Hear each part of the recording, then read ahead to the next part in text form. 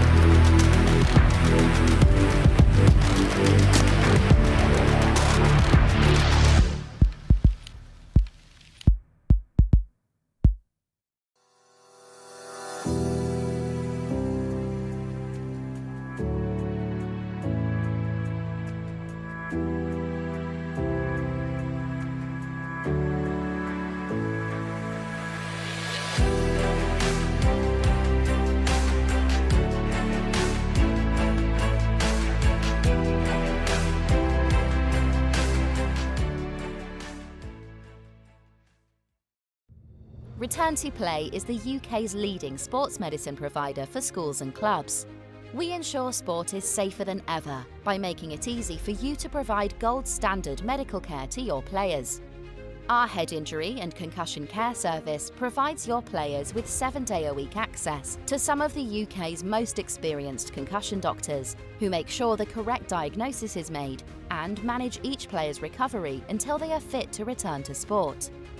We also provide you with the education, policy, and administrative support you need to confidently manage injuries, giving you and your players' parents peace of mind.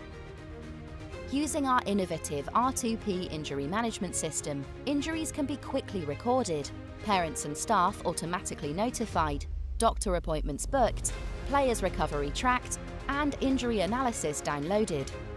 Our system even integrates with other school systems, saving you admin time. Our full sports medicine service is tailored to your organisation's specific needs, designed to best support your sports programme and medical setup. It includes our head injury and concussion care service, plus weekly sports doctor clinics, access to physiotherapists, matchday medical support, and more. Return to Play are partnered with over 60 of the UK's leading schools and clubs. Get in touch to find out more. Return to Play.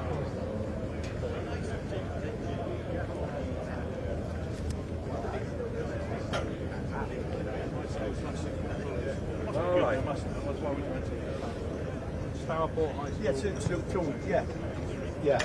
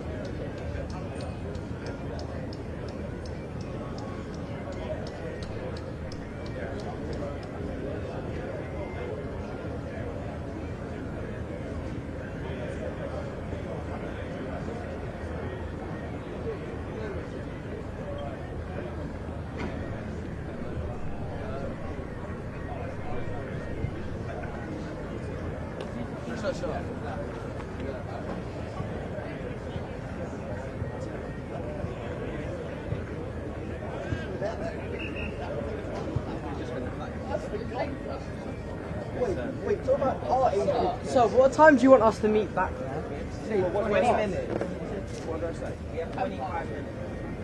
7 o'clock. We're going to meet by those back, okay? It's enough time.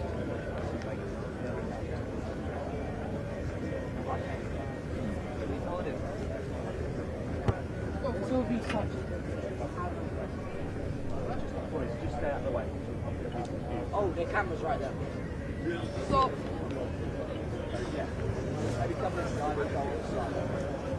Okay, so what is this under what? Oh, wood.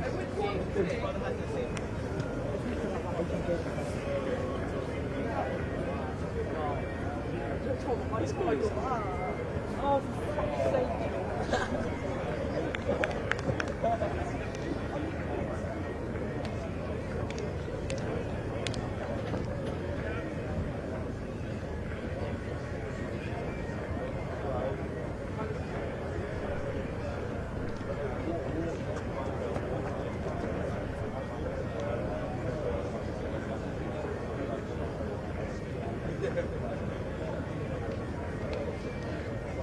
Good morning, everyone. A very warm welcome to sun-drenched Rosslyn Park. It is day 4 of the HSBC National School Sevens here at Rosslyn Park. The cup competition begins. I'm so excited, I can't even get my words out. It is a special day here and a couple of special teams to get us underway. Sedbergh School in brown against Stourport High School.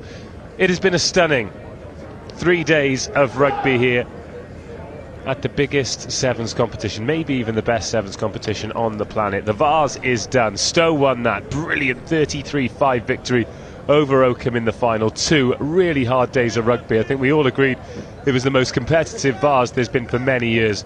Will it be the most competitive cup? Sedbergh, the 2019 champions, get us underway in those famous brown jerseys, and it will be Stourport to have the first attack. Oh, the standard's about to go through the roof, isn't it? And the first attack is a quick one. Great cover tackle up the flank, and they're straight over the ball as well with the turnover. Oh, expect tempo like this, especially in this first morning. Sedbergh with the dummy, taking it to the line, through the line, past the line. That is the opening score, not just of this match, but of the cup as well. And what a special start. Well, Sedbergh take a 7-0 lead against Stourport, who didn't do a huge amount wrong there. You miss one tackle and you get punished. So here is my charity call. If you are here and happen to be listening on the outside pitches and you're one of these teams, then please fill in your team sheet so I know which players to accredit these great tries to. Sedbergh haven't done that, so they've already scored one great try. They're attacking with aplomb again, going in search of try number 2. They've managed to create an overlap here. Oh, putting boot to ball. How's this going to bounce up? They're going to win the race, but knock it on over the line, and the score remains 7-0.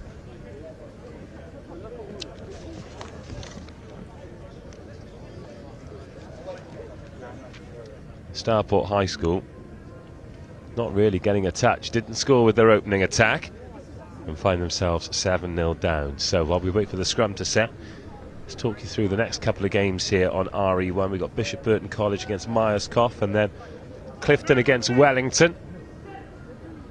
But Sedbergh here, it's going to be a big gap at the blind side that the scrum half does well to close. Quality of the passing and the delivery here from Sedbergh. A little wrap around to create the space. Try number 2 for the Browns. This is very, very high quality sevens rugby, and Sedbergh lead by 12 points to 0 with the conversion to come.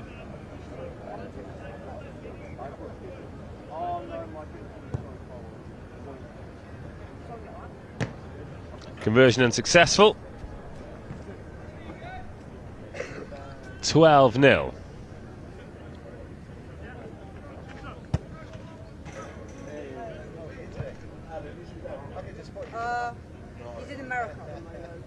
So all the games, apart from the semi-finals of the Colts competition and the final later on, are in the Cup. We will have a Colts final later. More silverware here on day 4 of the HSBC Rosslyn Park National School 7. Sedbergh very competitive on the restart. And they've managed to win the ball back too.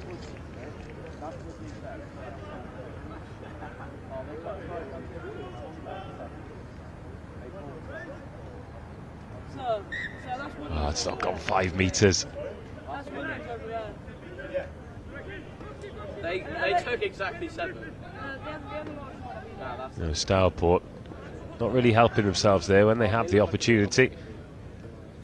Doesn't go 5. They need to strike whenever they can. And now they've got some good ball here, Stourport. Up over the 10-metre line. That's slung out wide. Great tackle there on Ollie Lydgate-Taylor.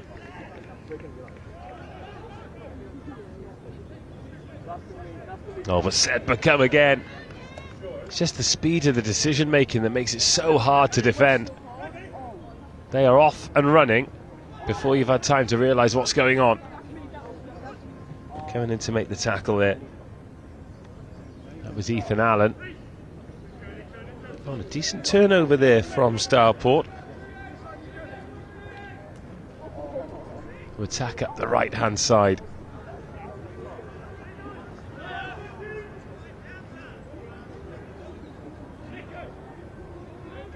Real battle for the ball. Sedbergh think they've done enough to turn it over.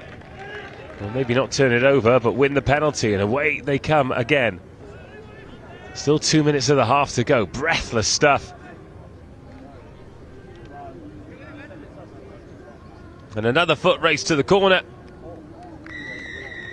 is once again won by the Browns.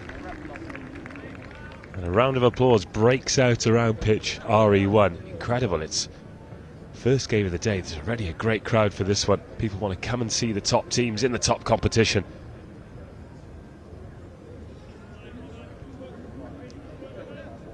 These two teams are in Group A.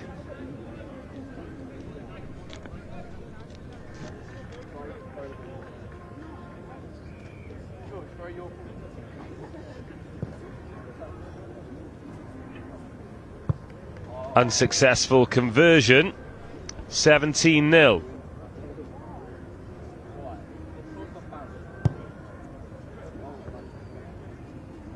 They've just given me theirs. Certainly helps out. We appreciate the time of the coaches and having a chat, filling it in. And one thing that's being filled in at the moment is the scoring column for Sedbergh School. That is the 4th try. This one under the sticks, and that takes them up to 22.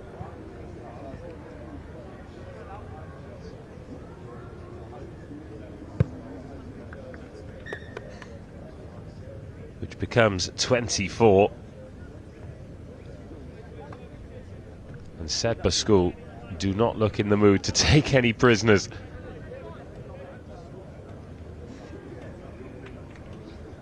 Cool, 4 tries. 24-0, coming towards the end of the first half.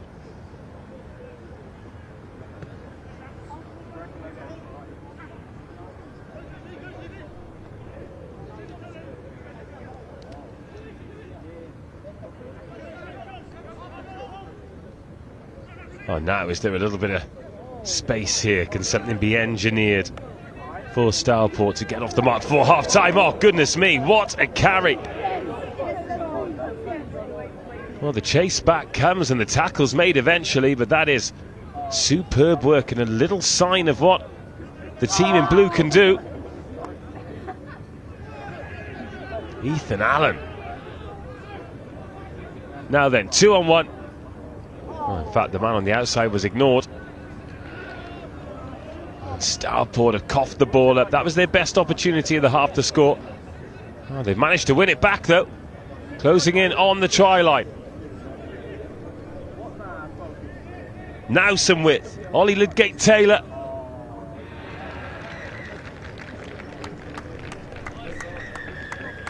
Doesn't manage to ground the ball. The opportunity goes. And at half time it is Sedbergh 24, Stourport High School 0.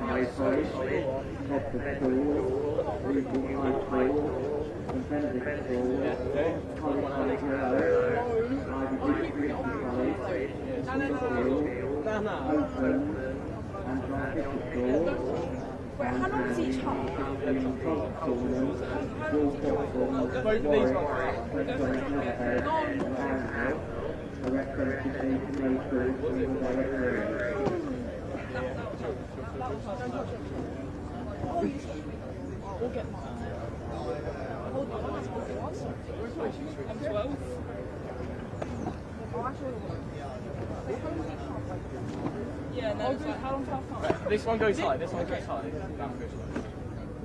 Tom, number 12. No. Right, number 12. He's dying. Number 12.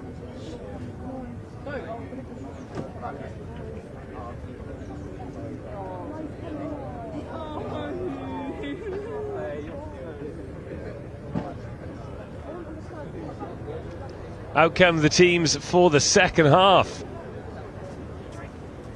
This great tournament picks up where it left off yesterday in glorious sunshine with high quality rugby.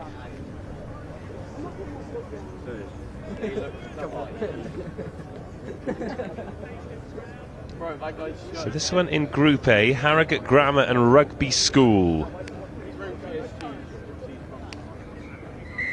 And Neathport Talbot College also in this group. Mistake from the restart, so Sedbergh will have an opportunity to get their hands on the ball.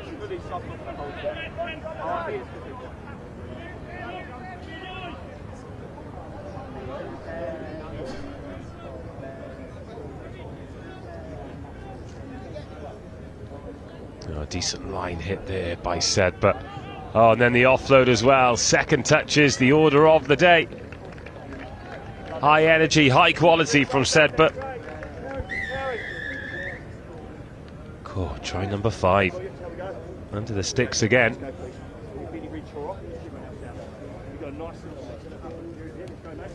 They arrive here with a reputation.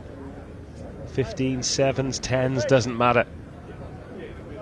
They'll of course be looking for the double to win this cup, and then to travel back north and defend the Sedbergh Super 10s trophy as well. That's on Sunday and Monday. Another premium quality reduced numbers tournament. They look fit, fast and strong, don't they?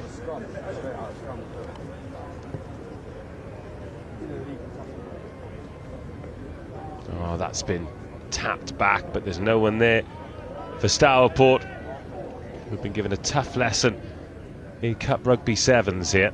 Still got a couple of games to try and make it right though.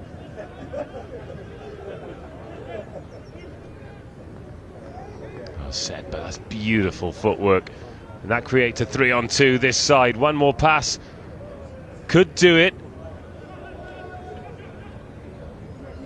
But a rare mistake. And Stourport will have the scrum.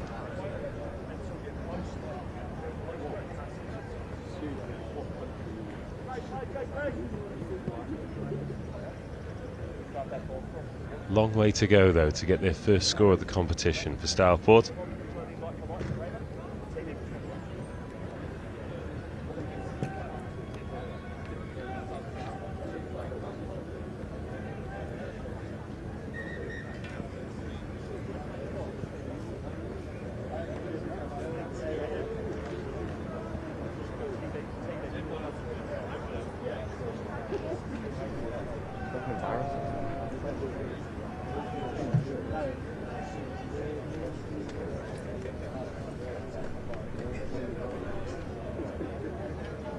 Right, deep inside their own 22 here. Stourport juggling with the ball.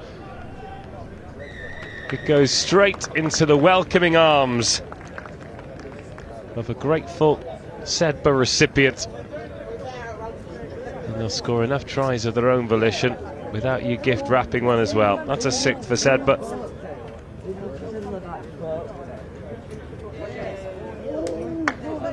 24-0 at half-time has become 36-0.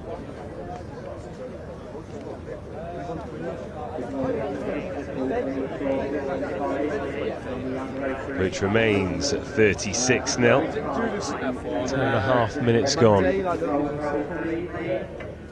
We've got all the games for you on pitch RE1. There's coverage over on pitch RE2 as well.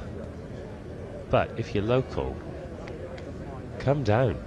Enjoy some rugby. We've got the Cup today, we've got the Colts competition. Under 18 girls starts too. We're bringing you those finals tomorrow.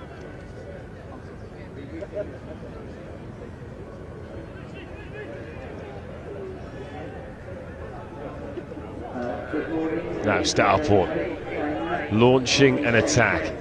3 minutes now to just get their footing in the competition, but again just coughing up the ball. I don't think it's anything to do with a lack of skills from them, more the sheer skill from the team in brown. That's a kick ahead, a chip and chase that's not quite gathered. Who's that gone forward from? Well, it's gone backward off a Stourport hand, so it is back with Sedbergh inside the opponent's 22. Great pick up off the bootstraps, using the full width of the pitch. And again, doesn't even need to go to the outside man. Great finish. 41-0. Against a good Stourport High School team.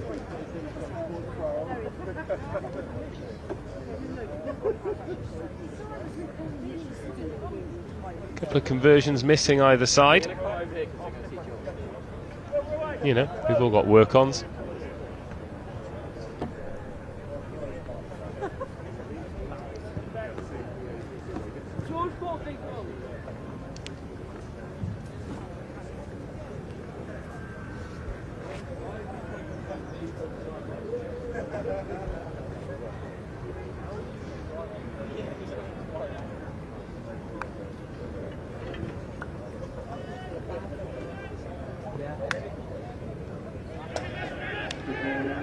Scooped up restart, so unable to challenge that one. And Stourport can get up to halfway.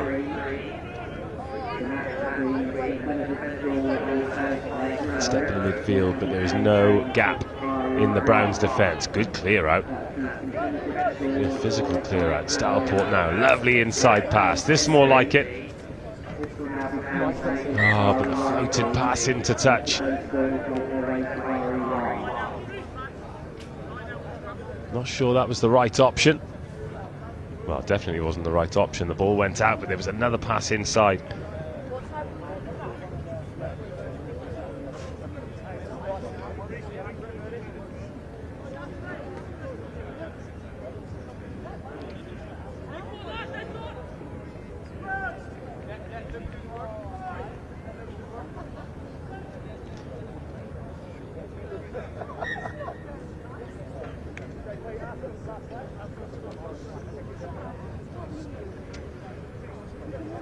final minute here then, maybe the final seconds.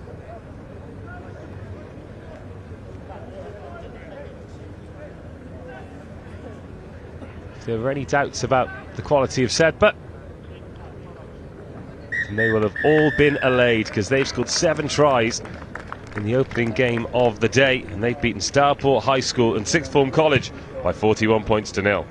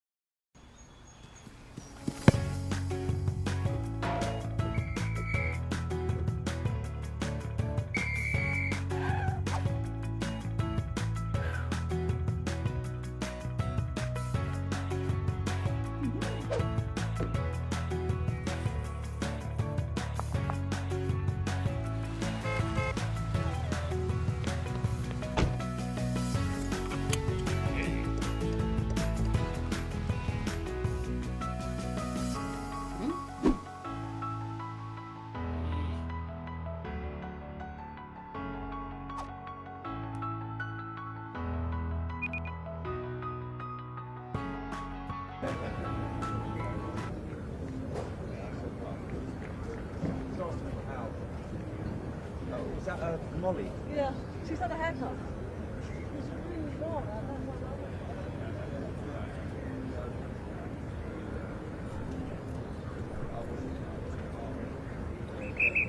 One, two, three, say!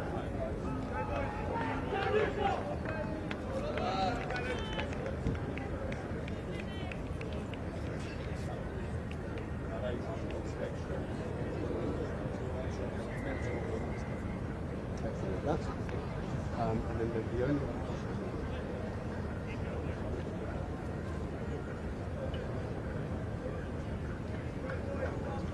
Well, a change of schedule here. We've got St Benedict's against Llandrillo on RE1. Llandrillo receiving the kickoff. The North Walians in the navy and green. St Benedict's in the forest green, winning the ball. Oh, goodness me, what a gilt-edged opportunity straight up. Fortuitously getting the ball from the kickoff, then the pass not going to hand. Sheehan not quite able to grab hold. Llandrillo, oh, they've had their line-out pinched at the front. Long, rangy arms. And now Charles Hart, the playmaker, off the left hand. He finds Alex Gribben. Oh, chip ahead. There's a bit of a wrestle for the ball. The chip goes out of the backfield. More a grubber than a chip, but you know, semantics. But Llandrillo offside. And Benedict's with a penalty in a great position. Originally meant to be over on RE3, so unfortunately haven't got a team sheet for the North Walians.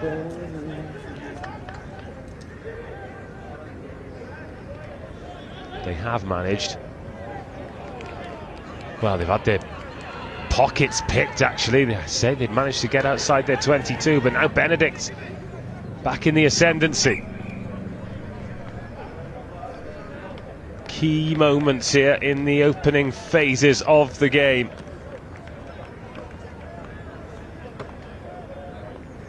Llandrilo defending their own 22 astutely at the moment. They've overthrown that line out, so an underthrow and an overthrow, but they've come away with the ball this time. Looking to spread it early on, coming back inside.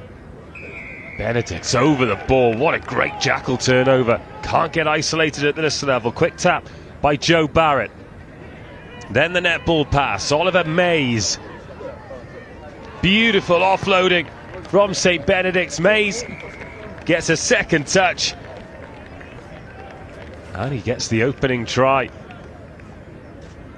Getting the pass away. Keeping yourself in the attack. Beautiful stuff there by Mays. And St. Benedict's, 2 minutes into the game, take a 5-0 lead.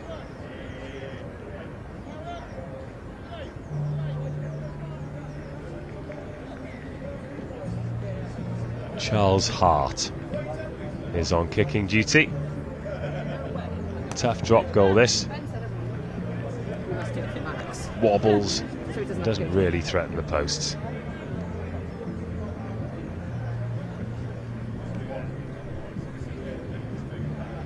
Yeah, fantastic step, and then the offload over the top is a beauty. 5-0.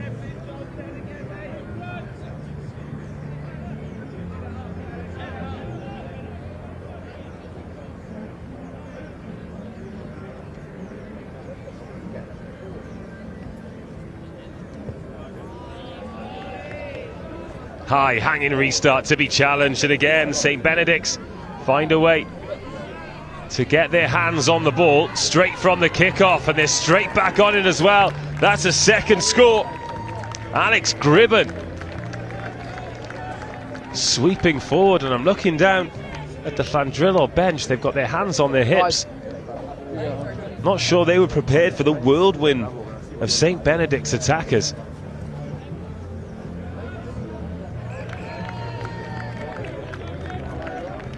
Again, conversion unsuccessful, 10-0. I think St. Benedict's will be very, very happy with this. Once you get the momentum, need to keep your head, need to keep your skill set intact. But it was great execution there from Benedict. And Llandrilo yet to be in the Benedict's half. Better take this time. Oh, the referee spotted a knock on.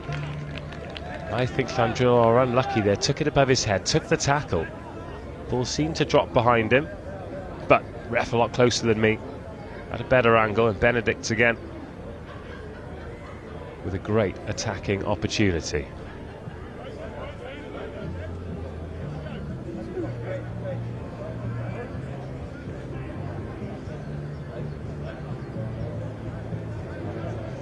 Good scrum from Llandrilo, and they win the penalty at the scrum as well. And another 10 metres. Joe Barrett restricting the progress of Llandrilo. Work the ball to the middle. Now put the hammer down on the outside. Good offload. Don't want to get isolated. And don't. There are players there in support. Another penalty. 2 back-to-back penalties. Coach is calling for tempo. And St. Benedict piggybacking Llandrilo up the field, screaming out for it on the right-hand side. Oh, nice step, nice handoff, and Llandrilo are going to get their first score.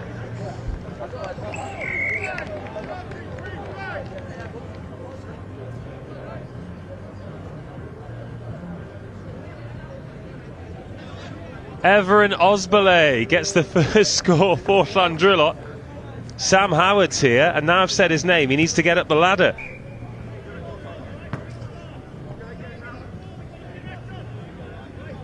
10-5. Well, Sam, you're like the opposite of a vampire because it's the sunshine that brings you out. How are you? I'm really well. I've hobbled from A1 where our under 14s have just played and won, which is great. And now I see the first team are on here. They've been moved to the big pitch. Yes, they certainly have, and they are going great guns as well. They've just conceded a try, but they had a fantastic start. A few phases inside the 22. It took them to score about 2 minutes, and then after that, they won the kick-off back, and they're away again. Oh my goodness me! This is Sheehan marauding up the left-hand side, playing as a prop, putting his hand up as a winger, and increasing the lead. He's an 11 100-metre runner. He's outstanding. So he's been the captain of the first 15 this year, plays at 8. Yeah. But as you've just seen, he's got wheels to burn, and he's a proper rugby player. I mean, it doesn't matter the format of the sport. If you've got pace, you've got a problem. That's the half-time whistle. It's 17-7. It's undefendable, isn't it? Yeah, like there's nothing the opposition can do about that. They've moved the ball. Gribben, he's again very quick and is a weapon, so they've got to worry about him. And then you give the ball to Sheehan, and any bit of space, unless he's against a proper winger, he's doing them on the outside, as you've just seen. Well, as you've seen there, it was a fantastic finish. Had a few great tries in this game. Great to see these two teams on RE1 in front of the cameras. Tell us about your 14s then. Who did they beat? So they beat RGS Newcastle. I think it was about 4 tries to 1 or 2, but they went a try down, so they showed a bit of character to sort of come back from that. Didn't drop their heads, and yeah, they played some nice rugby. So looking over there, some cracking scores over there with the under 14s. It's just a shame it's so far away from here.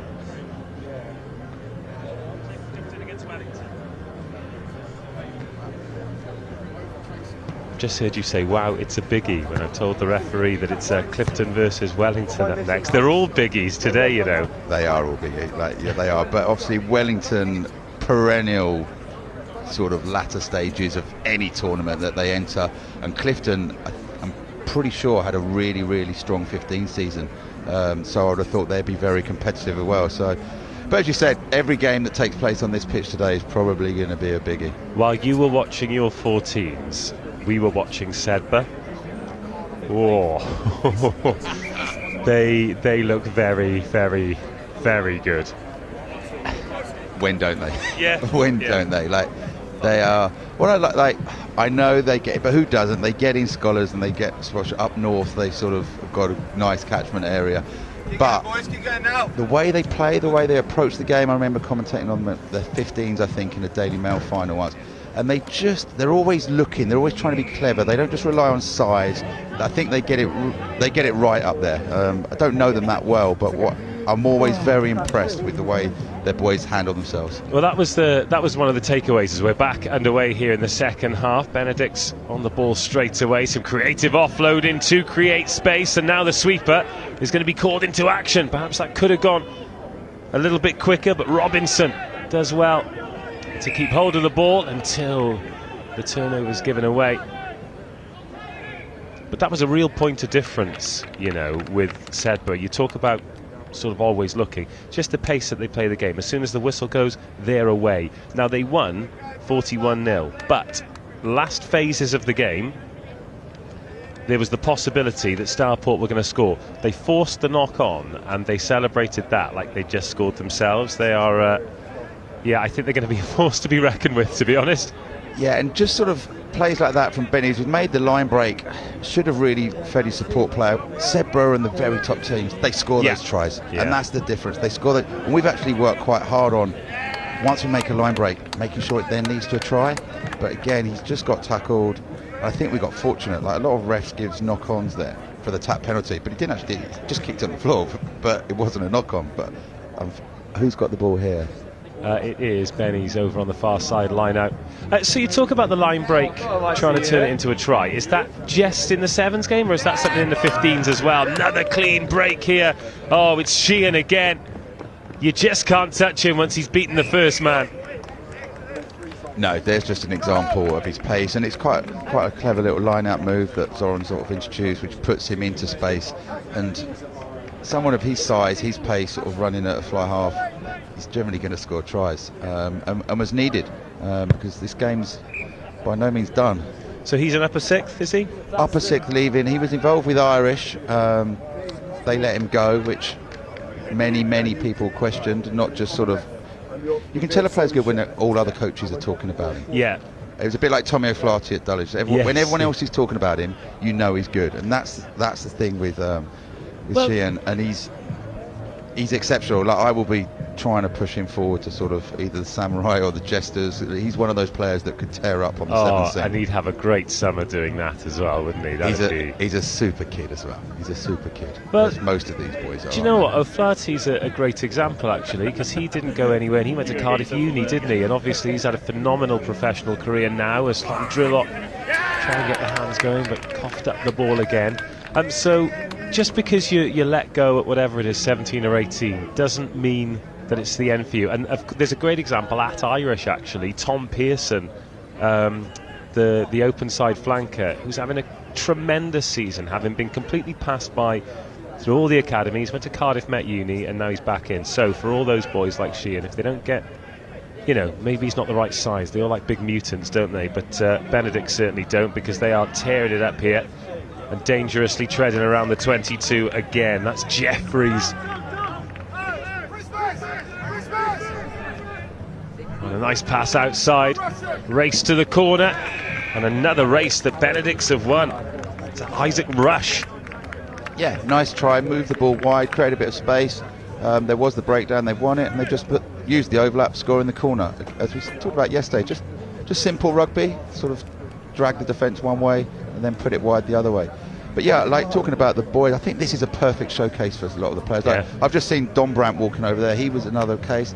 Wasn't picked up by anyone, went to Cardiff Uni or Cardiff Met, and now look at him tearing it up for Queens and England. So yeah, it's not just because you haven't been picked up, it's not over. Well, the universities in particular, they're really using this. I'm not going to say as a recruitment thing, because kids still need to get the grades and whatever. But Brunel and Ealing Trailfinders, they're here on pitch. RE1 Cardiff Met are there. I know some of the guys from Loughborough milling about today. I've no doubt we'll see someone from Durham or Exeter or speak. Oh, Bath are here as well. I've not seen Bath yet. Okay, tell you what. Do you remember you and Joe were talking about Exeter winning their quarter-final yesterday? Cardiff played Cardiff Met in front of 2,000 people, and it was 34-33. Absolutely remarkable game of rugby. Anyway, Llandrillot looking for a second score here. North Walian team, goodness me, that is a mullet in this summer sunshine, isn't it? Mullets are the way forward. It's better than the one we saw yesterday. Yeah, that was disastrous, but that one's not too bad over there. Oh, come on, it looks like my mum's haircut in the 80s. There's so much hairspray and backcombing in that. She was a pretty lady. Do you leave Paula Rogers out of this? You put her up. Oh, it is the oh no! I thought he was going to get the score in the corner.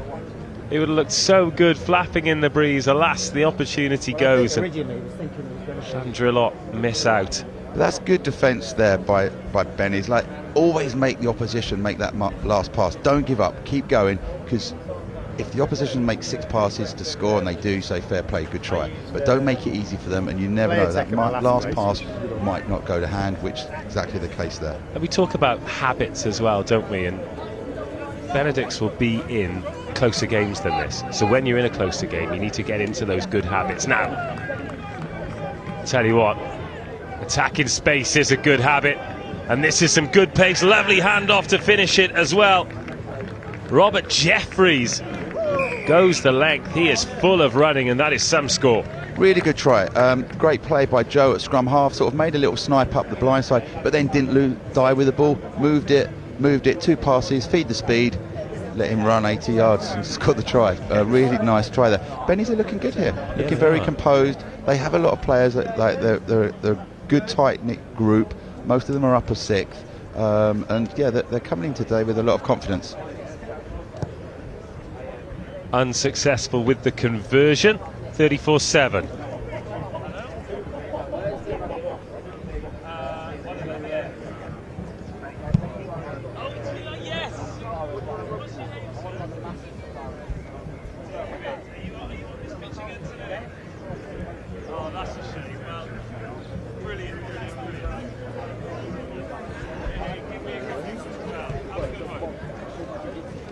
So on Monday there was a referee who refereed in sunglasses and I absolutely loved it, and he's just popped by to say hello now.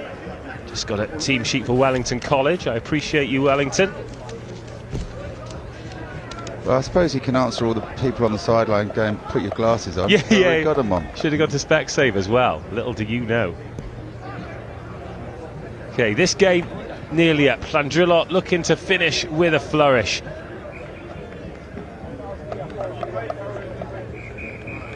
But they will not have the opportunity to. Benedict's 34, Llandrillot 7 in the game that was shifted onto RE1, and we've seen some tries worthy of this showpiece pitch. You happy with that, Sam? Really happy, and Zoran and Colsey will be, again, as we talked about yesterday, you've got to manage, not just today, hopefully you get that, you've got to manage both days, and sort of getting those early tries up meant that the bench has been fully loaded. Everyone's got a game, which is always nice. You want to try and get a run out in that first game, and the superstars are able to have a rest as well, so sort of almost a perfect start for the day, which is only get harder with obviously Millfield in the same group, who you know are going to be very strong. So yeah, great start. Comfortable win then for Bennies, and we march on to Wellington versus Clifton.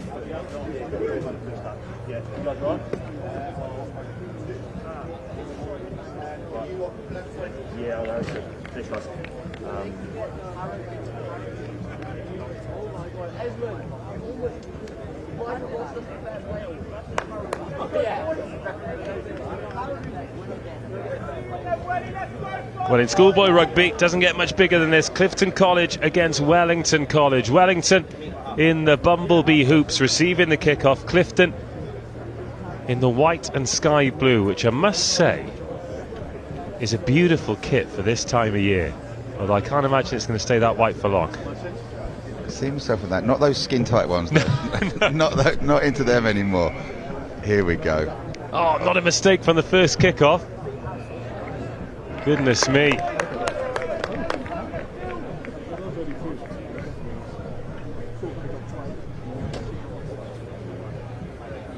As always, just looking down the Wellington's team sheets, you always have to look for surnames. Oh, yeah. There's normally a Carlin or a Brooke, but we've got a Starmer Smith for the older ones. That great commentator back in the day.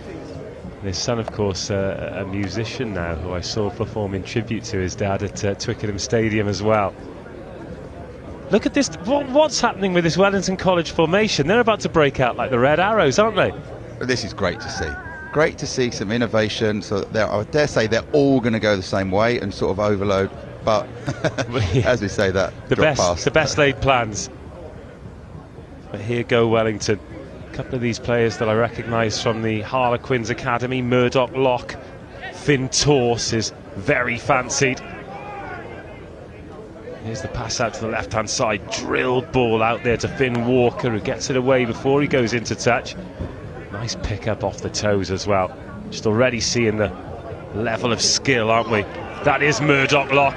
Gets the offload away and then back on the inside. One step could do it. One step does do it. Rory Taylor gets Wellington's first try, and what a first try.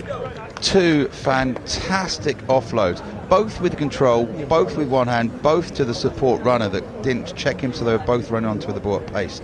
Really good play. Clifton had a good defensive shape there, didn't look like there was anything on, but the pace of these Wellington players, they sort of always get in behind the defender, get their hands free, and they're able to offload to their support runner that always seems to be there. Well, there's a few teams making early statements, aren't there? Unsuccessful with the conversion. Clifton 0, Wellington 5. Let's take another look. So I think here comes the first offload, hands free out the back, and then there's another one here, look, gets his hands free, back in, and then a beautiful step to finish. Yeah, it still needed some finishing, didn't it? It was George Stabley in the black jersey with the second offload.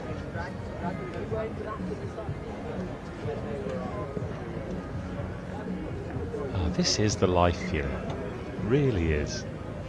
Just standing here all day watching great rugby. Great take. Clifton finally with some ball. It's a bit scruffy after an initially clean catch. Now let's see what Clifton can do.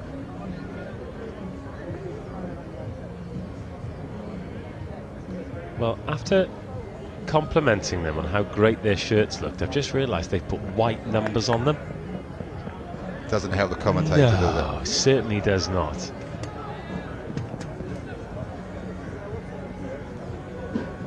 Crisp passing across the line. Wellington look organised in defence though, but sometimes an offload can break that up. Pressure on the ball though from Wellington. They force the turnover and they're away. Sam Daniel.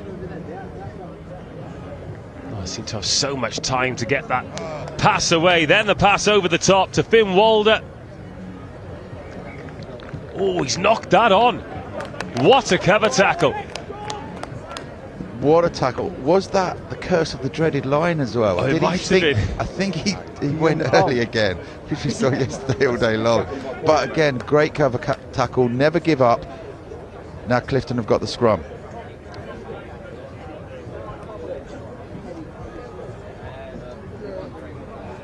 Wellington just looks so comfy in attack and defence. In defence, they don't press, they just hold off.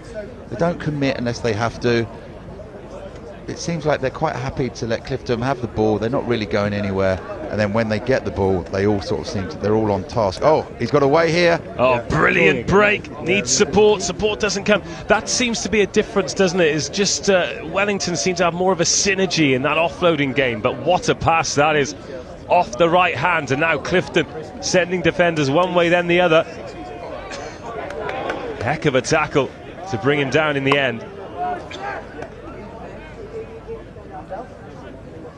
Had a little look up the blind side then, but decided against it. Probably a wise decision as well. Sam Worsley gets driven back.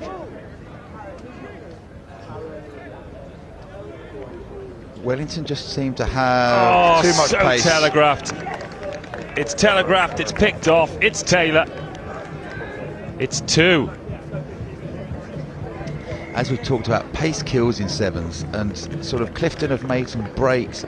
But suddenly, after 10-15 metres, there's 4 or 5 Wellington players all back, all around that player. Whereas sort of Wellington make a break, bang, they're gone, they're through. They just seem like Clifton have got nice players, they've got nice hands, but they just don't seem like much of a threat. Whereas Wellington, when they've got the ball, they all look dangerous, they all look quick. And from the look of this, they're gonna go deep into the tournament. Conversion's up, conversion's good, 12-0. I know we've only seen them for 5 minutes and we're making, you know, very quick assumptions, but that's the nature of the game these days. I like to get excited when I see something that excites me. But that said, they just don't seem like a team you can rush. Wellington, which in a game like this, in a format like this, is a heck of a characteristic to have. Yeah, as I said, they're very composed. What would be interesting maybe is if they come up like Cranleigh a couple of years ago, were very big and physical and quick. So they don't look like the biggest of teams, this Wellington side. So it'd be interesting if they come up against a sort of big, powerful side, how they will cope with that. I'm sure they will, but that might be a bit of a test for them. Well, we saw that in the Vars yesterday, didn't we? That brilliant Trinity side. Oh, here we go again. Sam Daniel. Oh, it's a try-saving. Ankle tap. What a tap tackle on Daniel. He can't believe it. He was home and hosed. There's been some brave defending by Clifton College, and twice they've saved tries with brilliant pieces of individual defence. What a tackle. We have seen so many good try-saving tackles. You think that the Wellington guys through, we've been saying how quick they are, but he's got back, tap tackle, and kept himself in the game. Like, it's only 12-0. If they'd gone 19-0 there, you think game's dead. But Clifton can score with this set of possession. Could be interesting. It's looking like it will be the last phase before half-time. Plenty of pressure on the scrum. It does squeeze out the side, but there's the tackle, and now Wellington challenging for the ball. Can't get there.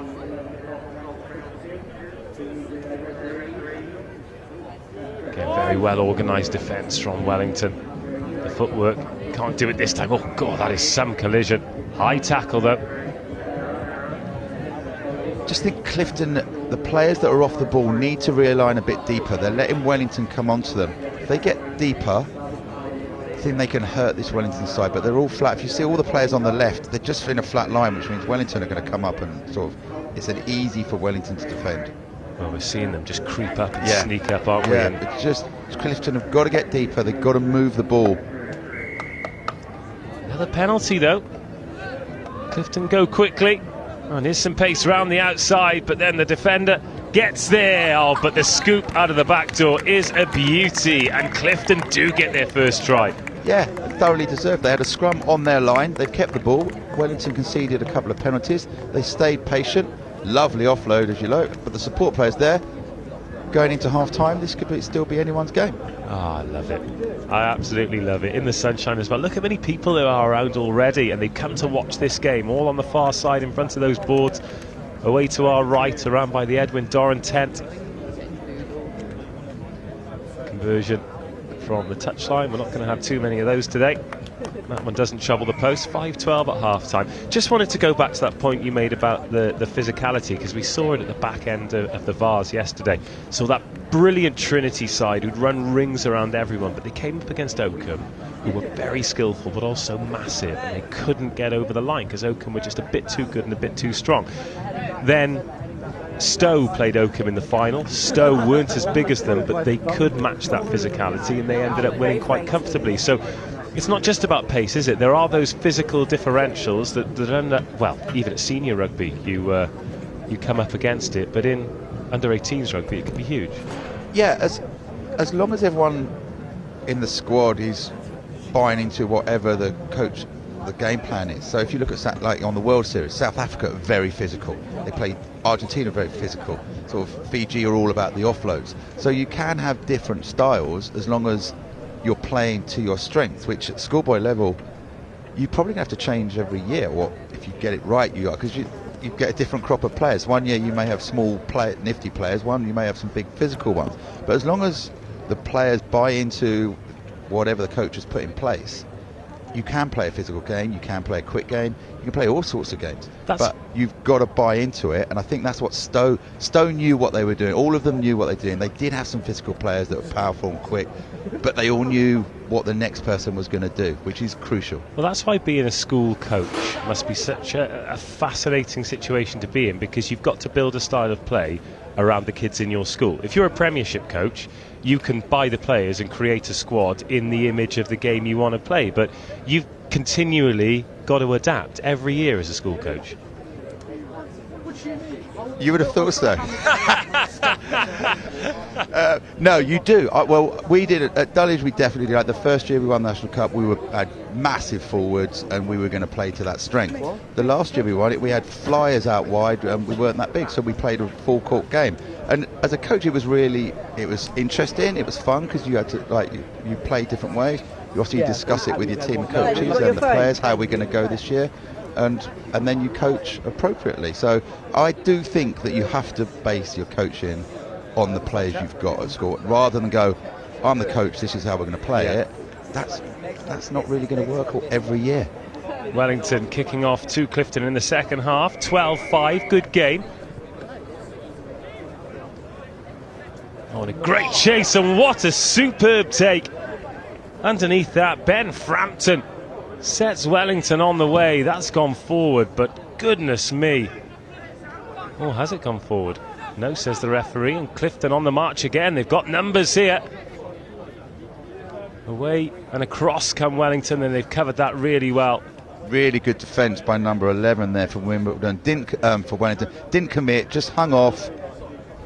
Let his support players come across and help him, and sort of snuffed out what the overlap there was. Yeah, Whittaker wearing 11 for Wellington today.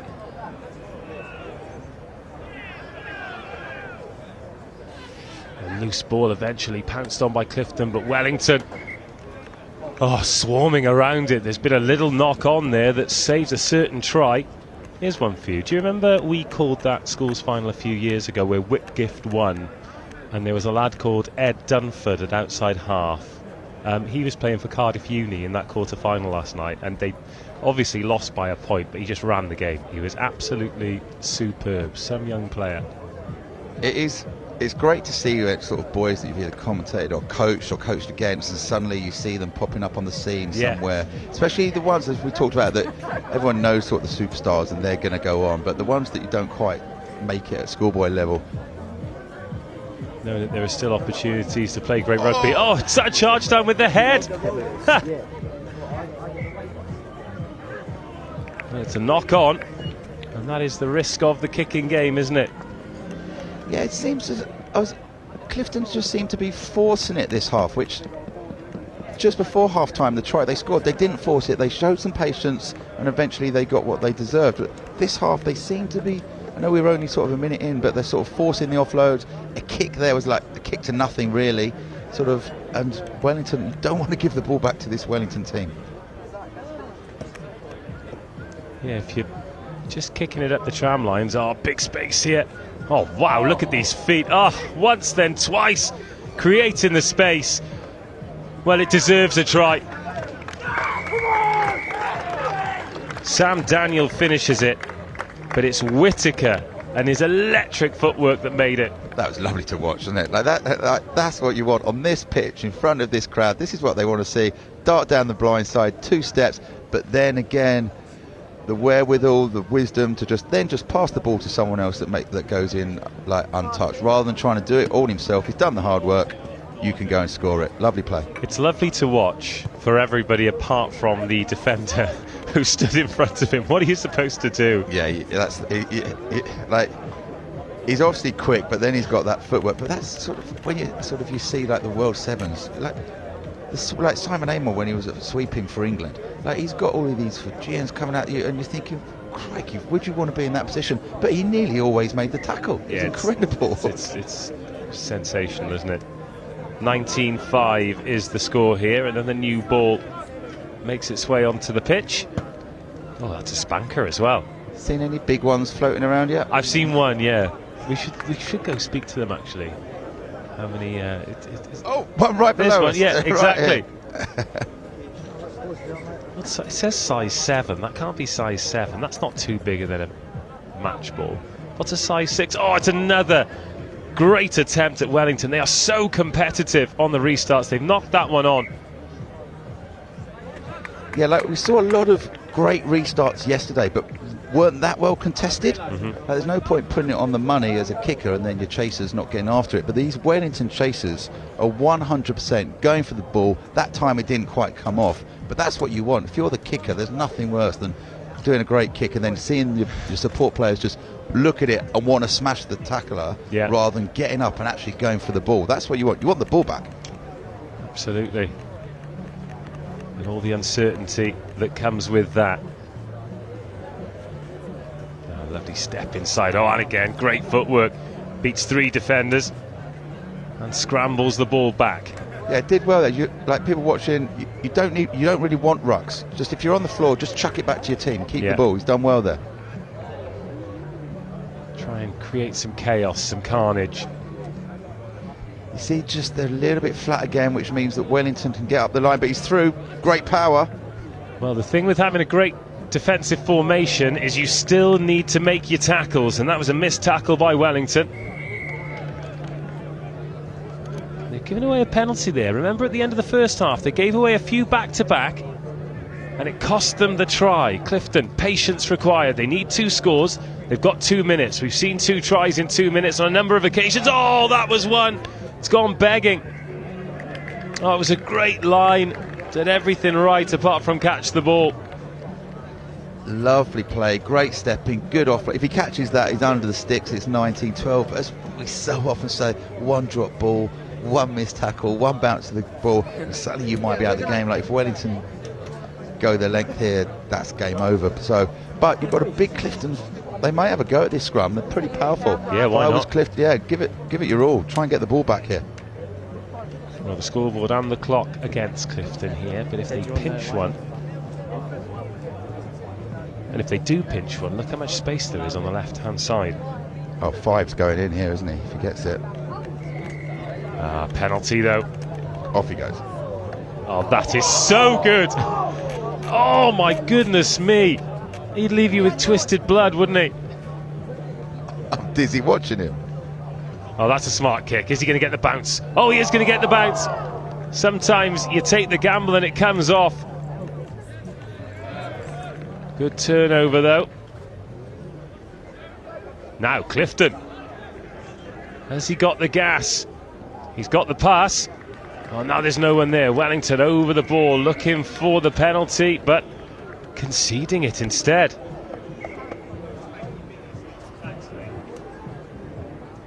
Given a lot of penalties away this game, Wellington. Given a lot of penalties, and Clifton, apart from that try just before half-time, haven't really punished them. But I think there's a sin bin there because of the recurring penalties. So it's 7v6 now. Clifton have to score with this place. Yeah, they do. Our clock ticking towards 14, but we don't know what the referee's saying.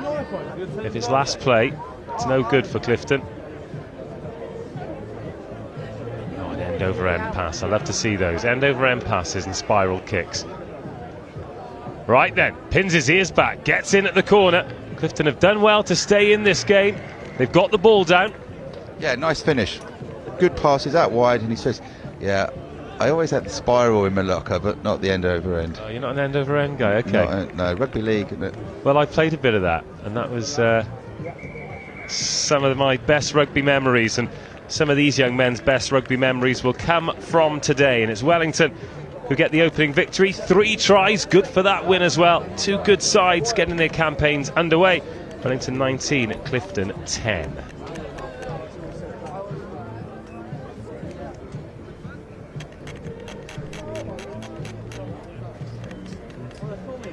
Yeah. Oh, it's that's where the commentary.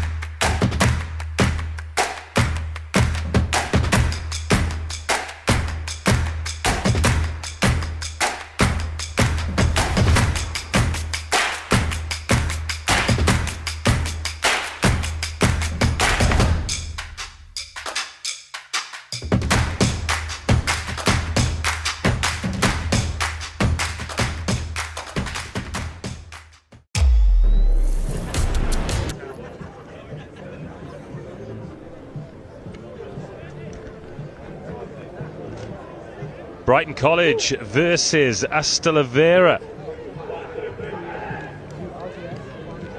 Brighton in those maroon, navy and gold hoops. Ysgol in the black and green. Always fascinated by how the Welsh teams get on. I was speaking to the guys from Cardiff Met University yesterday, and when they speak to the Welsh schools, they're just absolutely astonished by the level of the English schools. So Ysgol, the latest to come over the border and test themselves. Low driving kickoff. Don't see many of those, but it gives Brighton the chance to set their defence early. And they've had a pretty good season already, Sam.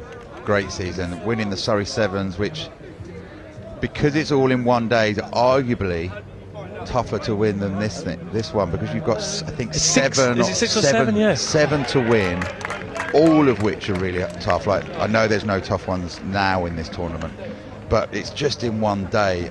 So anyone that wins that, you know, is going to be serious contenders here. And Brighton have been knocking on the door of this competition for probably about 10 years now, and maybe this is the year they're going to do it. 7 games in a day is wild. Oh. Yeah, brutal. Surely a bit of cramp on the way home then. Oh my goodness, any excuse for an ice cream. Here come Brighton then, attacking for the first time. Oh, if he's done that on purpose, it's one of the best offers I've ever seen in my life. Was it a cross, was it a shot? Yeah, it was a drop come pass. Either way, Brighton launching their first attack. Hopefully we'll get a team sheet before the end of the day, if anyone's listening. Oh, lovely pick up there though by Ysgol. Likewise. Tell us the names of your players, boys. Oh, a tiny little knock-on spotted there. So just go back to that kickoff, the sort of the drilled one. You see a lot of teams will try and kick it long right and then back their D, and then hoping that the opposition have got to pass off their left hands, which, to be fair, I think used to work, but now these kids are all so skillful. But that's sort of the tactic that a lot of teams will look: kick it long right, back your D, and then try and put the opposition under pressure. Scrum time penalty for Brighton. I'm not a fan of scrum penalties in sevens. No. You shouldn't be rewarded for having good scrummaging props in a game of sevens, should you? That's a great big hole here. Can Ysgol? I was going to say withstand the storm, but they very nearly got a score against the run of play themselves. Fingertip stuff. 2.5 minutes gone. Brighton with the territory. Attacking into the sun, the beautiful sun. Shorts and t-shirts weather. Oh, that's a missed tackle. Just left himself with a bit too much to do in defence. It's a good finish and Brighton lead. Yeah, good finish, good play. As I said, we don't know the names, but he's just recognised there was a bit of a one-on-one with the third defender, which is often the case. You call it like the lazy third defender, doesn't think it's his man. And if anyone can step in this game, you've got to be covering the inside shoulder of your teammate. And no, he wasn't doing that, so in the end it looked quite easy, didn't it? Pretty soft defence, which is a shame because they defended well for the first 2 minutes, and that was a little bit soft. Well, it was smart play from the attacker, wasn't it? Because even if you go at that defender, he's not going to be able to make a tackle that allows him to wrap the ball up, so the offload would have been available, but swerve and shimmy of the hips. Yeah, look, it's a nice try. So we'll see what if he does off this kick-off. Yeah, low and long again. Obviously the tactic that they're employing, they're now happy just to chill out in defence, just going up, not really putting any pressure on the opposition, but not conceding any ground. And they've got the sweeper really directing traffic in defence, but that's a missed tackle now. 2 on 1 either side, but he backs himself pace-wise.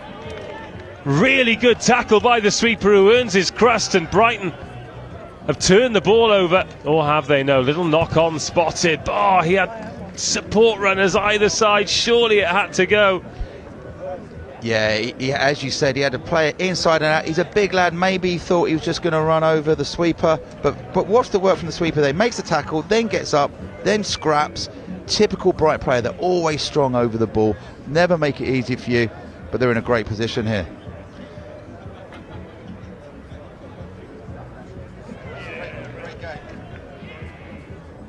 And they've turned over the scrum. Fair play, Brighton. Talked about the Welsh clubs coming here and testing their levels. They are in a serious test here. Until the ball's coughed up. Now, good ball, good position. What can Ysgol do? We actually have to come back. Yeah, they've got to take their chances. As we said, I think in the previous game, the top teams take their chances. Brighton have had one chance, they've taken it. Like, that's a great line break. He had a support on the inside. They've got to take those tries. At this level of competition, teams punish you, and there's not long enough to make too many errors.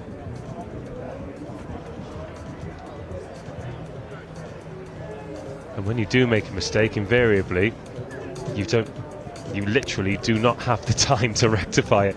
The Brighton 9 is an typical 9, isn't he? Complete nose, but really good, all over the ball. Nightmare to play against. But you don't want to keep going into this Brighton team. You've got to play away. Yeah, he is a pain in whatever part of the body you least want a pain in.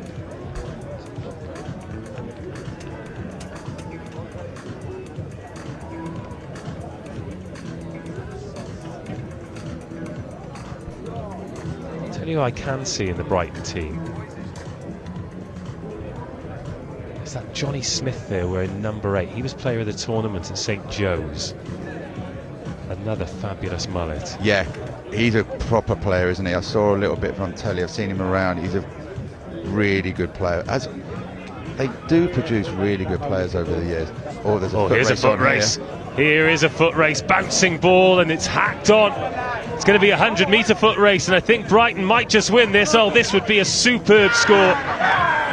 The referees awarded it a kick from deep, a kick from under the posts, never gave up on it, and Brighton College double the lead.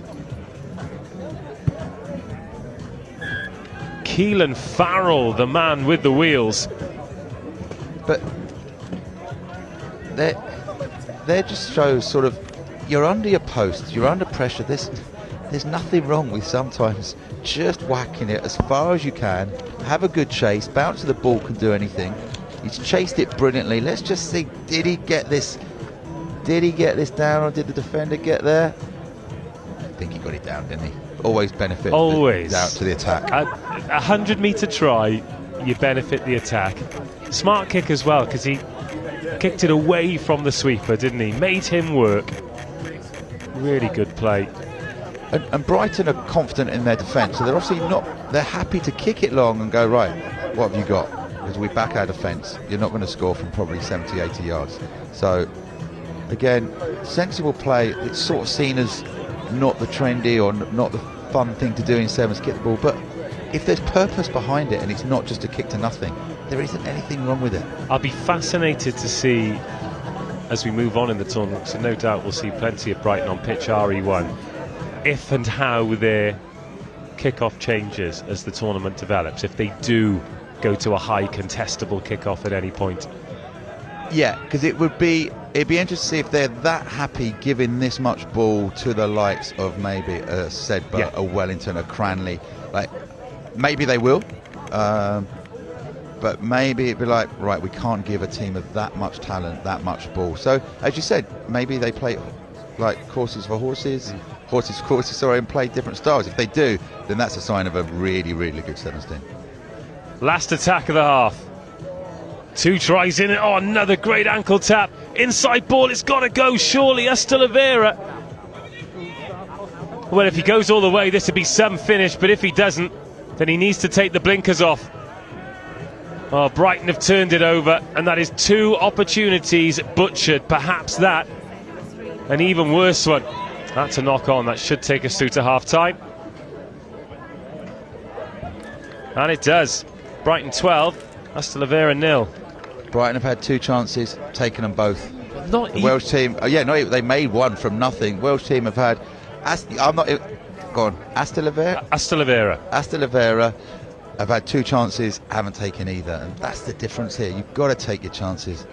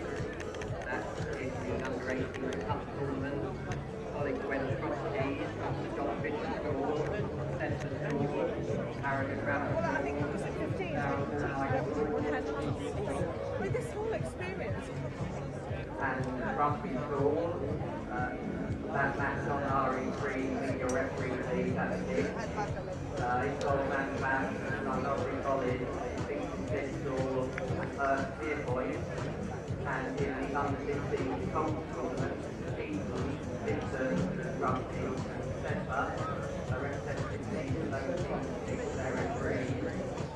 The game on RE3 is our all-time score of 6-4 versus Brighton College, is also 11-20. Hello there, how are you doing? Nice to see you. You are? Okay. Yes. One time. Well, this time I've got a school trip. Yeah, how many hours? Done by now, aren't they? Yeah. Ted, is it Ted? Ted, yeah. Yeah, he's good. He did really well though, didn't he? From what I understand. Away we go then. Second half, Brighton College claiming the restart. They lead Ysgol by 12 points to 0. Ysgol with their chances, just not clinical. They look like they've got some athletes, but the intensity of Brighton College. Whoa.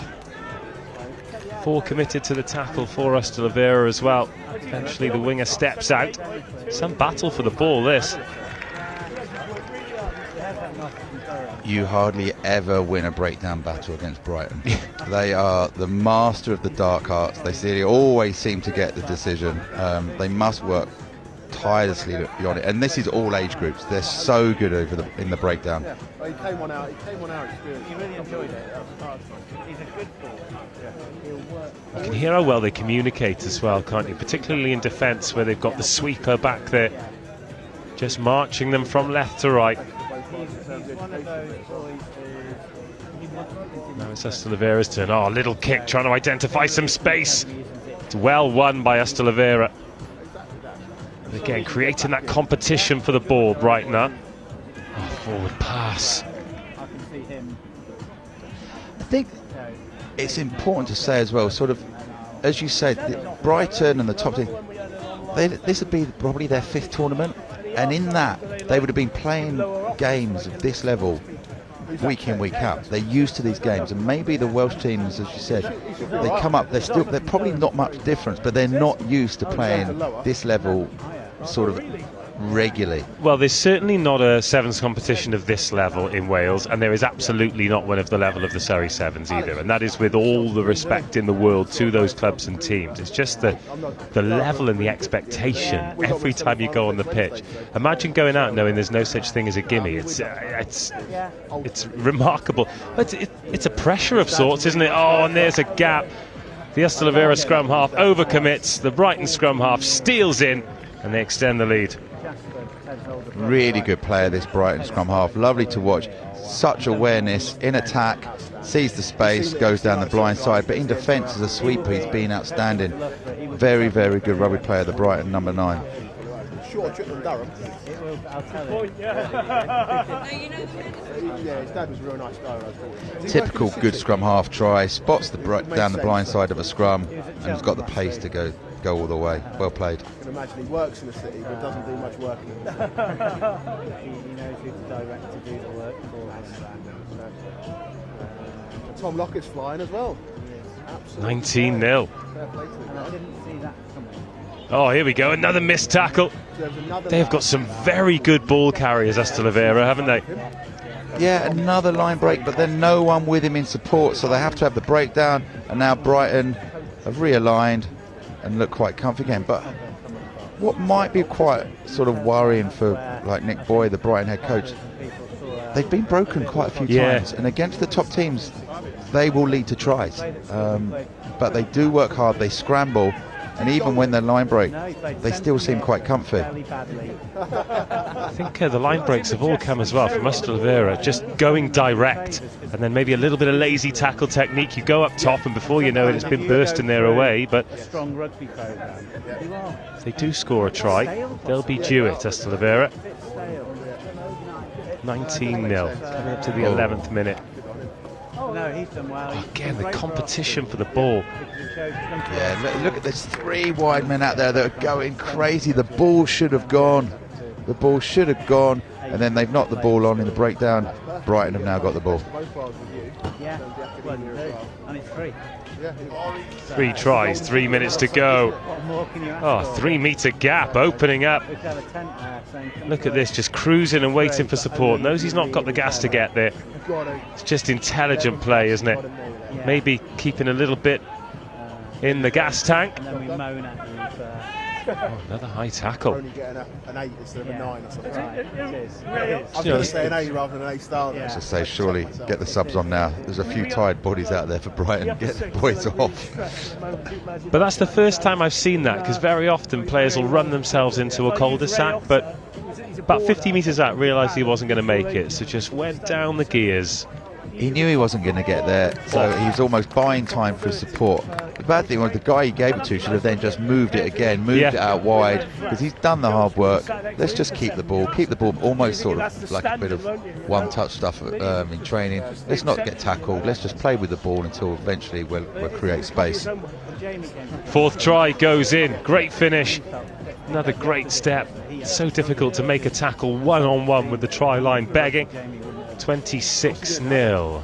That is Johnny Smith coming on. Yeah, did well for Quins in the under-18s academy, that team that we saw Josh Bellamy for Trinity yesterday, Connor Byrne as well. Again, Long with the restart into the 22. Ysgol with about 90 seconds to get their first try of the tournament. I'm finishing this year. Are you? Yeah. Feet up. Feet up. Just seems a reluctance to move the ball for Ysgol, doesn't it?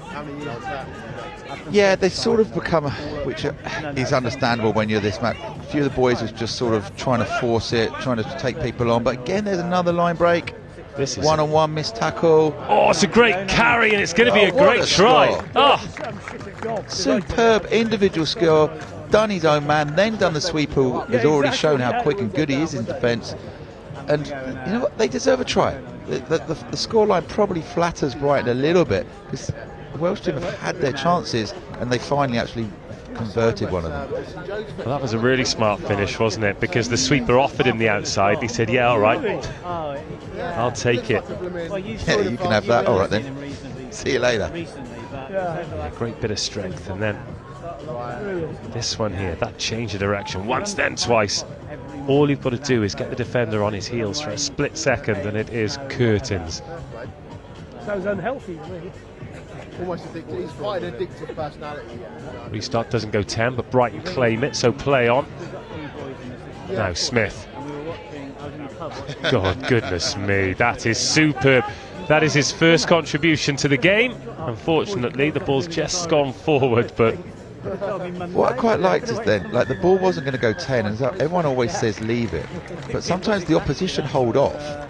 So him coming onto that ball, taking it, didn't quite come off, but sometimes it's actually worth catching the ball because the opposition aren't expecting you to, and suddenly you're in behind this fence. But great start for Brighton, looked very comfortable, and again I would have thought would be one of the teams that will be hoping to challenge towards the end of tomorrow afternoon. Well, watch this space. 26-7. Brighton have beaten Ysgol. There was the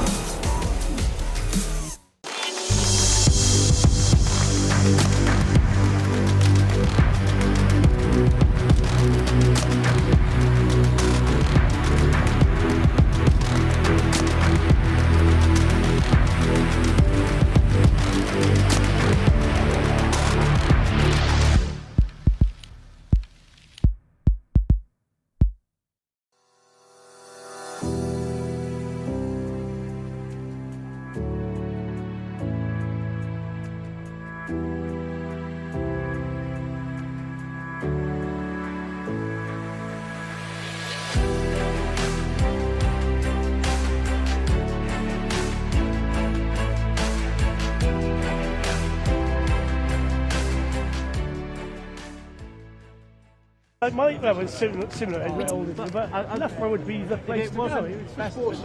Yeah. But also, I think I know Ted quite well. But anyway, right, come on, let's go and find our rugby team. Yeah, cheers, I'll see you around. Cheers, nice to meet you, man. Nice to meet you as well. Cheers. Take care.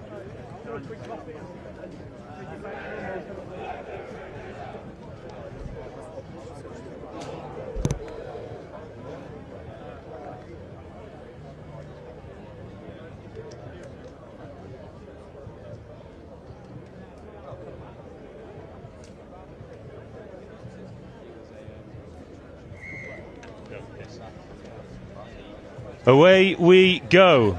Simon Lilly's joining us. Pop the headset on, get rid of the Britney Spears mic, and pop that one next to your lips and say hello. Hello, everybody. Good to see you. Right then, here we have Coleg Gwent Crosskeys against the John Fisher School. This one in Group C, same group as Kirkham Grammar and Cranleigh. Crikey, there's not any easy games there, is there? No, this cup competition is absolutely stacked. There isn't an easy game anywhere. You've just seen that with the game before there. So where have you been this morning, Mr. Lilly? I've been on the cheap seats, Dave, over on the Merton pitches. So I'm here with our under-14s today. I'm joking. There aren't any cheap seats here at Rosslyn, but yeah, it's great. Nice 2-hour break between games, so the boys can come and watch some of the action here on RE1. Oh, lovely. So John Fisher in the white, yellow and black hoops. Coleg, Gwent, Crosskeys in the red and black, flying the flag for Wales. And the Welsh teams have had it tough here. I think they're finding out just how competitive English schoolboy rugby is, and we've seen it there. The turnover, the score, the pressure is relentless, and John Fisher taking early lead. Yeah, always athletic, the John Fisher side, so you don't want to let them have the scraps. You want to keep it as structured as possible and just don't let them have the ball.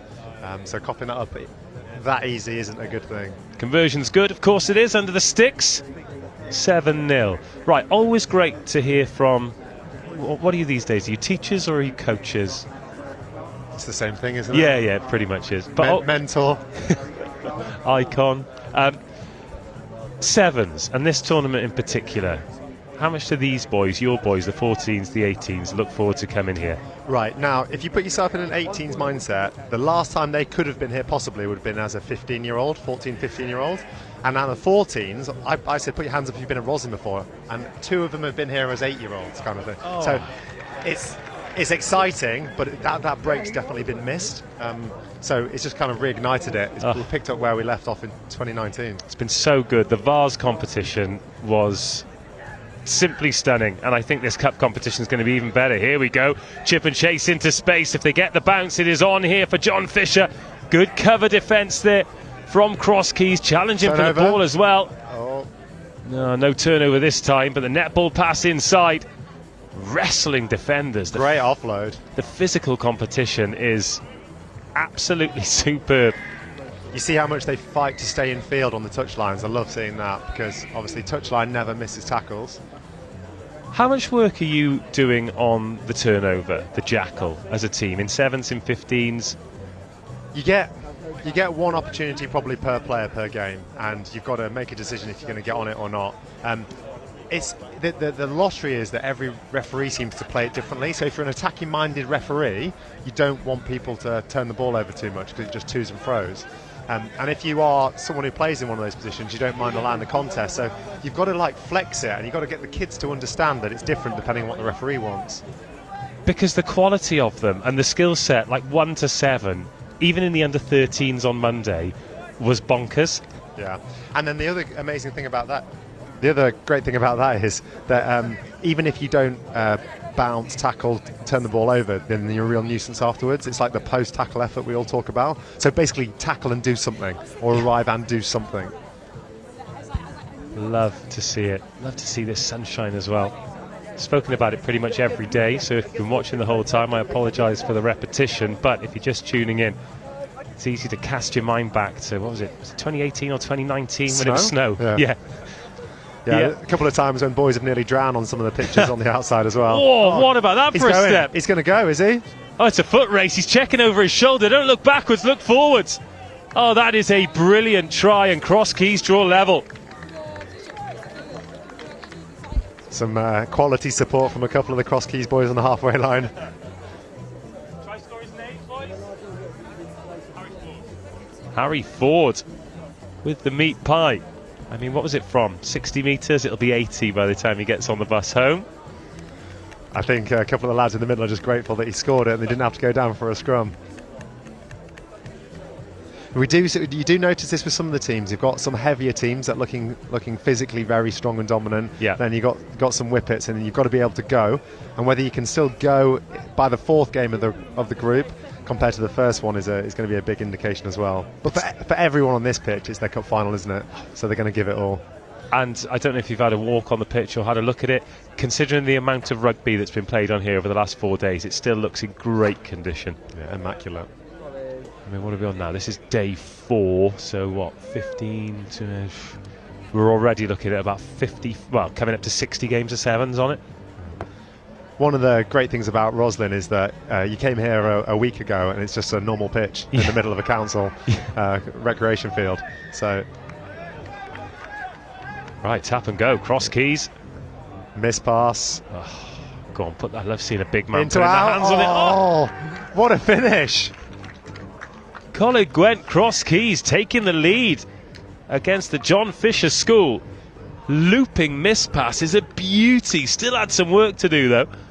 So big man from Fisher there thinks that he's going to stop and go or pull the ball out, and he just put the foot down on the outside. It's awful position when you're one-on-one on the outside. Got left and he's gone under. He's gone a bit closer, so we could do with a conversion here. Yeah, in tight games like this, kicks are important.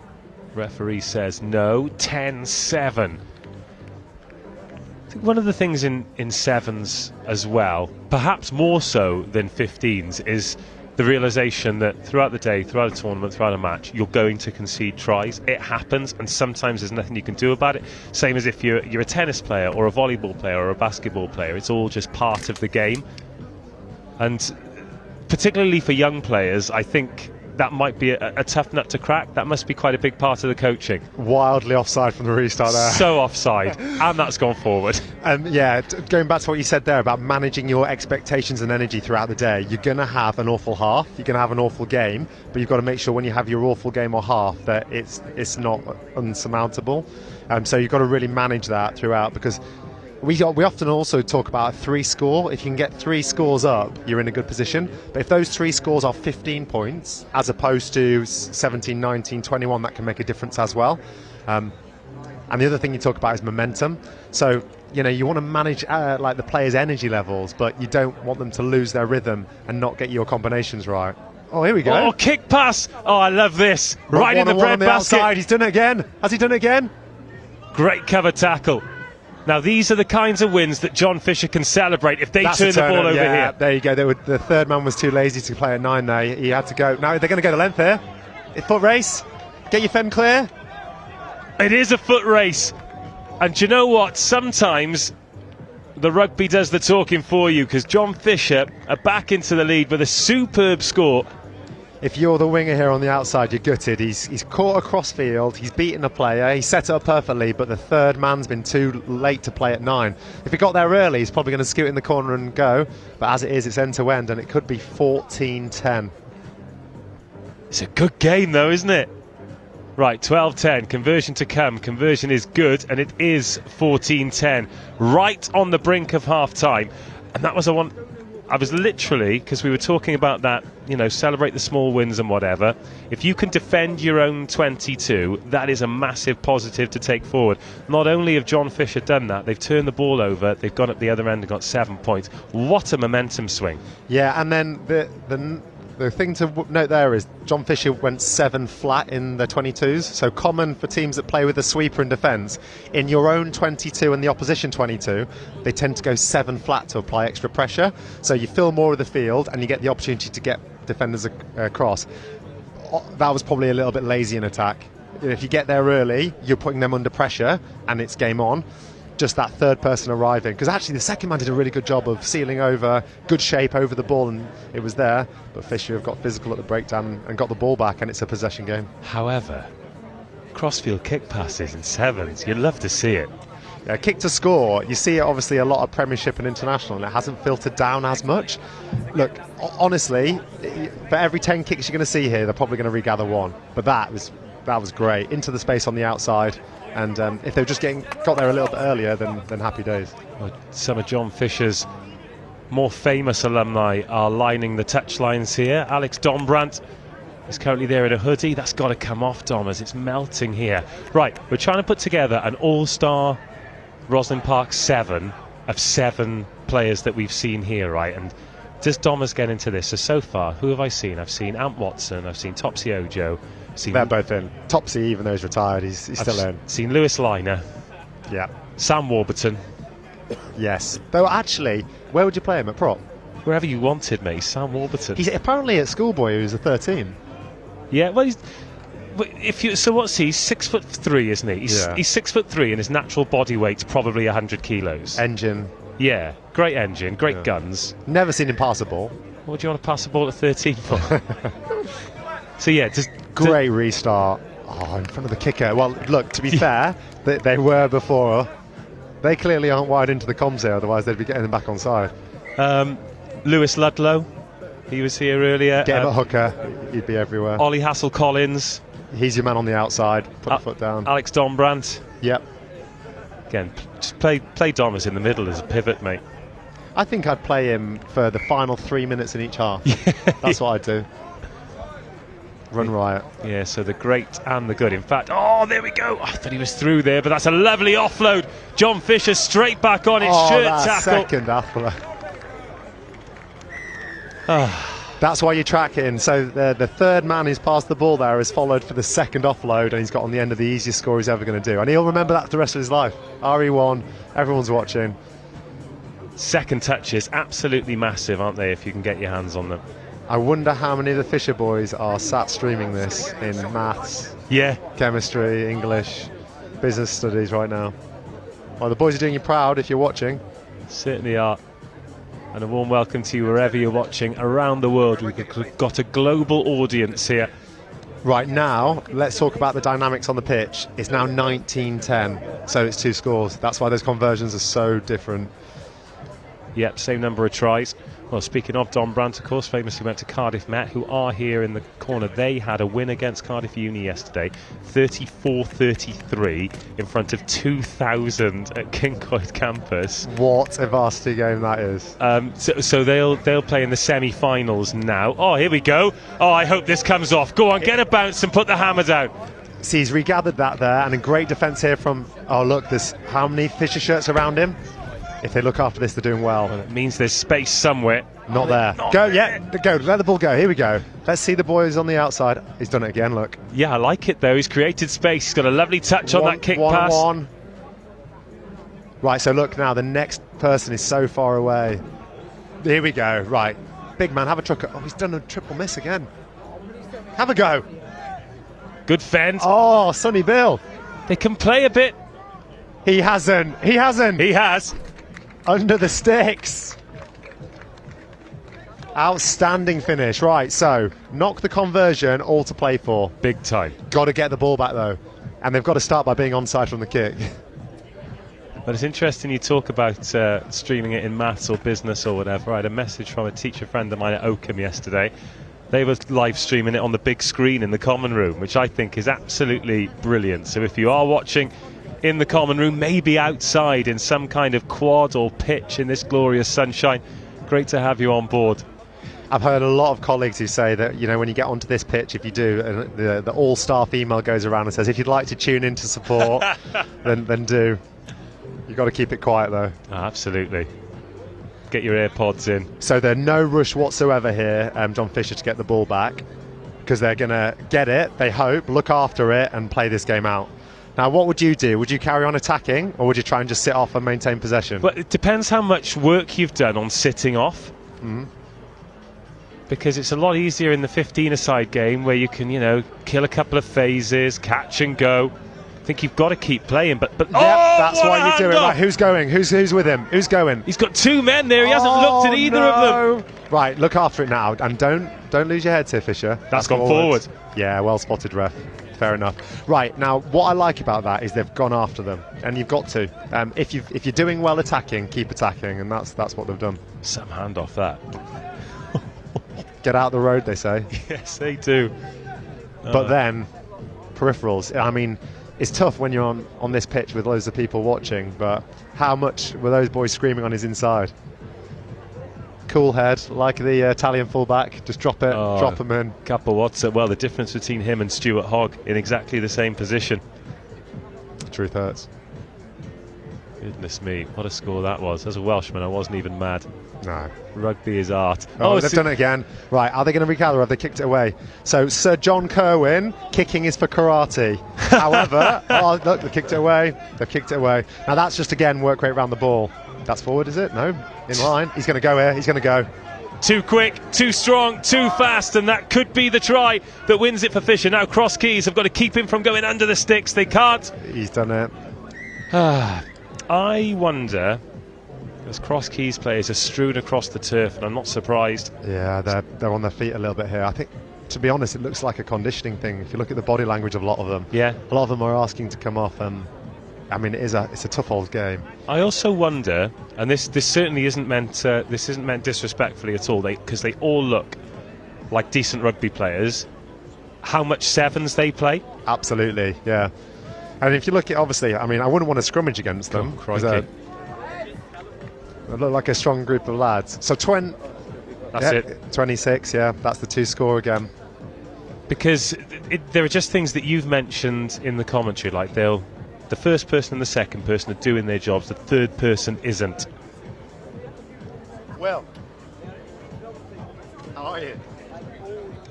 And as a result, that ball has been turned over. And John Fisher, Crosskeys need to claim this kick, and they do, but the player isolated gets away from the tackler. Can they get another score to set up a grandstand finish? There's still just over a minute to go. Here's the gas man, 14, inside and out. He's got pace to burn. But players come, they sandwich him from either side. Gets a great offload away. We might just have a grandstand finish. Needs to take the kick. This is some game, you know. He's missed the conversion, right. What does that mean for the scoreboard? 22-26. Enough time for the restart. Now, is there? Here, look, there's one more play. Now get it back. You've got to get the ball back here. So, right, another one to throw into your team of the tournament. That's Will Homer, current England Sevens player. So, potentially your 9 and sweeper. Is that so? He started the season with Richmond in the champ, didn't he? Absolutely, yeah, on the wing. And then he's knocked it on. It's a free ball. It's a free ball, and they've got time for it. This is it. I thought the ref was blowing for full time then because of the knock on.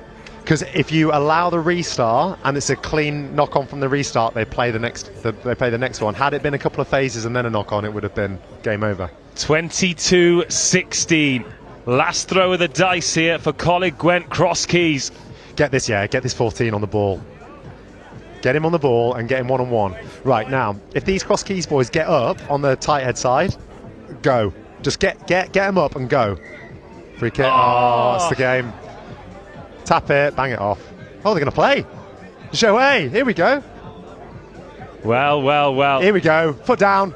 Yeah, he's too quick. This will be a score. It will seal the game, and it'll make the scoreboard look a bit more flattering for John Fisher, but Crosskeys, huge credit. They picked themselves up off the canvas a couple of times. You've got to find a way to win, and they've done that, haven't they? Well done, John Fisher. And fair play as well. Attacking instinct, free kick, get it to the outside. Let's see your wheels. Well, you asked the question, didn't you? What do you do when you've got a 1-score lead and you're protecting it towards the end? Do you keep playing, or do you go easy? When you're a bit older, you can find a way to manage it. But if you're doing well, you say, to especially youngsters, you say keep doing what you're doing. You don't want to confuse things, because I mean, who at 14, 15, 16 knows how to run down a game like really sensibly? You just go attack them and then see what they can do to deal with it. 33-22. Some scoreline here on pitch RE1. Fantastic opening to Group C. We stay in Group C next. Kirkham Grammar versus Cranleigh. Yeehaw. Oh my goodness. Return to Play is the UK's leading sports medicine provider for schools and clubs. We ensure sport is safer than ever by making it easy for you to provide gold standard medical care to your players. Our head injury and concussion care service provides your players with 7-day-a-week access to some of the UK's most experienced concussion doctors, who make sure the correct diagnosis is made and manage each player's recovery until they are fit to return to sport. We also provide you with the education, policy, and administrative support you need to confidently manage injuries, giving you and your players' parents peace of mind. Using our innovative R2P injury management system, injuries can be quickly recorded, parents and staff automatically notified, doctor appointments booked, players' recovery tracked, and injury analysis downloaded. Our system even integrates with other school systems, saving you admin time. Our full sports medicine service. Right, where's your big ball?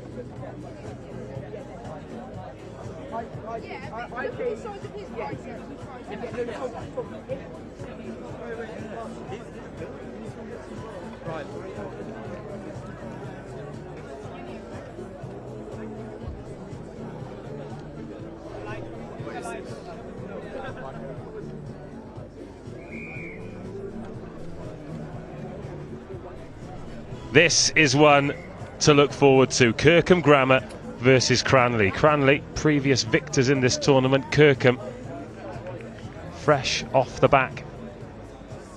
Yeah, half the battle is you need a bit of history in in sevens, and Cranleigh have certainly got that. They all know how to play, and that makes a difference. Obviously, until recently coached by Phil Burgess, the England sevens captain. Not a bad coach, is it? Not at all, especially during COVID when the only thing you can do is play house matches and run around with a year group. I hope he put the boots on sometimes. Could you imagine? Right, yeah, take him on the outside, here we go.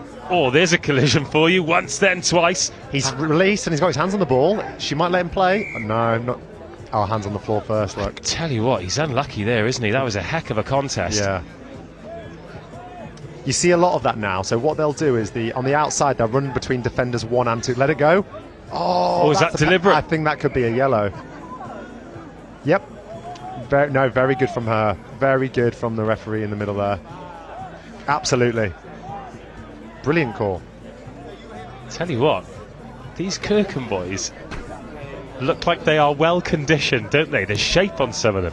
That lovely switch away on the outside. That's something that other sides will do. So the 6th man puts his foot down and the 7th will drop back in, and it just means there's no contest on the outside. And a pull out can sometimes be a bit slow. So if you switch away on the outside, it can be quite sharp. Good early start here from Kirkham. Good territory. Here we go. Another. Oh, the defence here from Cranleigh, exemplary, but they are hemorrhaging meters. Oh, it's the wrong line. Has she given it? Well, the arm has gone up for the try. But now she's realised. Yep, bring it back. Good. Again. I'm really glad that common sense has prevailed there. They all thought it.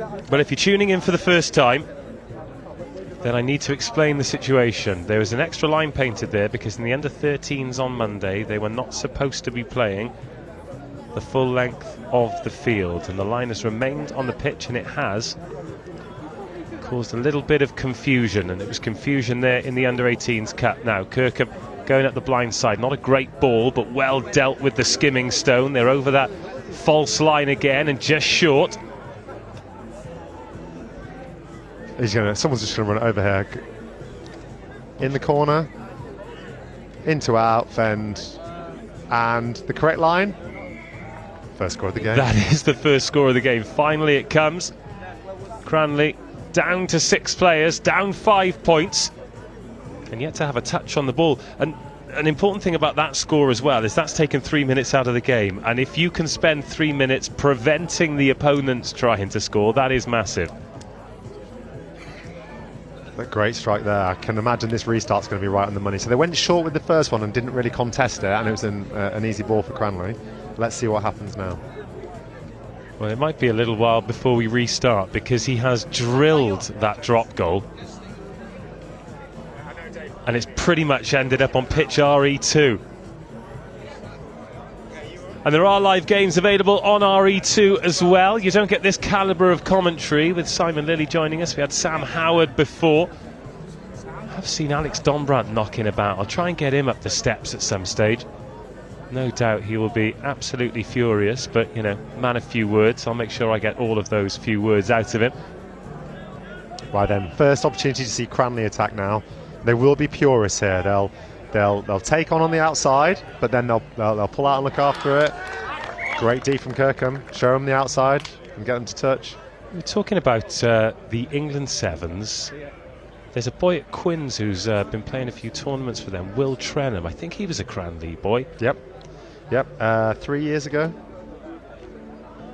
Yeah, looks some player. Started the season on loan with London Scottish, decided that the Sevens route was the best way to get some rugby in.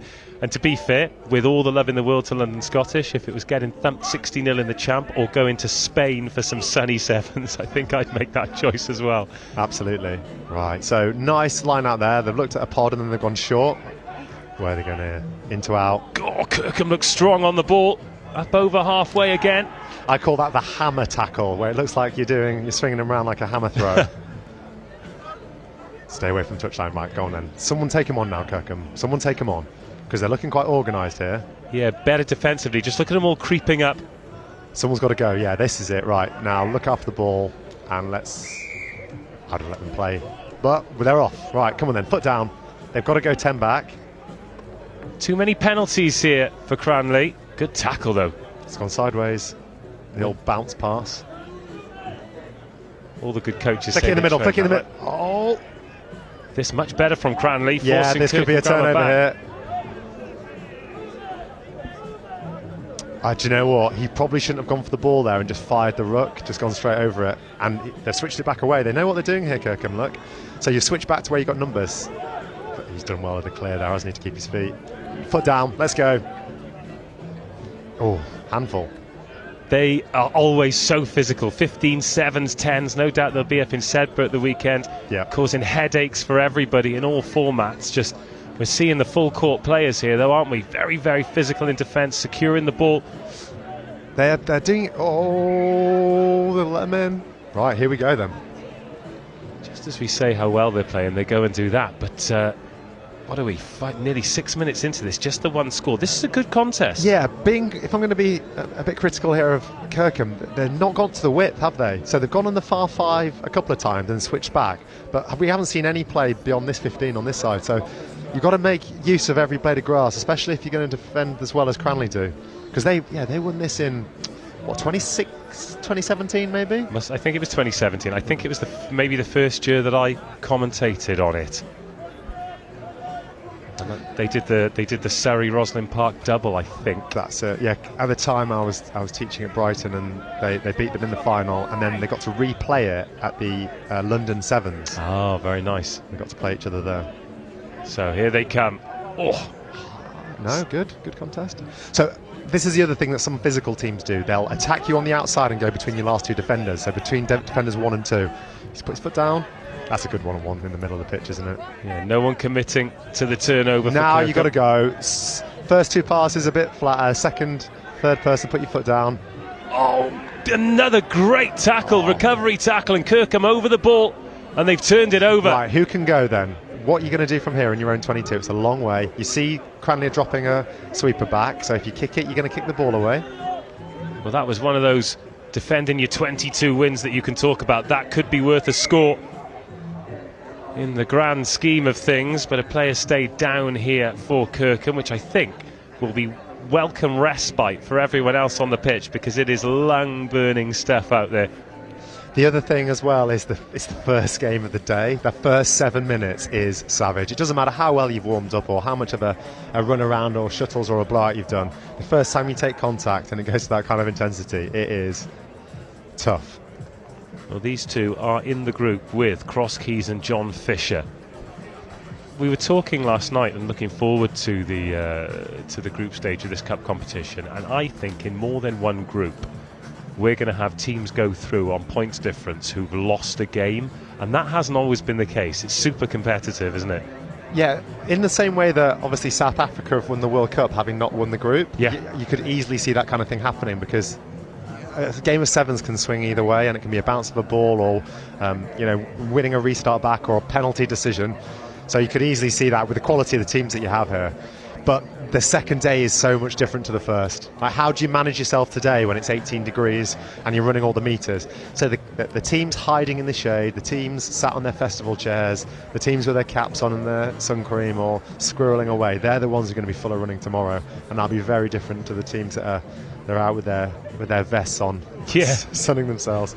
Or the teams that are in the Perform Better tent on the Watt bikes. Or doing max. Yeah. And I can see some squat racks in there as well. I was with the Cardiff Met guys yesterday. They're obviously on the lookout for players, or just to sort of talk about their programme. Brunel University, one of the title sponsors, are here as well, on the scout for players to feed into the Trailfinders Academy. And we just saw Galley as well, James Gallagher, former Loughborough Students RFC chairman, now the programme manager. Oh, we've blown for half time here. just as the player goes down. I think it's not looking great, is it, for the Kirkham number 11 there? Tough beat in the first game for the rest of his teammates, but also for him, because we spoke about how much these players are looking forward to this. And 7 minutes in, looking like his tournament could be over. Well, and what you're hoping is that they've got a travelling reserve up here who's just missed out, who's on the form of his life. There was a really tough conversation a couple of days ago going, unfortunately, you're going to miss out, and they can get them in. I do remember in 2019, the Hurst side that I coached, we made the semi-final here, and we had two different players.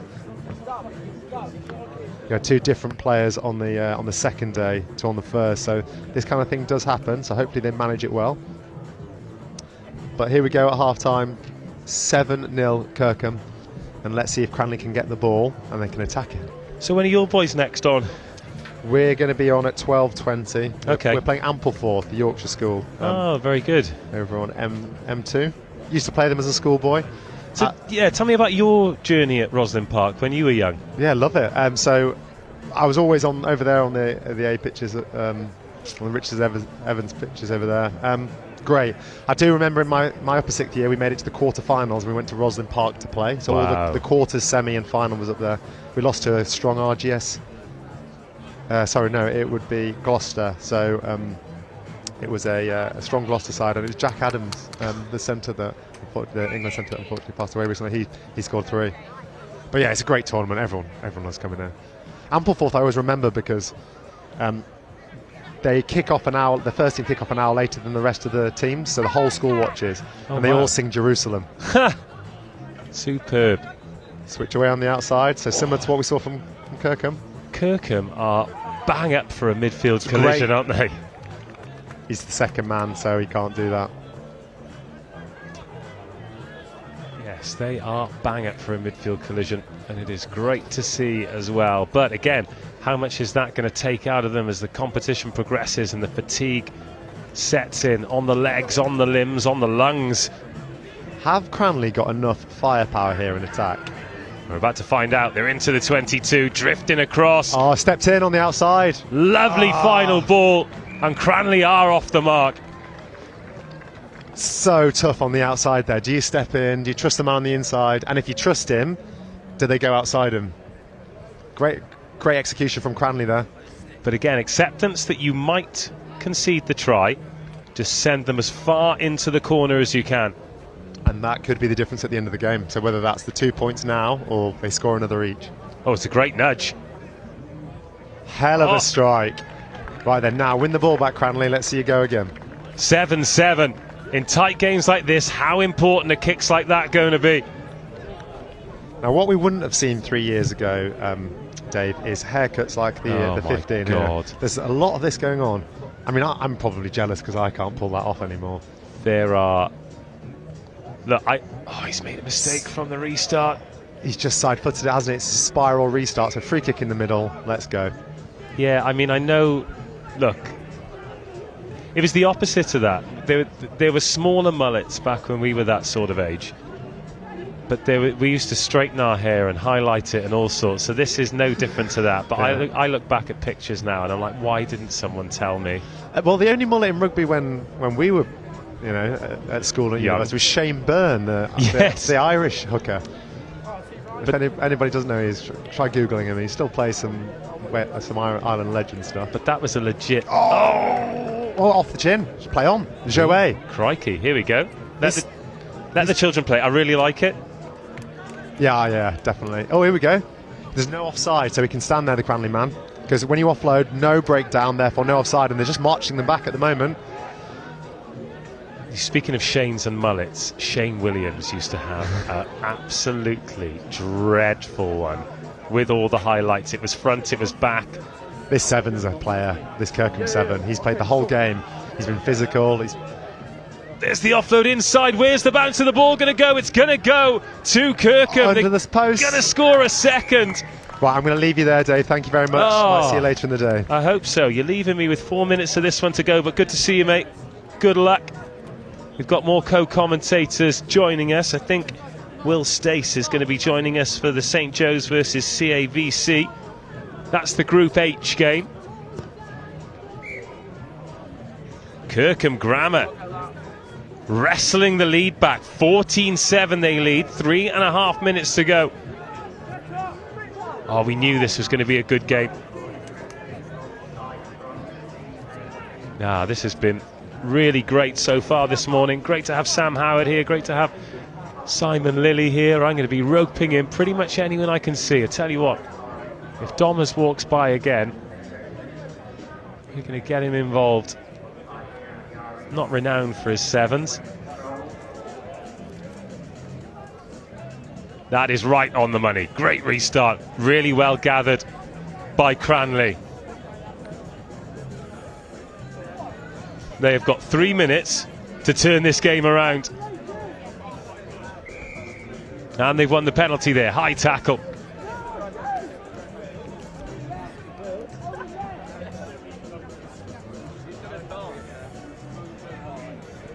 Now up over halfway.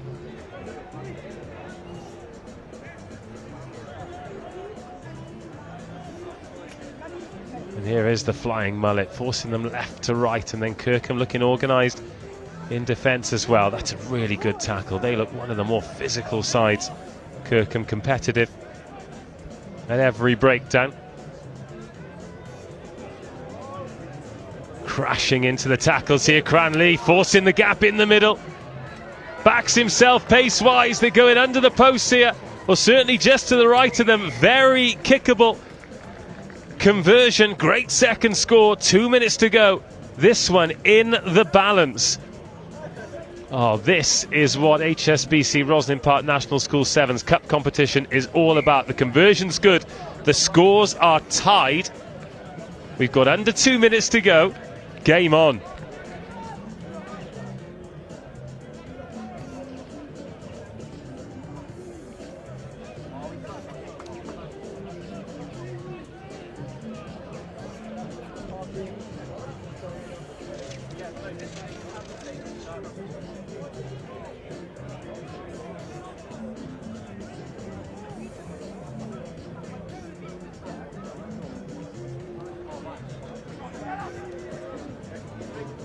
Competitive at the restart. It's gone backwards off Kirkham.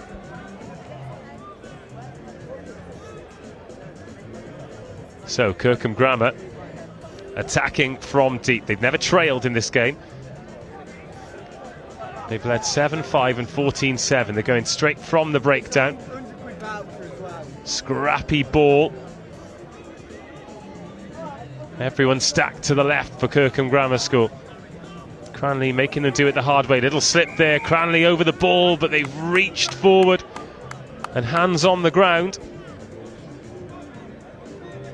before they're over the ball. So Cranleigh letting Kirkham off the hook, making the exit a bit easier. Interesting for Kirkham there. They have the opportunity to kick up the field. Instead, they're looking to run it from deep, creating that space at the left-hand side. Has that gone forward? Oh, no, says the referee. Still with Kirkham Grammar, who switched the ball inside. Not able to create those 2-on-1s on the edge. Cranleigh again defending well, not looking rushed. Huge tackles coming in. Cranleigh can force a penalty here. Oh, instead they've conceded one. Now the clock's red. Goodness me, Kirkham have accepted the draw. Probably a fair result between two great sides. And should they win their remaining games, it is going to be down to points difference. Cranleigh 14, Kirkham 14. The first draw we've seen all week on pitch RE1.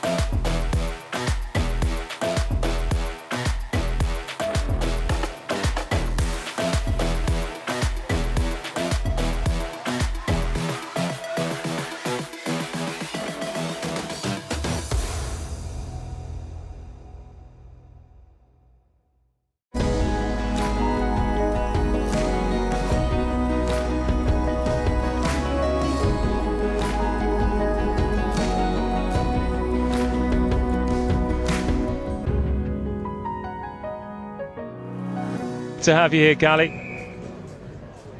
For the benefit of this, you are former Harrow pupil, but you're former chairman of Loughborough Students RFC. Just started a new job there as well. Tell us about it. Yeah, so I started this Monday, gone back as rugby programme manager, and it was a great start with a win in the Bucks quarter-final last night. On the scouts as well, but it's a good early start here. Oh, what a lovely scoop up as well. Gold numbers. What do we think about gold numbers? I think they're difficult for you and me to see, is the honest answer. Yes, they are. So as a player, did you ever come here with Harrow? I carried waters for them. I tell you what, here's a good early clean break here from Harrow. That's George Hamblin, the number one. His first opportunity, his first try. And that is a great start for your old side. Yeah, Harrow have a great history here. We got to the final when I was here in my upper sixth form. We unfortunately lost to a great Cranleigh side, but then got our own back at Twickenham. Was that when you were involved? Yeah, I ran 2 crates of water that day.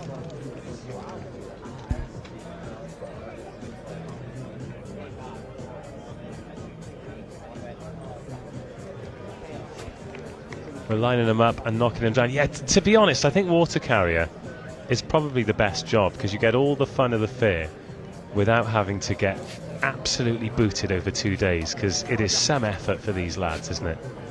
Yeah, and it'll be even more of an effort for a lad of my size. So, yeah, the boys actually, I think, this year compared to in previous years, boys are looking big. Yeah, and incredibly athletic as well. Spent a lot of time working on their skills, working on their quality, and now Bishop one get away. It's Tom Long. Skips out of the tackle. And he's going to level the scores.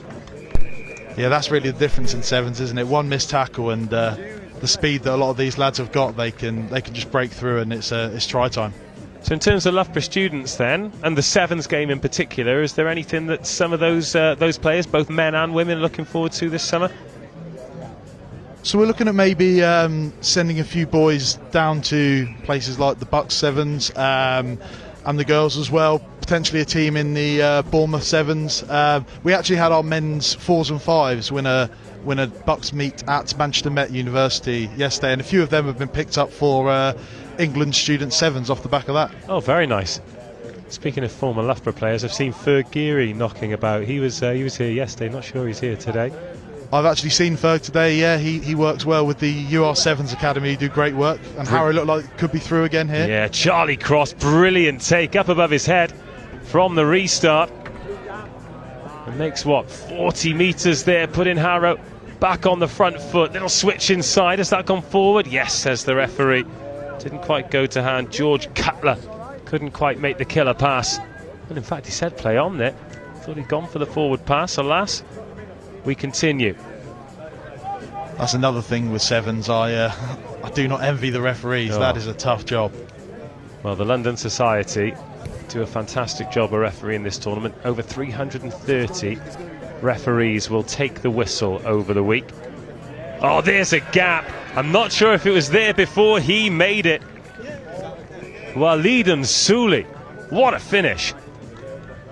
Yeah, it's really about half chances. You can be quickly turned into full chances in this game, and that's what we've seen from the first 3 tries. 12-7, still only halfway through the first half. 14-7, all the tries under the sticks as well. Both teams doing well to create the opportunities up the middle. I think people really underestimate the value of that in sevens. As we saw in the last game, a misconversion could have been the decider. And it was much earlier in the game, but it was a touchline conversion that meant the game finished level. Now, contestable restart. Bishop wand underneath it. Crunching hit from George Hamblin that results in a penalty. Where are you with these mullets? There's a young man, he must be playing in the 14s. He's had straighteners to that and everything. It looks like the back of a crow's head. I've got to say, having returned to Loughborough this week, it's been a slight bugbear of mine about the haircuts that are on show, and it's not just Loughborough, it's absolutely everywhere. It is, yeah, pretty grim.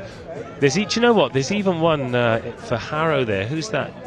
Archie Chatwin, number 10. I'm surprised he's allowed to get away with that. Well, I was actually about to say exactly the same thing. Certainly back in my day, not to be one of the old boys. Yeah. We would not have got away with that back in my day. There is a gamble of us just sounding like the oldest men in history. Oh, that is a beautiful seed off the left hand. Oh, it had to go, surely. They might still have the chance here. But that pass deserved a try. Didn't get one. Now Bishop Wand contesting for the ball. It really did have to go, but that defence there was excellent. Another chance on the left-hand side this time. Final tackle is missed, and it is a third try for Harrow. Yeah, Harrow looking strong early on here. I think they could be dangerous throughout the tournament, as they have been in the past, but we've seen plenty of good sides already today here on pitch 1. Oh, we have. It's really interesting sort of seeing good teams and making assumptions about how they're going to go, but then that game finishes and the next game starts and oh God, they could go well.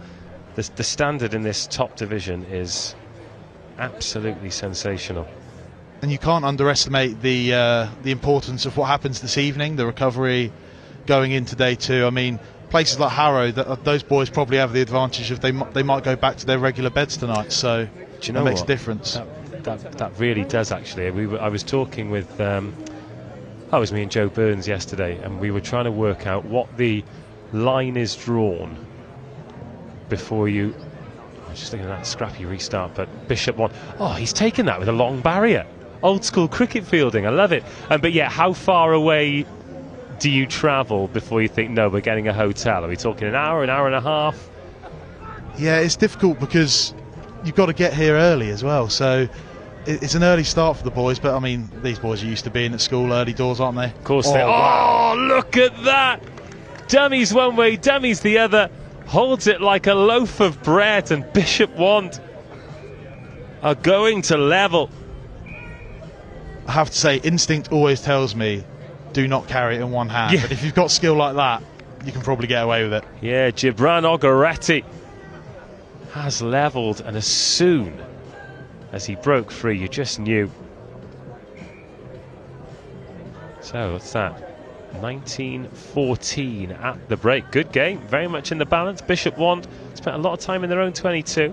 They've got themselves a couple of scores to keep themselves in contention. Harrow are going to have their wits about them in this second half. Yeah, certainly. I think from most of the scores we've seen, they've come from distance. You've always got to be alive in the game of sevens.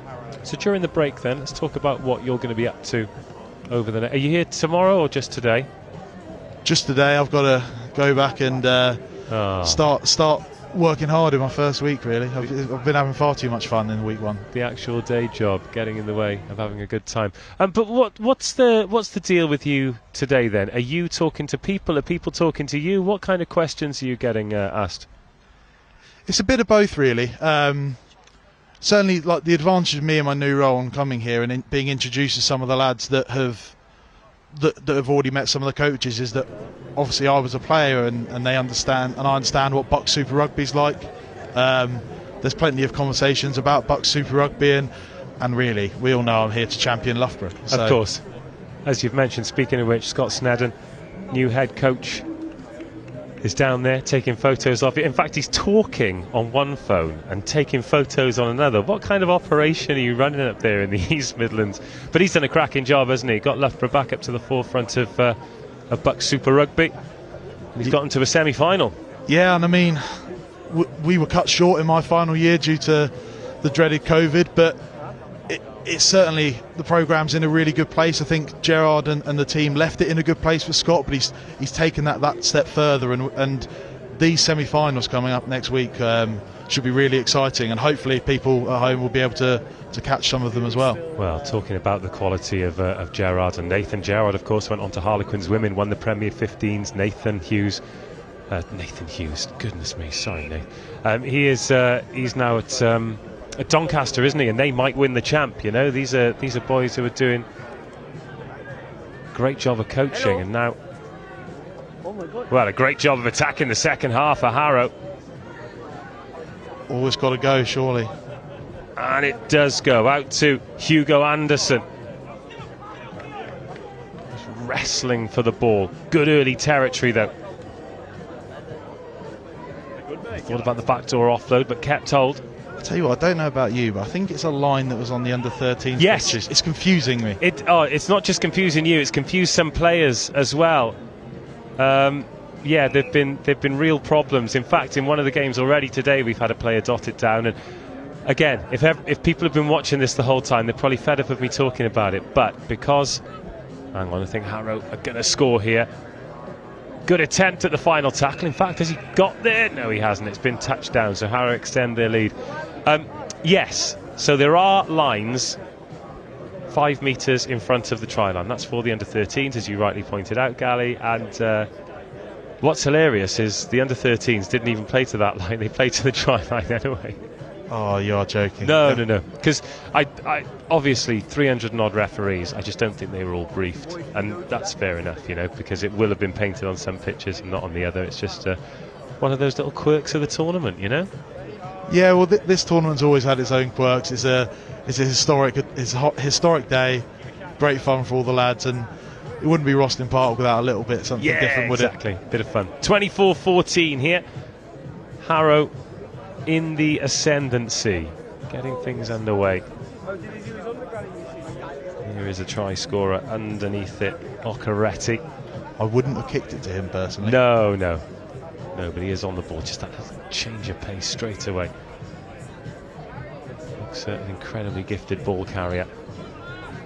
Now Bishop Wand opting for the kick there. Well, I was just about to say, it's interesting that we see a defensive line all up defending together rather than anyone sweeping in behind. There is broken field to run at though. That is one of the dangers. Oh goodness me, got lined up. In fact, he actually got away with one there. I thought the rib cages were exposed, and yeah, that had hospital pass written all over it, and again nearly, but they've managed to get away with it, Harrow, but they do need to gain control of this possession here. Well, you've got to admire Harrow's attempts to move the ball inside the 22, but they have coughed it up there, and Bishop Wand go quickly, a score here, and it very much is game on. 24-14, 2-score lead for Harrow. Bishop Wand looking to half that, which they do. Oscar Grantham makes it 24-19. Yeah, it's a really difficult balance between territory and maintaining possession of the ball, because possession is obviously key in sevens, but you don't want to be messing around in your own 22 there. 24-21. Give away the penalty. Don't waste any time in converting it to Bishop Wand. Oh, we've had some good games, haven't we? Yeah, and this kick-off now will be absolutely vital. If Harrow spill it or Bishop Wand can win it back, then we're in for a pretty grandstand finish here. But there is plenty of time left for a couple of scores. Oh, is that going to drop on the 10? What a restart. What a superb restart. And Bishop Wand win the ball back. Still time in this game. I think it's important for both teams to realise if you do concede, it is not the end. 10:45 on our clock. Bishop Wand gliding forward, trying to put some pace on the ball. Do put some pace on the ball now. Harrow need to keep the ball out wide. It's always the temptation to take the person on in the in-goal area, but I've seen a few lads come unstuck over the years. Exactly the same for me. It terrifies me. It's another one of those things where certainly when you get over the trial and as few times as I do, and admittedly not in sevens, you are just putting the ball down wherever you can. Good strike on that kick, but no, says the referee. 26-24, Bishop Wand have battled back. I do remember you scoring a pretty important meat pie against Exeter in Buck Super Rugby, actually.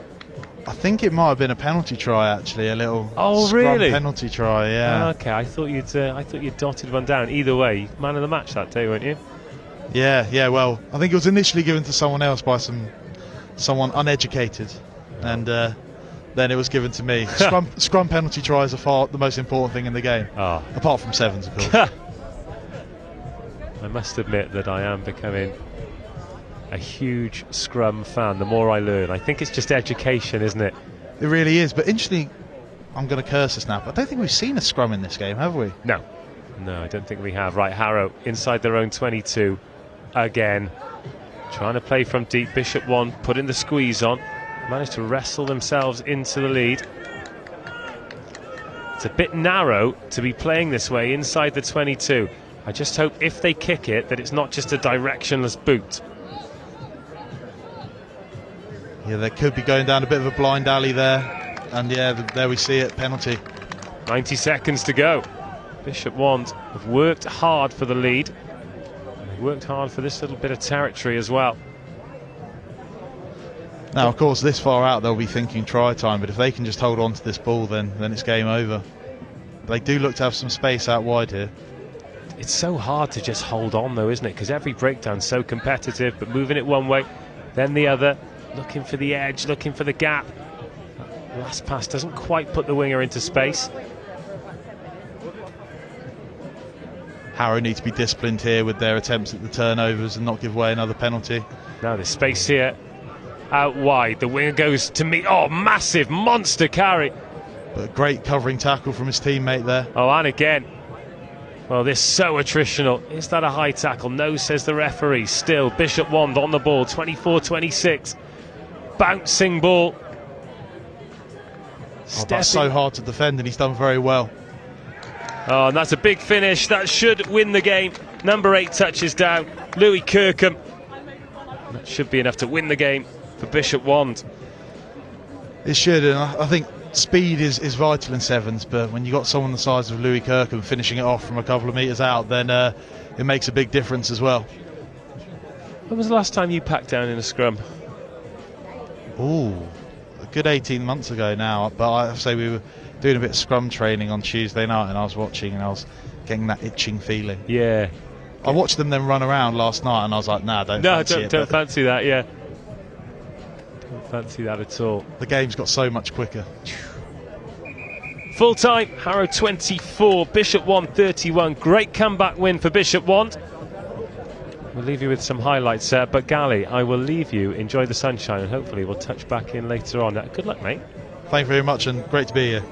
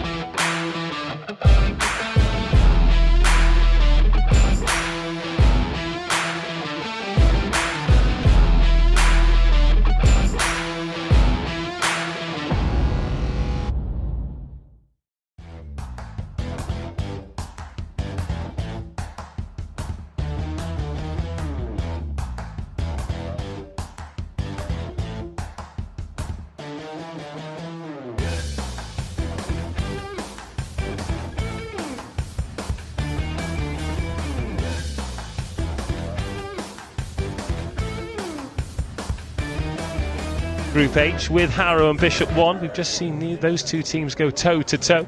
Seen a couple of draws already. I think the most important thing in this cup competition is to realise that if you lose your first game, it's not necessarily tournament over, because all the groups are so competitive. Who did you call over there on pitch RE2? Some of the teams that you've seen, who's impressed you? Hampton have been really, really good. Yeah. Obviously Sedbergh, I will keep talking about Sedbergh. They are ridiculous. The Harlem Globetrotters of Sevens rugby. Did you watch them so we had them on the first game of the day. 41-0 they won, and it was, how do you even defend that? I think it was something like 52 points in their second game. Oh, have you seen them over there as well? Oh, goodness me. Right then, we are underway. St Joe's against CAVC. 7 minutes each way in the groups, galloping forward already. And we're going to get the opening score. And that is evidence that sometimes you don't even have to make a mistake and you can concede early.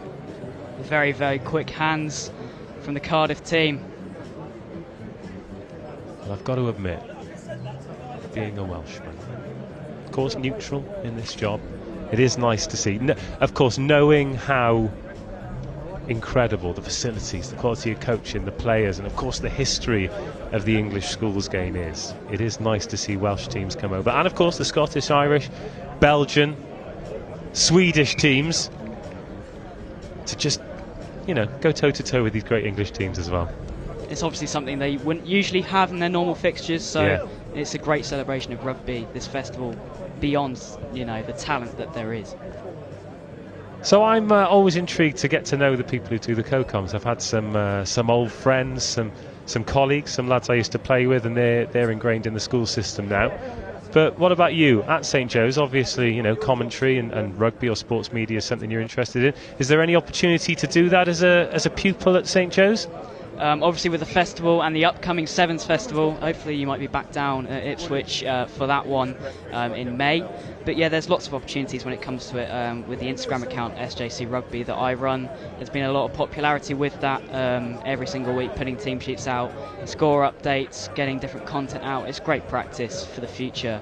Hopefully in sports media there'll be a lot more of it. Oh, I absolutely love it. I love the fact that these programmes now, whether it's schools, universities, it's not just the players who get the opportunities, it's people who want to be involved around the game as well. Oh, St Joe's lining up some tackles, just slipping off them, but giving away 10 metres due to the fact that they were offside at the penalty.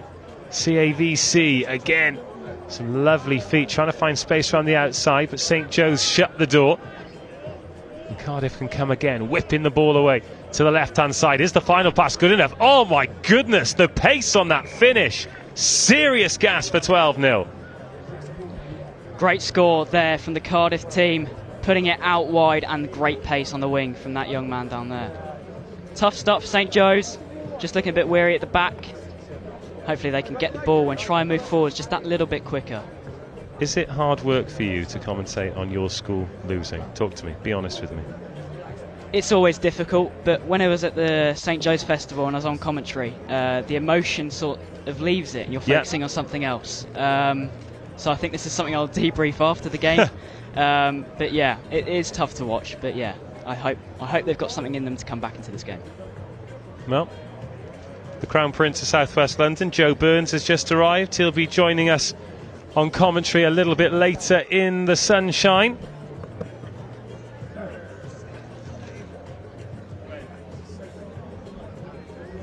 And we are back underway. St Joe's haven't really had a sniff yet. Cardiff and Vale College looking good for their 12-0 win. Good physicality there.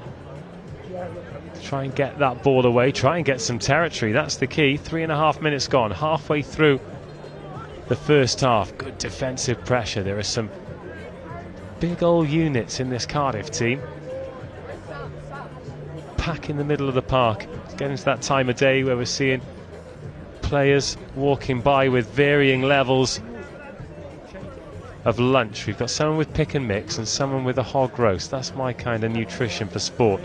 Penalty here for St Joe's then. Taking the player without the ball was the call. 4 minutes gone. Slightly building here now, St Joe's. Obviously Ethan Thorne on the left-hand side of this pitch. Further close to your screen, goes out to him now. Yeah, lovely pass. And another good physical battle Oh, and Cardiff and Vale College just able to steal in and turn the ball over and then use that footwork to set the defenders, but the pass is a loose one and it's back with St Joe's. Oh, and a missed tackle. Now the chance to put the hammer down and get away. The offload's a good one. The step is inside. And St Joe's gets some ink in the ledger. That is exactly what you need. 2 tries down, a little bit of confidence, a little bit of resilience. That's what the school's motto is. Max Clark underneath the uprights puts it to 7 points for St Joe's. Josh Jones with a brilliant break there. Well, patience and perseverance from St Joe's, important as well. When you go 2 scores down, you find a lot about the character of the team, and there is plenty of character in this St Joe's side. Now, it's game on. Important 2 minutes, just under 2 minutes to go until the half.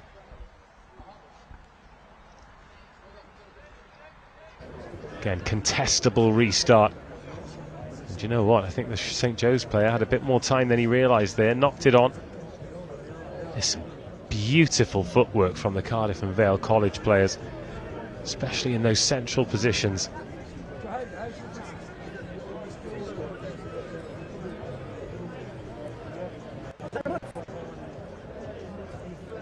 Again, the hands good in close proximity to one another, St Joe's. To be some rogue boots there. What a huge gap. Eventually closed, but not closed well enough. Well, there was a gaping hole in the Cardiff and Vale College defence. The sweeper was just stood there wondering what was going on. By the time the 2 defenders closed that gap, another one opened up, and that's a great finish. Yeah, incredible. Ethan Thorne, Riley Stybrands-Brown connecting on this left-hand side of the pitch, move the ball inside. Dom Binns, head boy of the college, finds the space to get through under the uprights and put St Joe's into the lead. Great mindset to come back into this game after a poor start. Yeah, from 12-0 down to 14-12 up. Still 30 seconds of the half to go. Now watch this restart. The Cardiff and Vale College player in the scrum cap. He was the target last time. Well, goes over his head to another player in the scrum cap who again puts the footwork on, and the handoff leaves a player in the dirt as well. Oh, has he got the pace to go all the way? This would be a superb individual score. Catches the kickoff, goes 70 metres, and Cardiff and Vale College, well, I would say they'll lead into half time, but that was so quick we might even have time to restart. That was a ridiculous score. Incredible pace, finding the way through the middle of the pack. And he converts it himself. Yes, he does. Cardiff and Vale College 19, St Joe's 14 at the interval.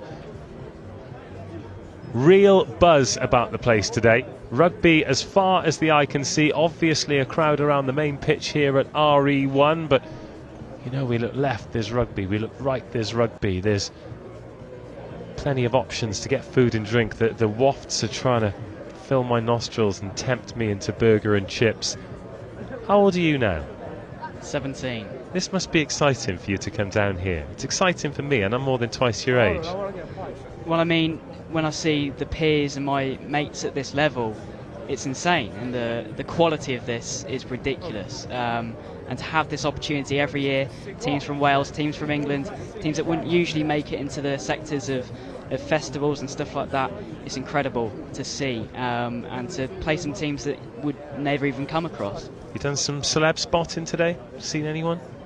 I haven't had time to do celeb spotting, but I sure will do when I do have the time. Well, Dan Norton's here today. I think he's going to join us on co-coms at some point. I've seen Alex Donbrandt knocking about as well. Lewis Liner was here yesterday. Who else do we have? Ollie Hassel-Collins was here. They're all about, mate. Yeah, it's big. It must be. Yeah. Must be quite a good event for them to watch. See the future of rugby in front of their eyes at such a great event. Well, a lot of them will have played here as well. You know, it's particularly for the English schoolboys. It's a bit of an anyone who's anyone has got a Rosslyn Park story. Right then, Ipswich is a trek from here, though, isn't it? You get to Essex, you think you've made it. You've got another hour and a half in the car. Exactly how it feels. In fact, so I'm in Walthamstow, which as the crow flies is about 14 miles, but I think I drove to St Joe's quicker than I drove to Rosslyn Park. Alas, we are where we are, and where we are is the HSBC Rosslyn Park National School Sevens.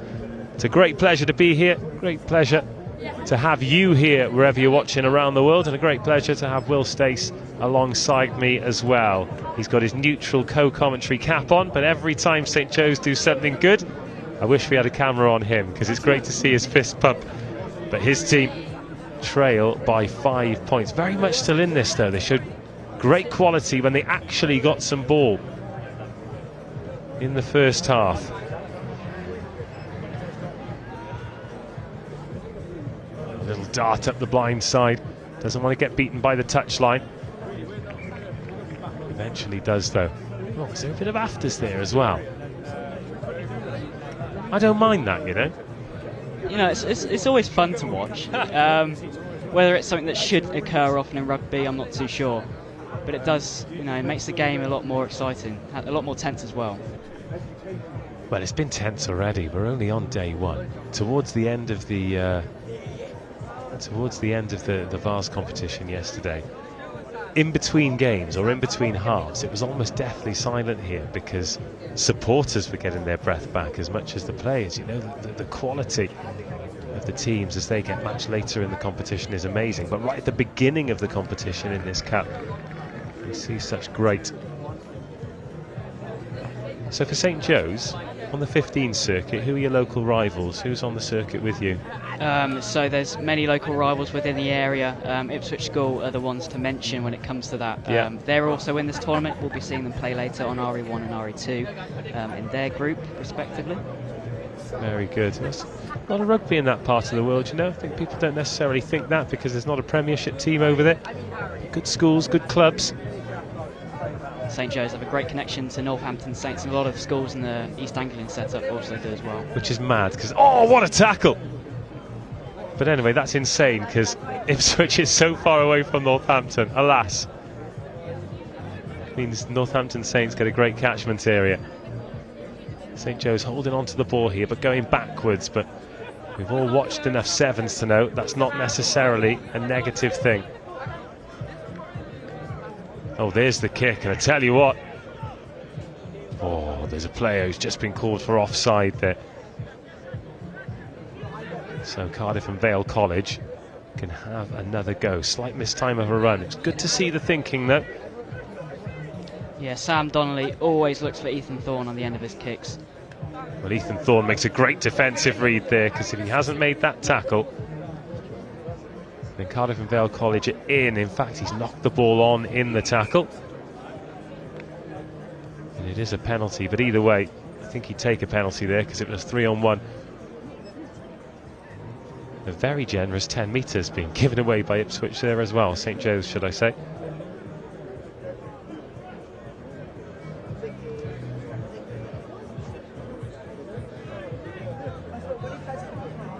Cardiff and Vale again looking for the space up the outside. Suggestion of a late tackle. It was a massive collision, but it does mean St Joe's defender has got to jog back to the 10-metre line. Both teams very patient in this second half. That could be down to a number of factors. Firstly, the organisation of the defence. Secondly, just the fatigue that's already setting in. This is only the second game for some people. Just because of the way the games are spaced out, it can go on for a longer amount of time. They're only playing 14 minutes at a time, but you know, you're waiting almost 2 hours in between some games. St Joe's will play their next game on RE2 in the next hour, so it's a quick turnover from this game. Got to use that mindset and get through it. But yeah, it is tough on these players. Yeah, get cool, get warm, go again.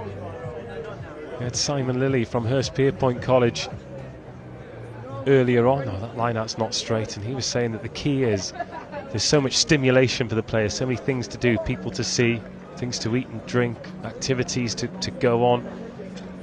It's trying to keep players in the shade, off their feet, hydrated. That's where the challenges come. I suppose shade has never really been an issue up until this year. Yeah, absolutely. Shelter more than shade in the past. Good tackle. Cardiff and Vale College probably making the wrong decision to go on the blind side there. St Joe's went quickly from the line out, didn't take the gamble of the set piece, just wanted to get going. There's still 2 minutes to go here. That's a really good pass. St Joe's will level. and they'll go under the sticks, so they're favourites to take the lead as well. The fast play from the line-out works, and St Joe's, with 2 minutes to go, put themselves in the ascendancy. The idea to move it quickly, get it into Jack Badger-Watts, who connects with Lex Walls, back to Jack Badger-Watts, and then to Ethan Thorne. The man I mentioned at the beginning runs through the wing and puts it underneath the posts. Brilliant try. It is a brilliant try, and it's a brilliant game as well. 3 tries apiece, and a conversion separates the teams.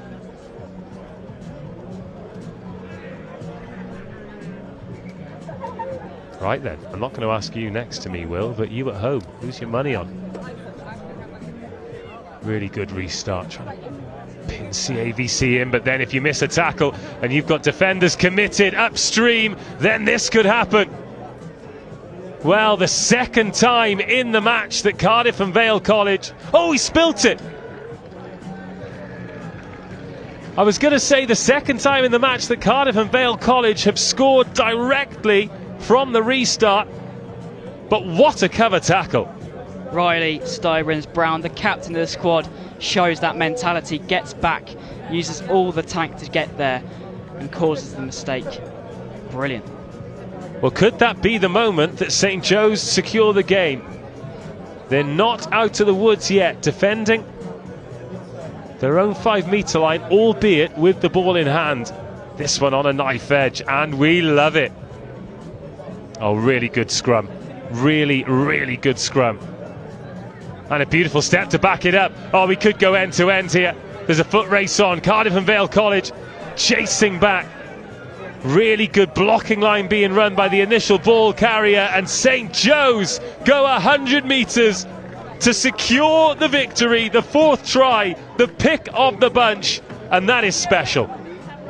That's the mindset. 2 tries down at the beginning and go all the way to this. Jack Badger-Watts moves it back inside, goes up the pitch, has Max Clark there to support, in and out, trying to get round the defenders. He does, and puts it underneath the post. Another great score from St Joseph's College, and to hold my bias away, a brilliant try. You're allowed to be a bit biased. What I say, because regularly I'll commentate with somebody who's from a particular team. I'll say you can show a little bit of enthusiasm, but if the opponents do something brilliant, nobody's going to be upset with you if you tell people how good it is. Oh, now St Joe's win the penalty. I think this will give them the chance to kill the ball.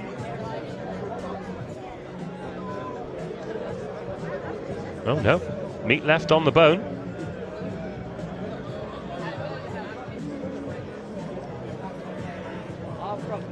A couple more phases should do it. Either way, Cardiff and Vale College need 2 scores.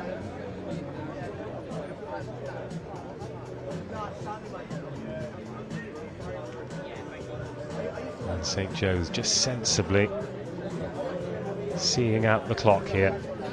No rush, conserve the energy, get the win. And that boot to touch will take us to the end of the match. St Joe's 12-0 down, 28-19 winners here on pitch RE1. Your final thoughts, Will? 19-10 loss to Harrow in the first game. Felt like a bit of a setback, but these groups, it's never over. That's a brilliant win, and we'll push the point difference up just a little bit with that final try. Hopefully a little bit of mentality going into their next game. I couldn't tell you who it would be, but they've got a big task on them if they want to see the second day of Rosslyn Park. Well, great to have your company, and a great victory for your home team. Full-time Cardiff and Vale College 19, St Joe's 28.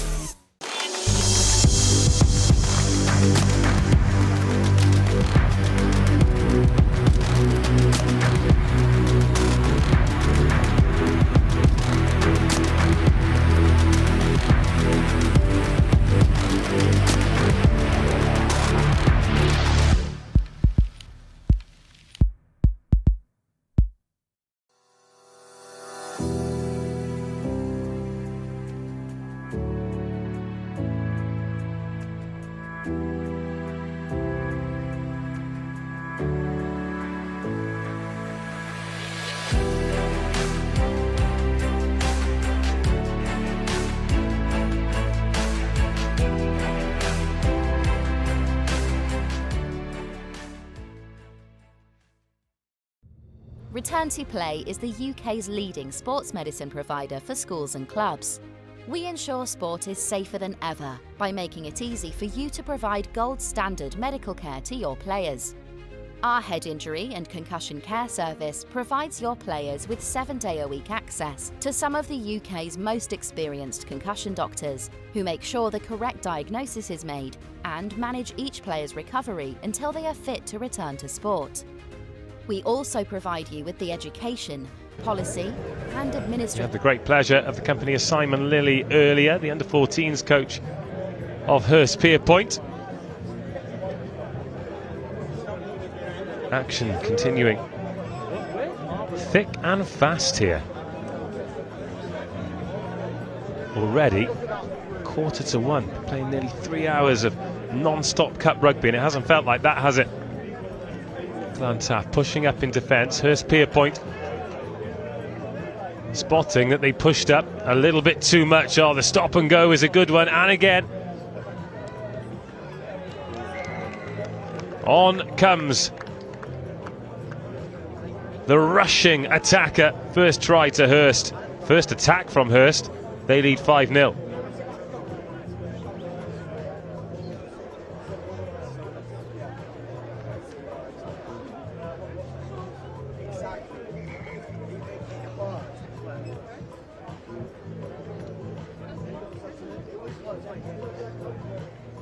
Conversion to come. Oh, the left peg. Oh no. Shape for the left, went for the right. Oh, good strike. This might be good from the touchline. This is good from the touchline. Hurst have come to ball. They lead Glantaf 7 points to 0.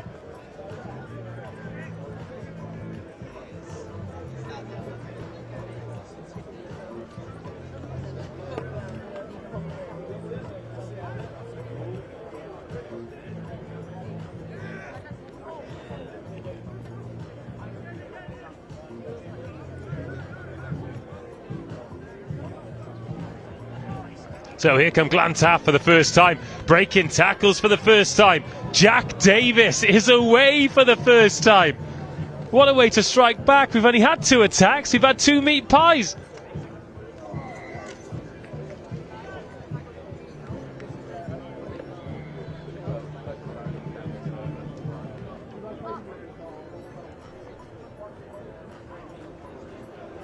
And the conversion is good. Sweet as a nut from under the poles, 7-7.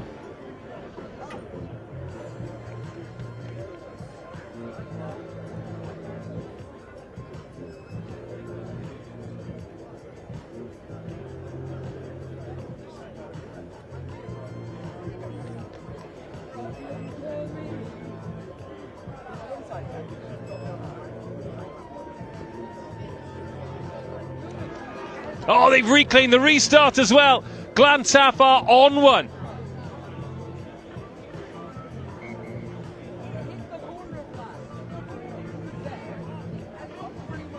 Hurstpierpoint getting fingertips on that one, knocking it on.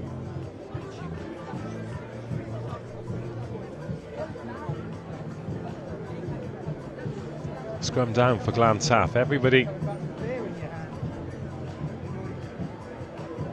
lined up on the open side until Jack Davis, the try scorer, Cardiff under-18 player, goes to the blinds. So they go open instead.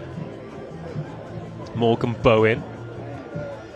Another knock on, but it's not going to matter because it's back into the breadbasket of a welcoming Glantaf player. Ben Geraghty goes over.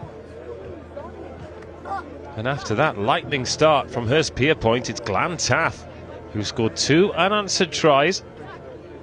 Nice. How are you guys? Yeah, we just beat Brighton, so that's a big win. And a conversion to boot. Morgan Bowen.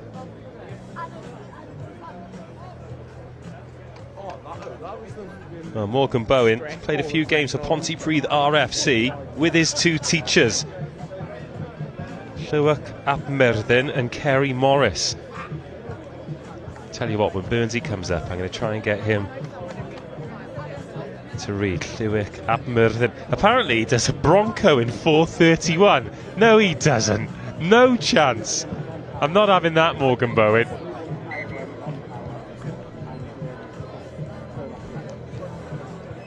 As you can see, the Glantaf coaching staff have taken the team sheet a lot more seriously than some other clubs, including Hurstpierpoint, who haven't given us one. Alas, we are where we are. Very warm welcome to the viewers supporting Hurst and supporting Glantaf. Great to have you on board. Shame you couldn't get down to enjoy the rugby in the sun, but it's our great pleasure to bring it to you, watching on TVs, laptops, tablets, phones. This is the modern way, and Glantaf, oh, they look superb, but that is a try-saving ankle tap. Absolutely brilliant on Jack Davis, first man there. Here's Morgan Bowen. Been turned over by Hurst. Oh, and another knock on. They just can't catch a break at the moment, Hurstpierpoint. Defending well.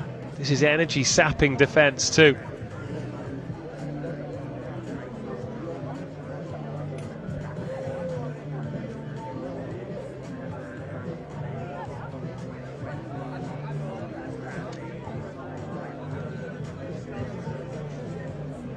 Cranleigh boys walking behind us. They're studs on the hard surface. They're marching like an army.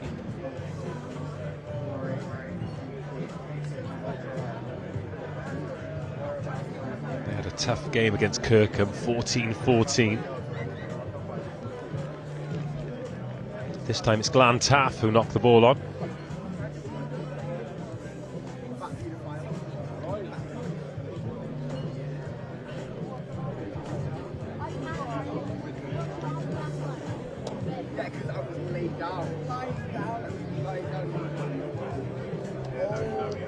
And Hurst, as we approach half-time, with an opportunity from deep. Would have lifted it, they played it.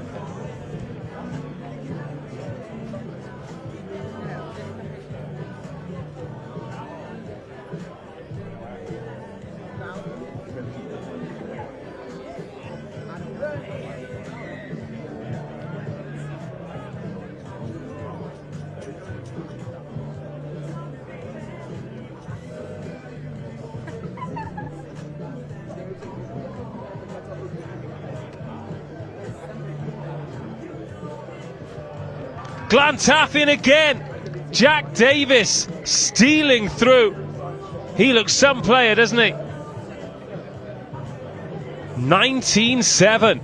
21-7. Just before half-time, Glantaf in charge.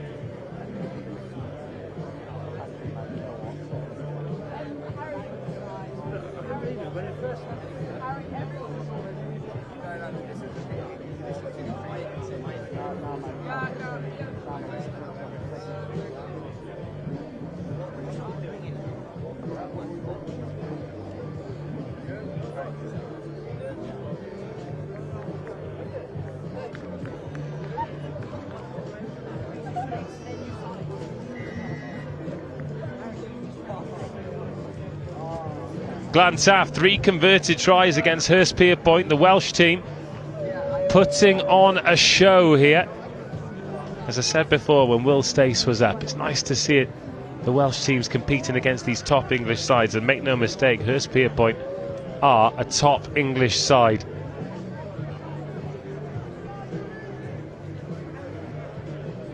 Stopping and going again, and Hurst open the scoring. 3 unanswered tries, the real standout players. Jack Davis looks fantastic, as does Morgan Bowen.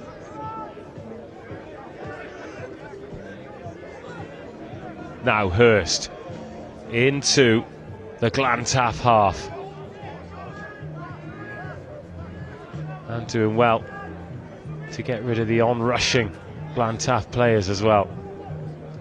It's better from Hurst. That pace up the wing by the try scorer, gets away from the tackler, then steps in, out, in again. He's going to try and beat him on the inside, and does. His second try, and what a try it is. 12-21.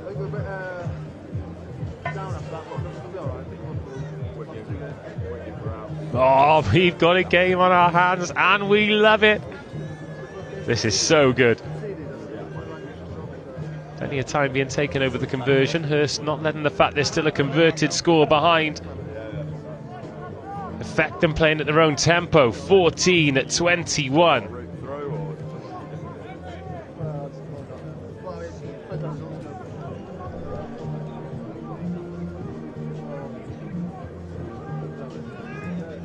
All right.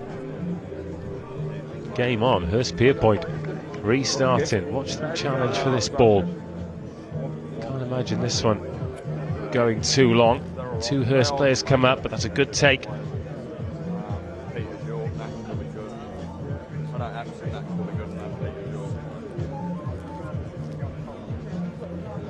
Here is that man, Jack Davis, in the long red sleeves. Glantaf inside their own 22. Good pressure at the breakdown. Oh, he's just off his feet, so close to a brilliant turnover. Glantaf tapping and going. Not tempted by touch.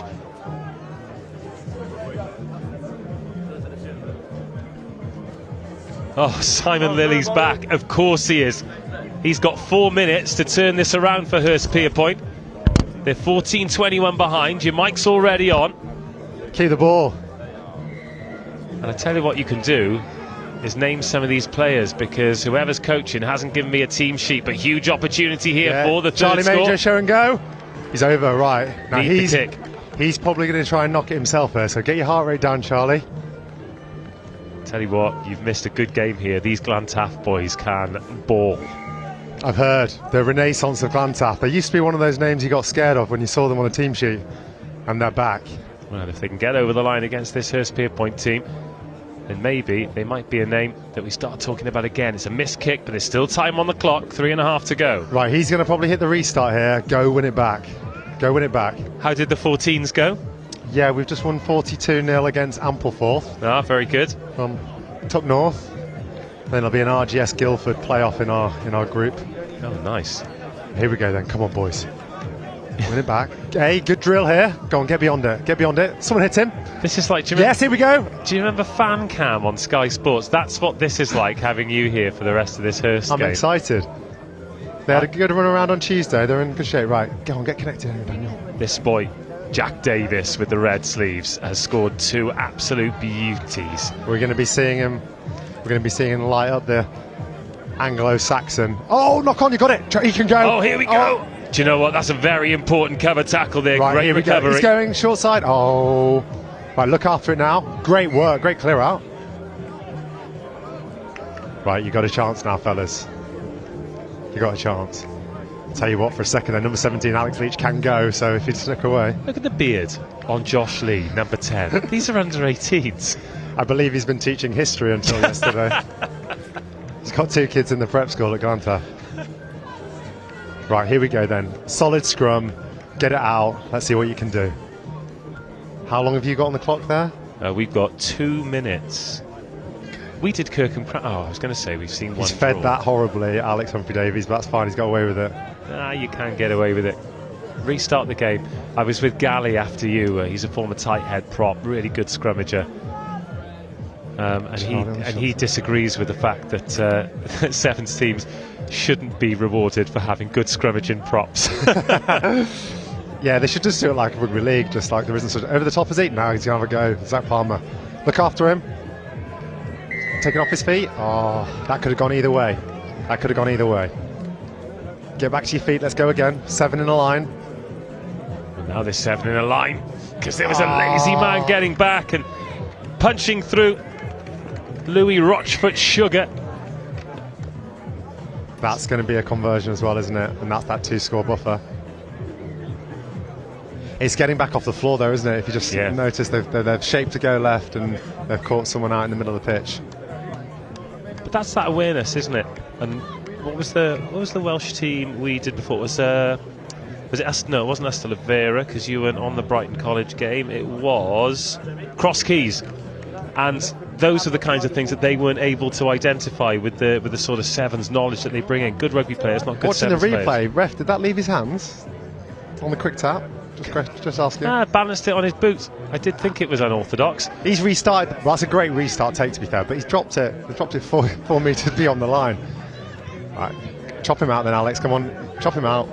Oh, 2 tries in a minute. Glantaf disappearing out of sight. He's been called back for liner. Put in touch. Good honesty, if that's the case. And there is enough time to play it. Well, they still need 2 scores, so try. Good to see if that's the right call, obviously, and good from those people on the touchline watching to say it as well. So the game's probably going to be beyond them, but then always an opportunity to play. What are you thinking for lunch? Edwin Duran, always. There'll probably be some chickpea curry. Oh, delicious. Vegan right, option. Here we go. They've gone back, they've gone forward, short side, 2 on 1. Right, get it moved, Alex. Here we go. Right, go to work. Let's go to work. The boy on the ball now can move if he gets on the outside. He can move. Here we go. Go on, Max Harlow. Oh, he can move as well. He's done it. Here we go. Go on then, foot down. Is he get? He stayed away from the touchline. Really good stuff. Offload. Who's following him in here? Head boy as well. Can move and his head boy. Oh. It's just that, again, that third person there to look after it. Well done, Glantaf. They're going to run the clock down. Are they just going to belt it off? Or is he going to take him on again? He's going to give it a go. There might be their one chance ever to get on a showpiece pitch like this, so make the most of it. I tell you what, if you beat Hurst, then... Oh, that's a good shot. Yeah, well done. Over the ball. Yep. Oh. Tackle, turnover. Come on, Zach. Onto your feet, get round. It's a shame that Alex, number 13, didn't get it there. Humphrey-Davies. Love it when a shorter guy gets over the top of the ball. Who's that on the outside? Right, come on, good shape in D. God, there's some gas there, goodness me. And this is a real foot race as well. Oh, and they finished it. Regan Price. Valiant chase there from Alex Leach on the outside.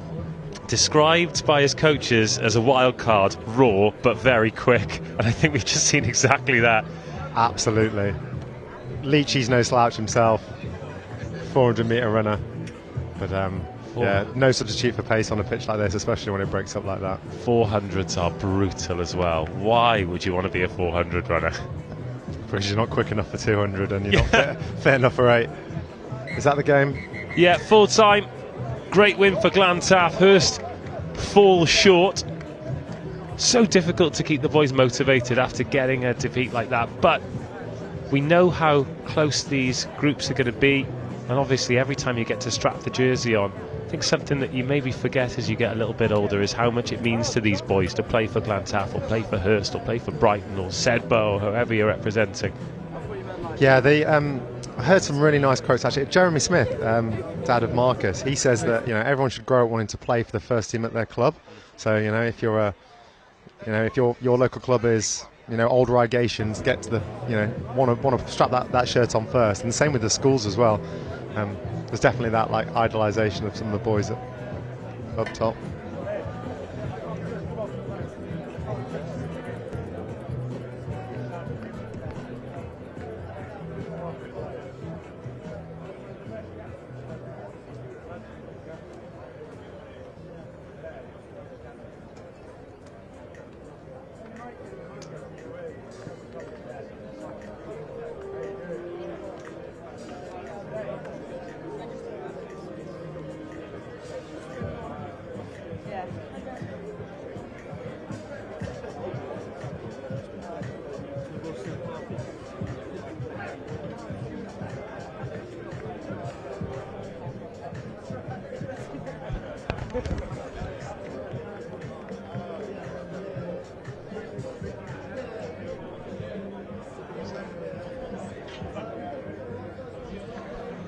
St Benedict School versus St Ambrose College. We're underway with St Ambrose College kicking deep into the St Benedict's 22. A lot of people talking about this St Benedict side, and you can see right there as they ship it wide to the right, looking comfortable on the ball.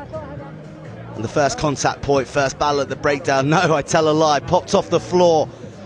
A wild offload going blatantly forward, but certainly plenty of ambition from St Benedict's Sam Howard early in the game. Yeah, to start with, moving the ball nicely, just as we so often we see, just forcing that offload, didn't really need to. Take the contact. We've got so much pace in this St Benedict's team, just move the ball.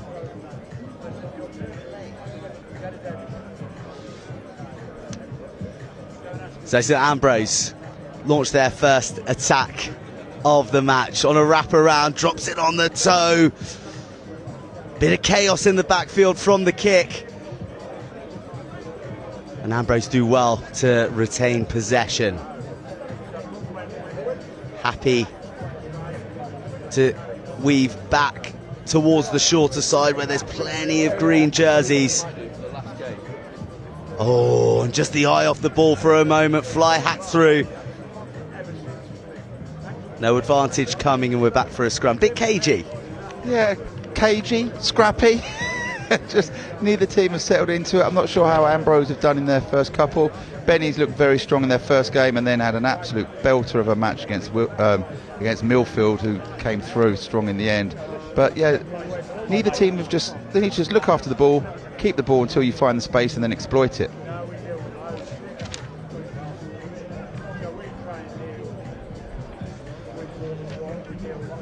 So Benedict lose the scrum against the head. Very, very messy picture for the halfback, but he does well to drop on the ball and then find a way to ship it out to their playmaker in the 10 jersey.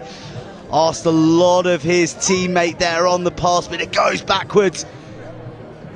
And Ambrose, well, they find a shard of light down that left flank before being forced into touch off a green hand, and they go again.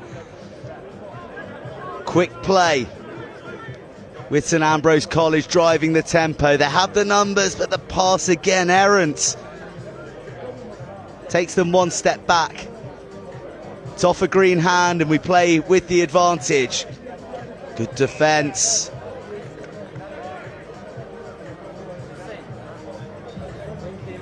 Well, lacking a bit of accuracy in the pass at the moment, but the St Benedict's defence is good. Yeah, they're defending with 7 up. Obviously, they're in their 22 and they're making their tackles. But Ambrose just need to. Sometimes 7s are just about pass, catch, tackle, work hard. And at the moment, the pass in and the catch is just letting them down. If they can move the ball here, they've got a bit of space out wide. Well, was that the right option? I mean, St Ambrose have got rugby ball magnets on them at the moment because every break of play, it's going to them. And well, an acrobatic finish does the job. Good strength. Bit of a somersault into the corner, and St Ambrose finally get the job done. Yeah, good finish from the winger there. Got it down whilst he was being thrown into touch, managed to get the ball down. But yeah, St Benedict's just need to get their hands on the ball and just relax a little bit and play with the ball. At Ambrose, when they've got the ball, like they've kicked it twice, to be fair, both of them, they've got the ball back, but I think that's more through a little bit of luck than skill. So they just need to be happy on the ball and not force it. As you said, it's just a bit scrappy at the moment. And Sammy, from your intimate knowledge of these St Benedict's boys, who are the players that we're watching out for here on the field? So Cahill Sheehan, who will probably be wearing number 8, crazy quick for a number 8, wearing the yellow scrum cap.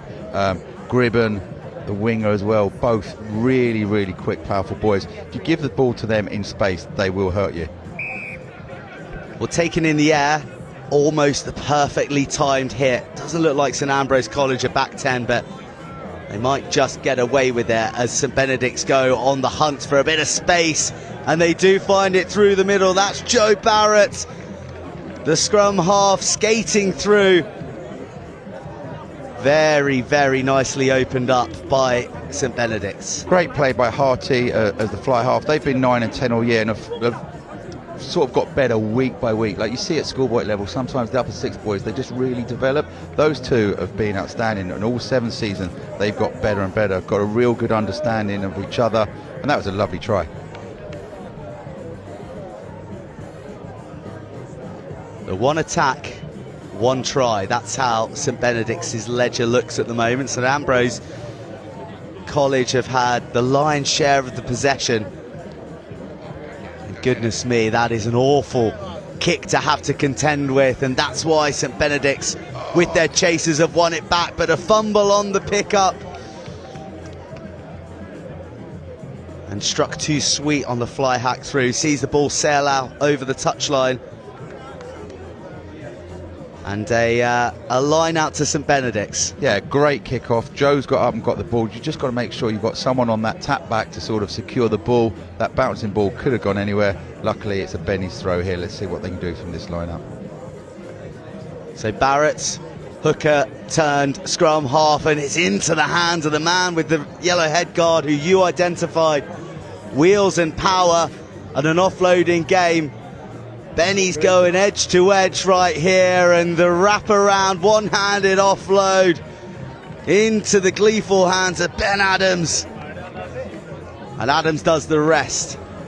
Really good play out there from Bruno Robinson getting the offload, Gribben getting the offload, and then Ben Adams there to support. Lovely rugby, but the difference between those offloads and the first one, 100%, they were going to hand, the hands were free, and great support lines. Really good play. There's a good bit of variation off the set piece as well for the swivel from Sheehan, not using the scrum half wrapping round. Another fabulous kick-off, and St Ambrose College have done magnificently well to come away with that under a lot of pressure. St Ambrose College working the middle.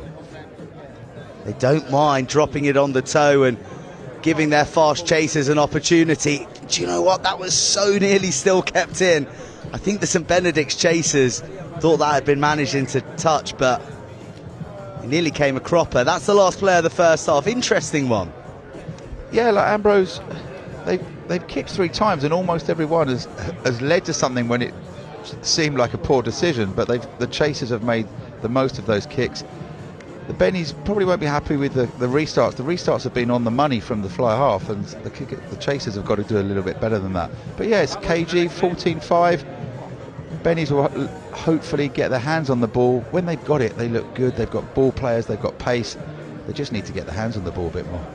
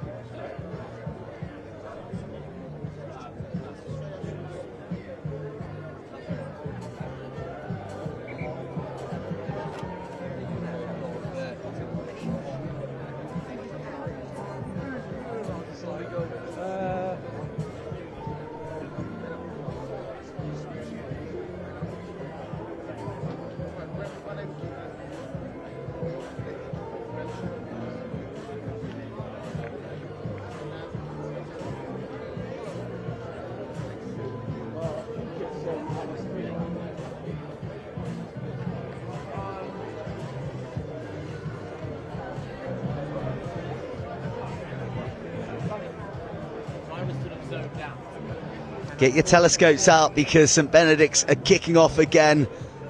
And well, it hasn't gone as high as the previous ones, but it swerved over the 10-metre line, and it presented a golden opportunity for St Ambrose College to clutch it in the air and go the length, but dropped at the crucial moment.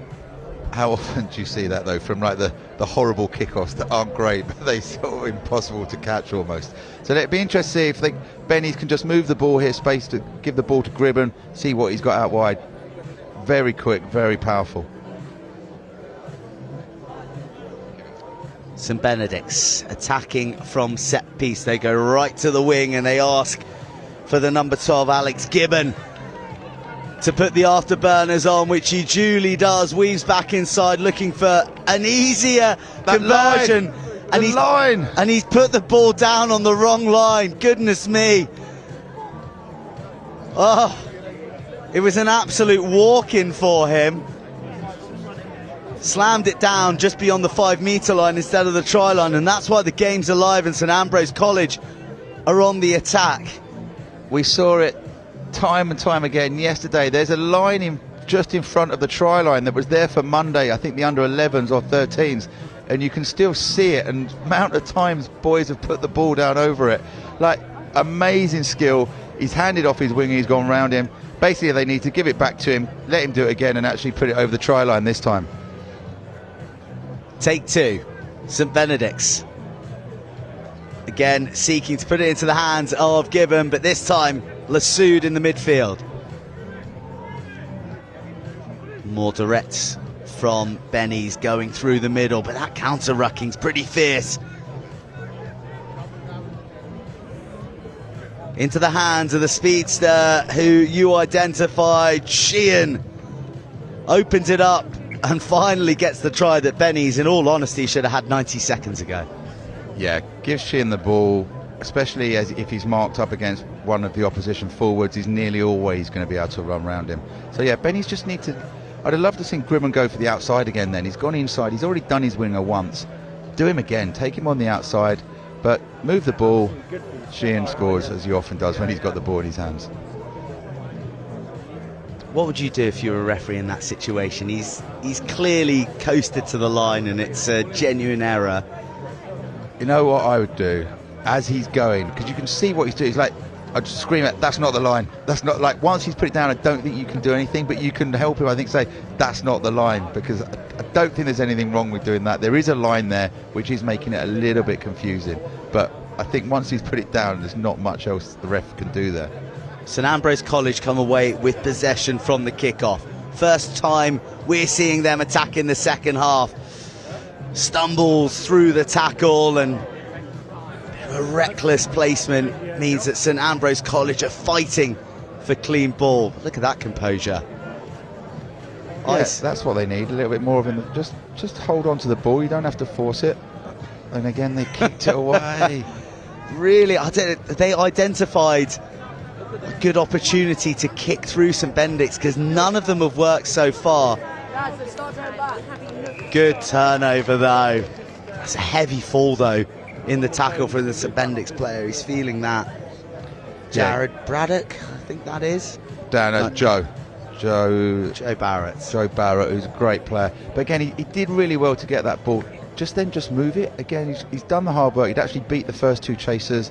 Then again, he's just got to calm down, move the ball and try not to take contact. We've seen throughout the week how good teams are at jackling the ball. So just move it. Just play away. They've got so many good players. And how many times do you see this as well? People take contact and then end up going off injured. Like I was speaking to Rob Wood from Dulwich. He was fuming over that side. Two of his players injured. Both not their own fault, but he's like, if both of them just move the ball, don't take contact, you don't get injured. And unfortunately, it's a sad sight seeing Joe go off the pitch there. He's had a really good competition so far.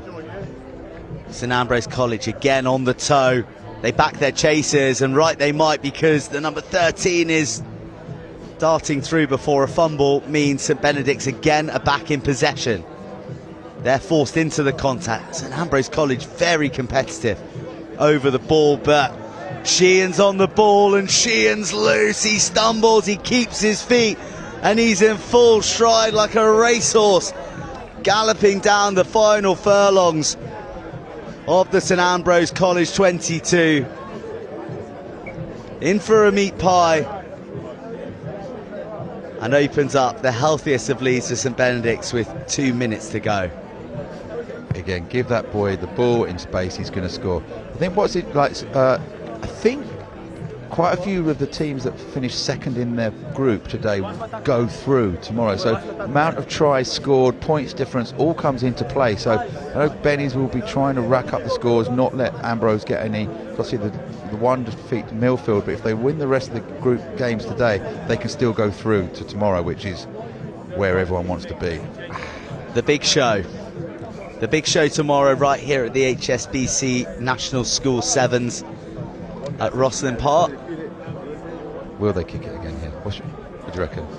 They must have kicked it 6 or 7 times already, so maybe they're going for the perfect 10 in 14 minutes of play. But this time they put a bit of air on it, and that's lovely stuff.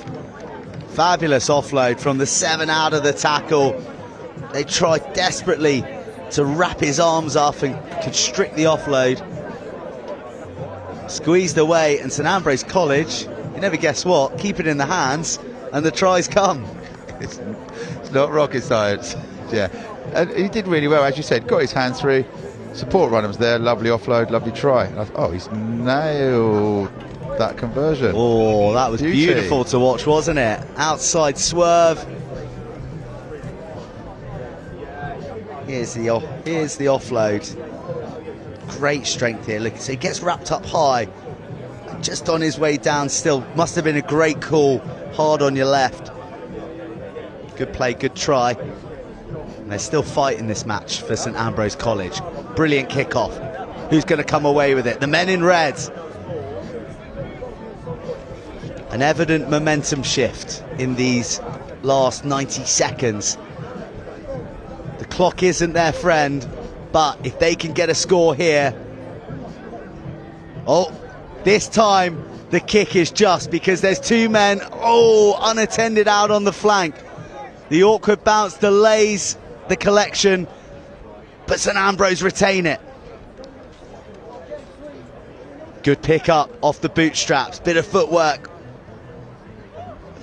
Needs his winger to stay wide. The show, great tackle. 5 metres shy, and St Benedict's are on that. But a high tackle earlier in the play means we come back, penalty advantage. St Ambrose College need to shift. They need this score now. That was a good kick though, wasn't it? The men were on here, 2 men wide, bounced the ball, just hurt them a little bit, but that was a very good kick that worked out for them. Can they use it? They need a score pretty quick, don't they?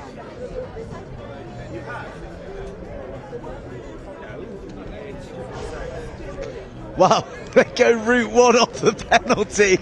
More than one way to skin a cat. Everyone look at their seller thinking, are they going to attack the short side? Are they going to shift it right? No, they're just going to give it to the big 7 running at pace on the pop. You know what? All that matters is you get 5 points on the line. If you're that close and you've got a big, powerful boy, give it to him, let him run over someone. Well, they need this kick. Again. Oh, looks to curl it in, but it just sneaks to the left of the upright. Real entertaining game here between St Benedict's School and St Ambrose College. It's St Benedict's School who come out on top. Great game by Benny's. They'll be very pleased to that, and I'll let you deal with the superstar coming up the stairs right now. Thank you, Sammy.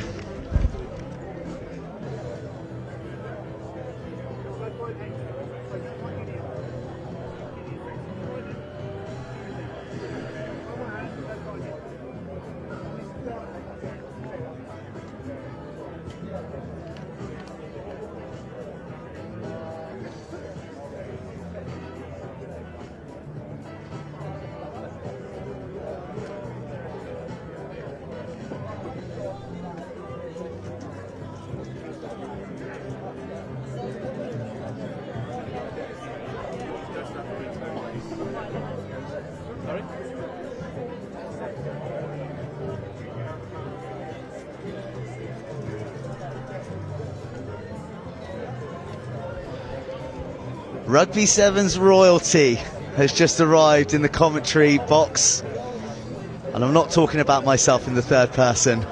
It is the all-time try-scoring world record holder in international sevens, Dan Norton, England and Great Britain's finest. Good to have you here at the HSBC National School Sevens, Dan. Good afternoon. That's a nice little intro there. That's probably a nice thing you've ever said to me before. But don't get used to it. Don't get used to it. It's a nice start. We've got 40 minutes to really descend into being pretty mean to each other. But we're here to talk about sevens because we've got Whitgift against the City of Oxford College. City of Oxford College in the hoops against the pretty notorious blue of Whitgift with the white shoulders. And a scrappy start to the match. A couple of dead feet out there from a fly hack. But Dan, have you enjoyed yourself at the sevens? Yeah, it's nice. I've been here a few times since I played last. I played here probably 2004, so it's changed drastically since I was here last playing. But no, again, seeing the sun shining, seeing so many young budding stars putting their first foot forward playing sevens is always going to be an amazing couple of days for them. So here we go, first attack from City of Oxford College off the set piece, seeking the edges, some dancing feet out wide. But really the tackling from Whitgift, very aggressive, a lot of men on the ball carrier. A good contest at the breakdown, but it's Whitgift who come away with the penalty.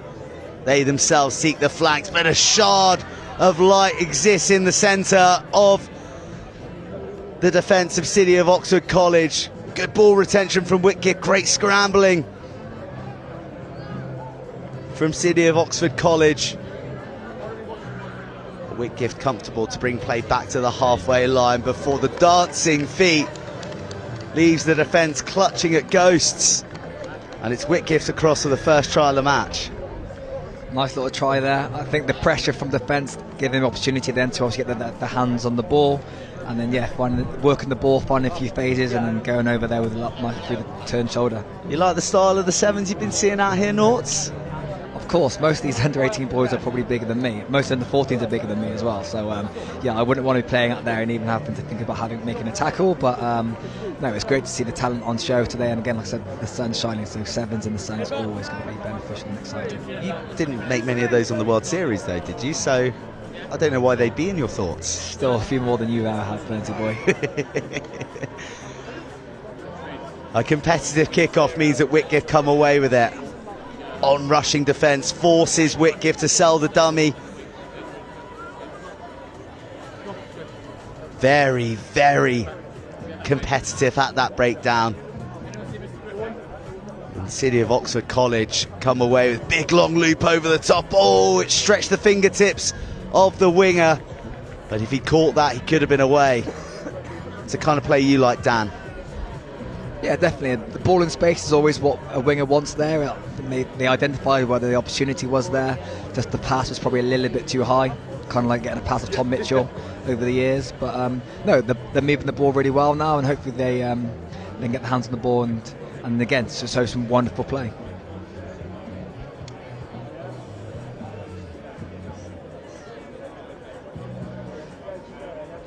Whitgift on the attack. They've looked dangerous. They found good purchase through the middle, but not on that occasion. Popped off the floor, a hitch kick. Again, strong defence, and the ball breaks. But it's penalty advantage. Whitgift don't hang around. Oh, a mix-up on who was taking that. Was it short? Was it a dummy? Well, it's a knock-on. And City of Oxford College go on the break. Good support, the covers across, great tackle, but how about this from the City of Oxford College, keeping the ball like they've gone the wrong way. Whitgift have to come away with it, it's snaffled. Oh, but too much ambition on the offload means that Whitgift are on the retreat again. They're fighting to get numbers behind the ball. But they regain that composure, and as is their way, they go to the edge, recycling the ball quickly. Long passage of play this. There's going to be some fatigued bodies out there, some lungs puffing. It's about good decision making as well as good execution out here now. Whitgift comfortable in their 22. A chasm opens up in the midfield. You can look at how laboured the track back is from City of Oxford College. Oh, what a tackle. What a tackle. But the offload there. Oh! And how about that? That is all owed to the number 10 for fighting, for staying in that fight, chasing back, making that crucial tackle. And then Whitgift knocking on with the line begging. No need to hang around though. Whitgift are off again. Not a moment's rest for City of Oxford College. And Whitgift register their second of the match. I think that shows there the pain of sevens. You can go practically one end of the score, get turned over, then have to get work all the way back. Incredible cover and tackle there from the City of Oxford. But at the same time, to be able to keep the ball alive there and score in the corner is probably what the game's about, end-to-end stuff.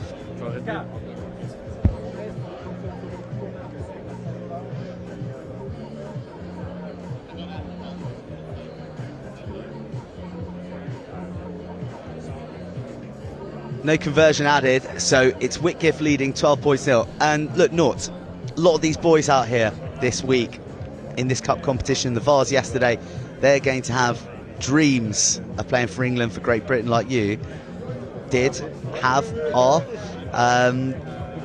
How far away can you be when you're 18 years old? Because you can get a young start in sevens, can't you? Yeah, definitely.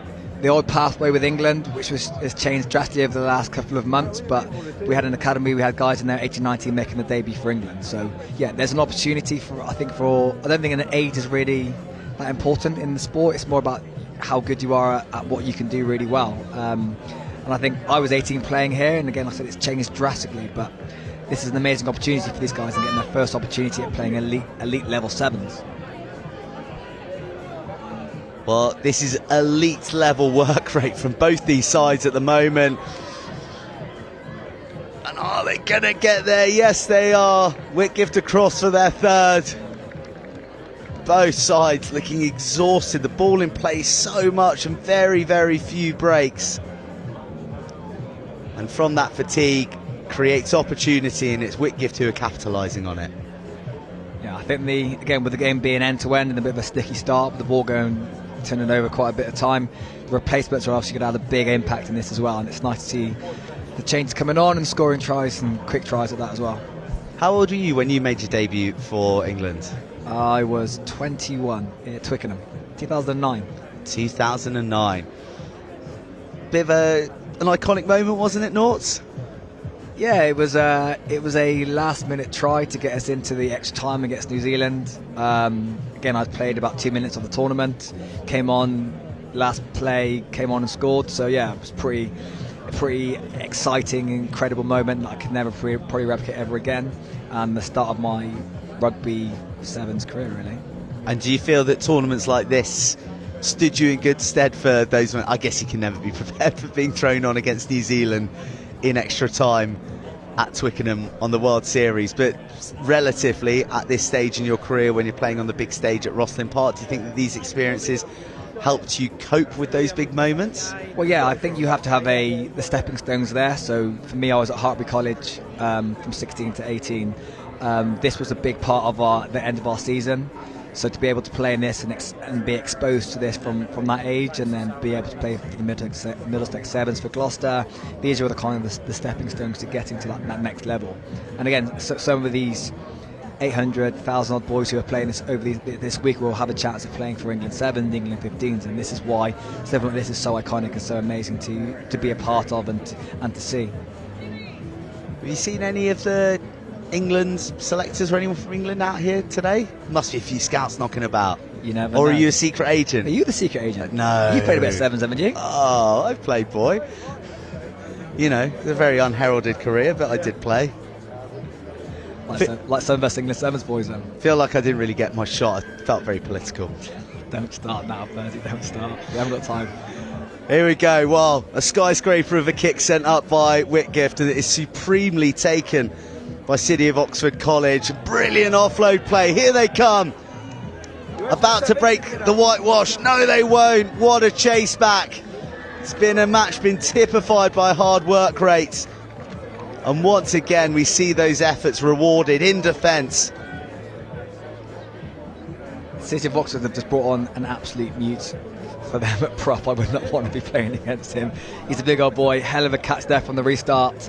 Unlucky there, great defence as ever from Whitgift, working hard, working back together as a unit.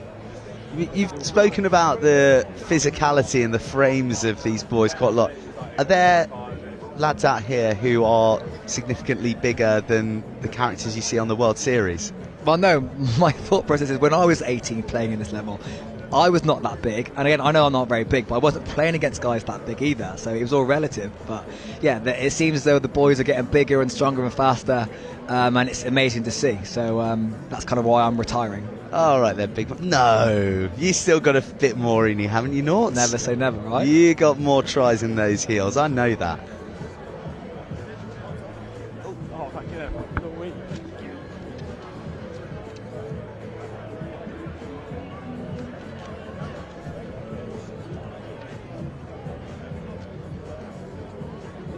City of Oxford College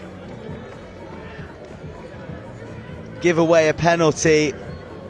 Oh, was that the right option? Whitgift have got a lot of men out here wide right. Again, they step back inside. They're really finding good purchase through the middle of the field. Oh, the winger avoids a massive shot from the big number 2 who came on at a half-time break. Goodness me, you don't want to get lined up and smacked by him, do you? Whitgift, cool as you like, plenty of composure on the ball, just taking the sting out of proceedings. Very comfortable to move things around, manipulating the defence with their passing game. And that manipulation means that they're 4-on-2 out here, make that 1-on-1, and now in behind the defence of City of Oxford College.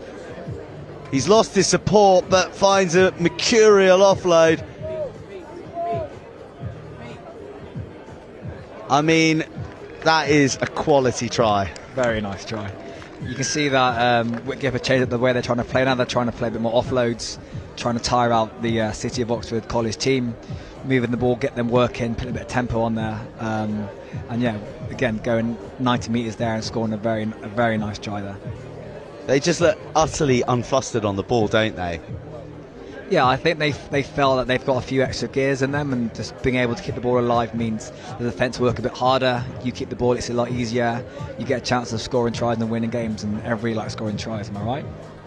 Oh, I love to score tries. Not as much as you. How many was it on the World Series? 3-5-4. 3-5-4. How many? What's the most you scored in a match? Sevens match, I think 5. Just 5? It's not about me, though, Burnsley. It's not about me. Wow, I don't know. Judging by your celebrations, it looks like that. Only 5 in one match. I think the Premiership record for tries in a Premiership match in 15s is 6. What's your point? There's less players on the field. So it should be easier. Exactly. And you're the fastest one there. And they always give you the ball. 2 + 2 = 5, right? Correct. Right, back to the match, yeah? Yeah, Whitgift in the driving seat here, but City of Oxford College have fought hard, and you can guarantee that they'll be fighting to the end here. 3 minutes remaining of the match. Doing well to take these steepling kickoffs from Whitgift. And here's the big fella that you picked out, Nort. Well, he's got a turn of pace and he's got a pump action fend on him too.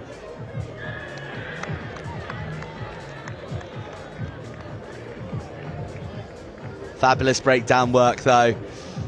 You've got to forgive him, you know. He went on a fantastic break, stayed on his feet a long time, but just the tiring defence. Oh, welcome to Rosslyn Park.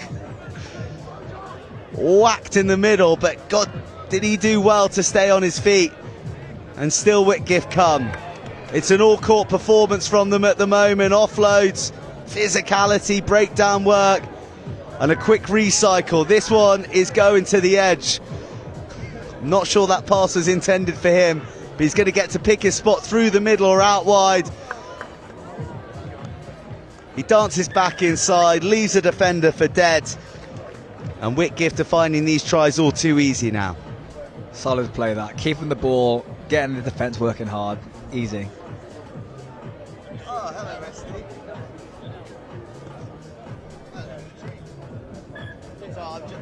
That's what Nort's told me he was by being up here with me. So. I'll give him a week, yeah. You give him a week?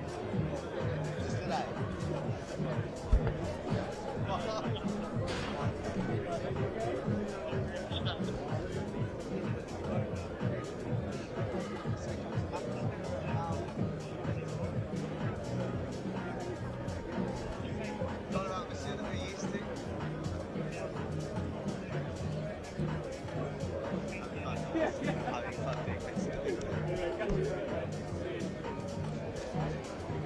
A minute remaining of a match where Whitgift have really shown their class. They've come up against a committed City of Oxford College who've had their moments.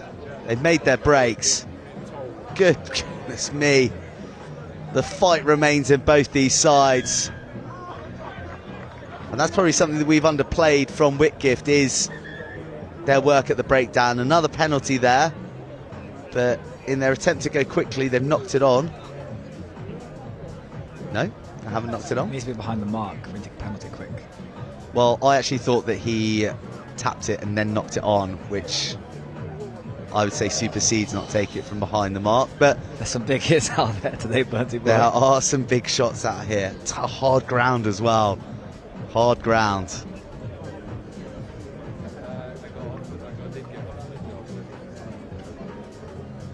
They know the cameras are out here on pitch RE1 and they're looking for highlight reel hits, aren't they? Trying to get ready for the Instagram, aren't they? Yeah. All for the gram, baby. Now, Whitgift look strong today. I think they've controlled the ball really well, they've defended well, and they've worked hard in defence. So which is sevens. Which other teams have caught your eye, Norts? Oh, I think I'm a Hartbury fan, so I've been watching them earlier, and they look pretty sharp.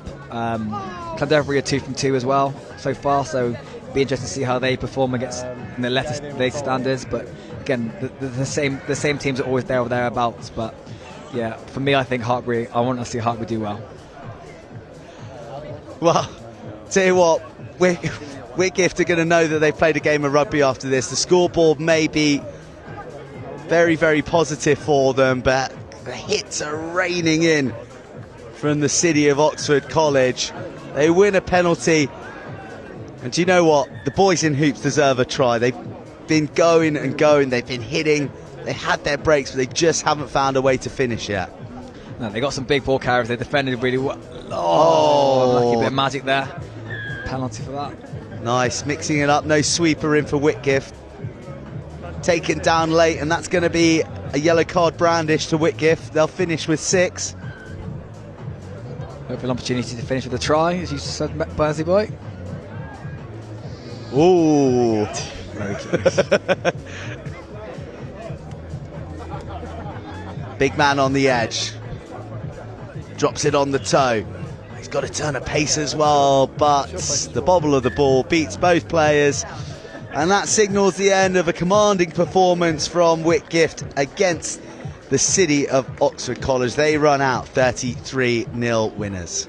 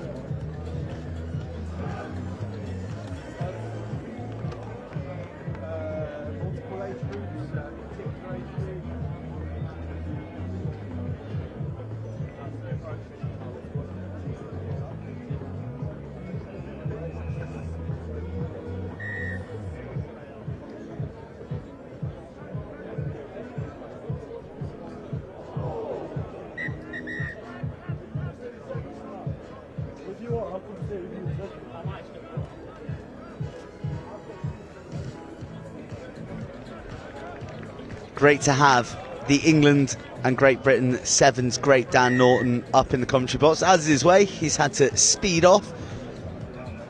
But the good news is that we've got Warwick against Ipswich here. Ipswich in black, Warwick in a very stylish blue and white sort of wave crest themed jersey. And we're just in time for the first scrum of the match.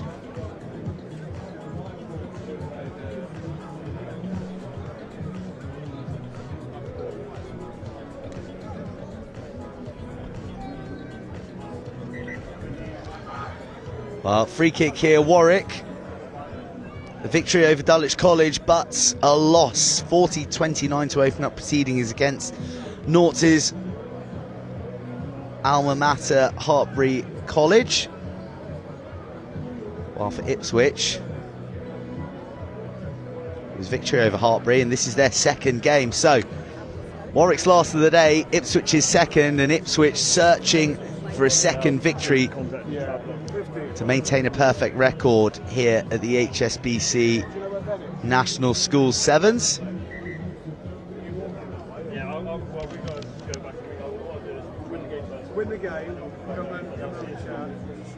Brief injury pause for one of the Ipswich players, and you know, listening to Dan Norton there, you heard there 354 World Series tries, all in English colours. No one, literally no one, has ever scored more tries than him in the game of international sevens, and his journey started here at the HSBC National Schools Sevens, Hartpury College, and you heard going on to bigger things with Hartpury University, Gloucester, and then making his debut at the age of 21. But also he was telling stories of players making their debuts for England at the age of 18 and 19.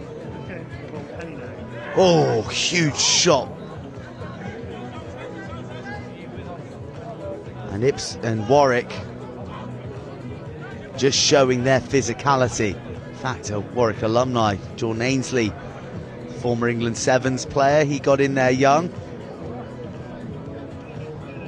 And Warwick, a rich rugby heritage, in possession courtesy the bone-crunching tackle from Alex Fatatau.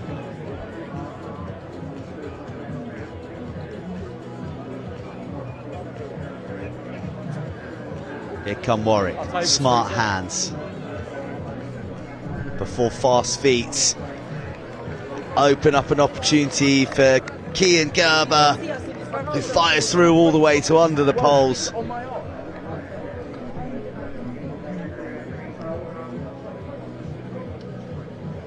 Warwick with the first try of the match.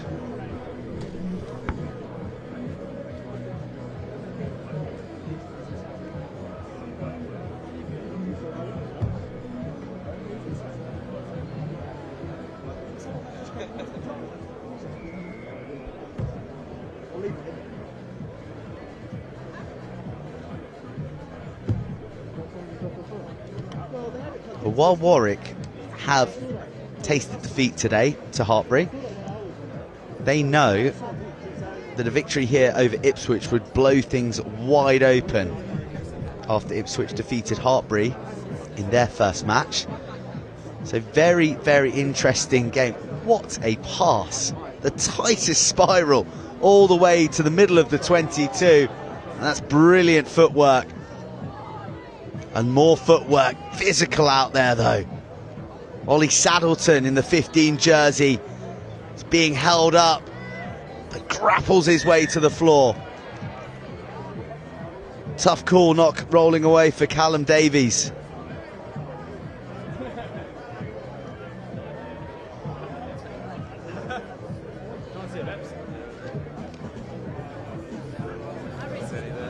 Here come Ipswich, plenty of numbers left and right. They choose the inside track. Beautiful sevens from the men in black.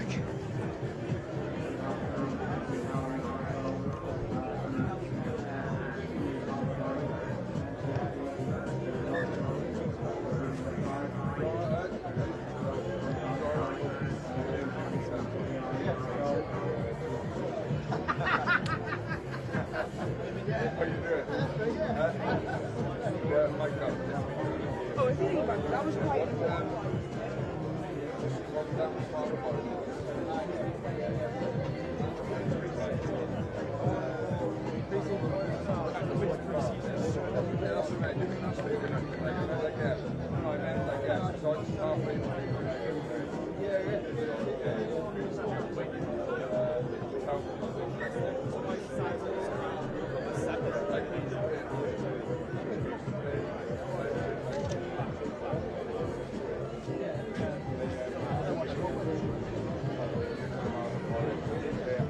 Seven apiece between Ipswich School and Warwick.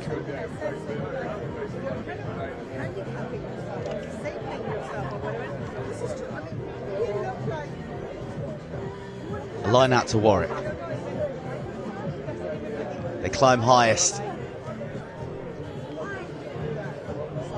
And a gulf of space opens up in the midfield. Out to their flyer on the left.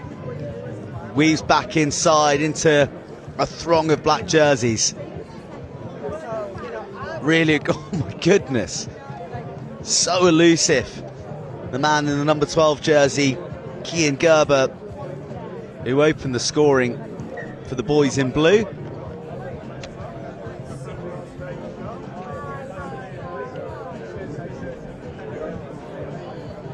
Another handling error means another scrum. A couple of nice tries so far, but a lack of fluidity to the match so far.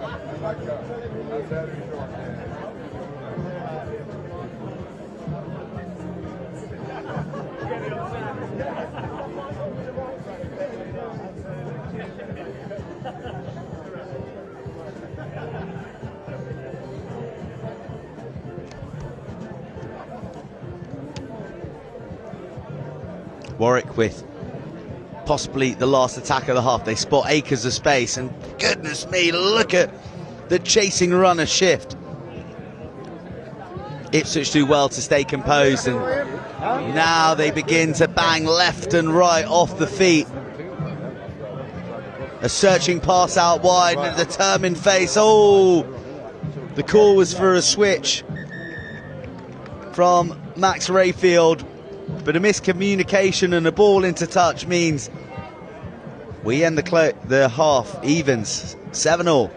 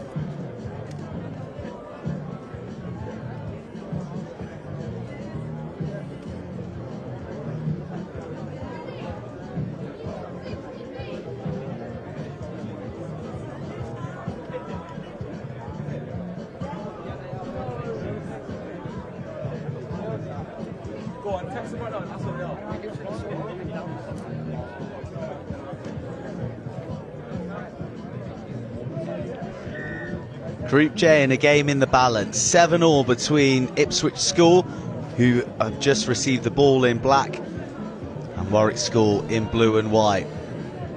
Replacements brought on for Ipswich, and a first glimpse up close here on our near touchline. Number 17 for Ipswich, good turn of pace. So does this man. Kian Gerber in the number 12 jersey. And the car has got to about 110,000 miles. Yeah. Just fell apart. Ipswich being forced to fight for every metre in attempting to escape their 22. No sweeper in for Warwick. Kick ricochets back. And Ipswich build again. Strong hit. A dart through the gap and finding the support run of Harry Hall. Lucas Hadaway to his flyer in 17, but a brilliant cover tackle. Well, that's the man that Ipswich wants to get the ball to. The scrum-hatted individual on the left-hand side, but he was up against Callum Davies there. It was a match for him on both occasions. Brilliant defence.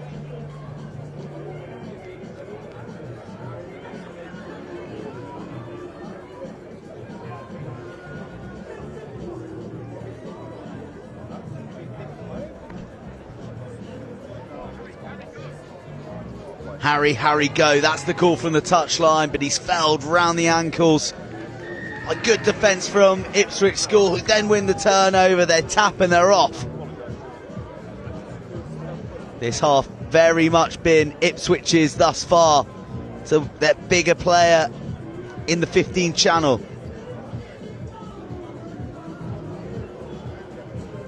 Again, more good, strong defence, low tackles. Scything runners down, but it does open up out the back door.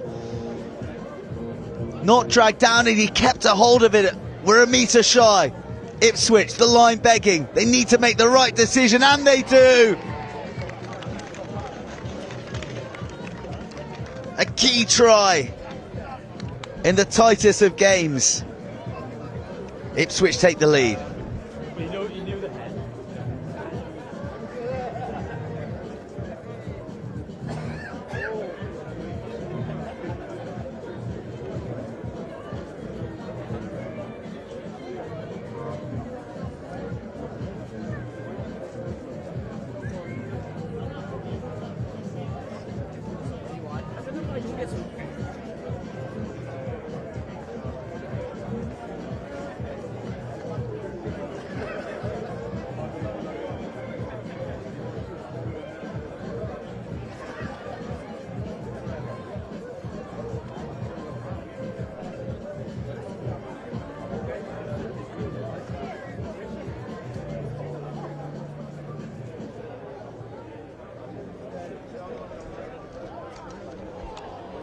Well, the kickoff was absolutely exquisitely positioned, and it was begging to be caught by an Ipswich player, but as it is, it's a knock-on, but the advantage been played. And Warwick with a lot of work to do from depth. Oh, but they managed to squirm away. The no-look offload is gobbled up by the covering Ipswich player, Ollie Saddleton. Joe Mallet gets us underway. He seeks space to the right. They switch back left. In with Harry Simpson. Now with Saddleton. Oh, they've got it to their flyer again. He wriggles away. And Saddleton is short. But again offloading, and that's a big try.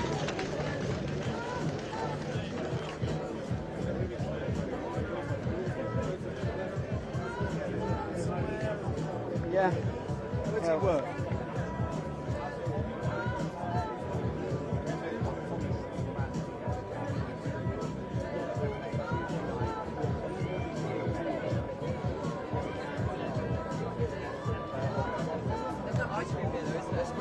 Why do you want ice cream? We're not going all the way back down there.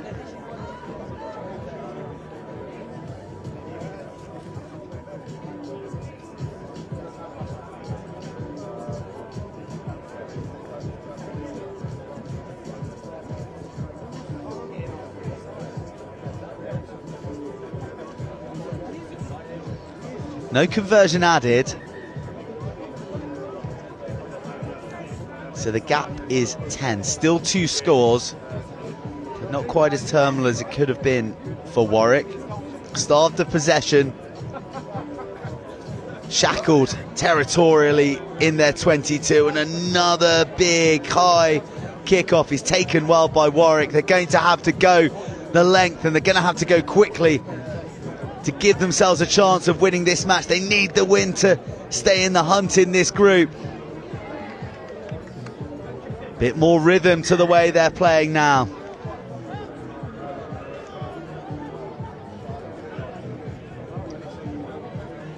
Teddy Chalice is the one breaking through the middle. Again, the offload play. It's off of Black Hands, to be yellow card. He's already taking his scrum hat off. He knows the drill. So Ipswich will finish with 6. Was that a shrewd bit of gamesmanship to knock that down, to deny the try? Or will Ipswich pay by being numerically disadvantaged for too long? Knock on from Warwick. Referee says play on, and it is try time. Kean Gerber gets his second of the match. Warwick are right back in this. And by our clock, there is still time for a kickoff.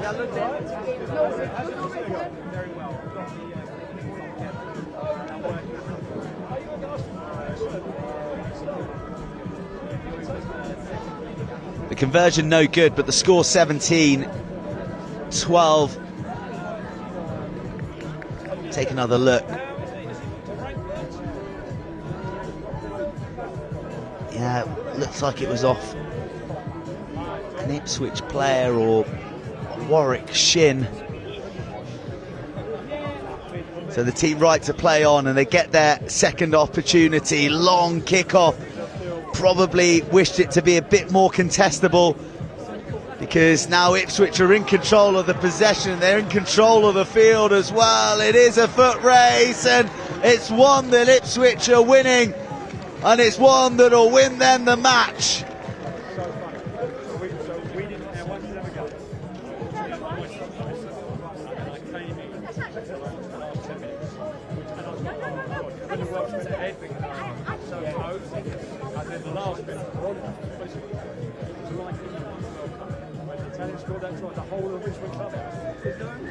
A fabulous match comes to a close. Committed from both sides, but the class of Ipswich in all facets of the game proving decisive. They win this one 22 points to 12.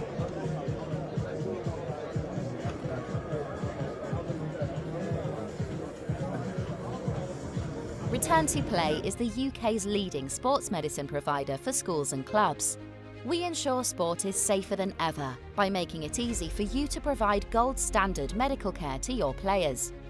Our head injury and concussion care service provides your players with 7-day-a-week access to some of the UK's most experienced concussion doctors, who make sure the correct diagnosis is made and manage each player's recovery until they are fit to return to sport. We also provide you with the education, policy, and administrative support you need to confidently manage injuries, giving you and your players' parents peace of mind. Using our innovative R2P injury management system, injuries can be quickly recorded, parents and staff automatically notified, doctor appointments booked, players' recovery tracked, and injury analysis downloaded. Our system even integrates with other school systems, saving you admin time. Our full sports medicine service is tailored to your organisation's specific.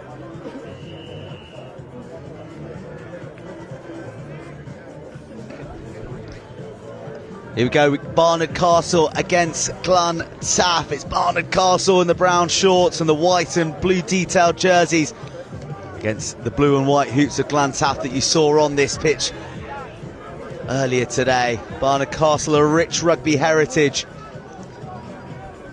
Glantaf giving as good as they get in every match that they compete in.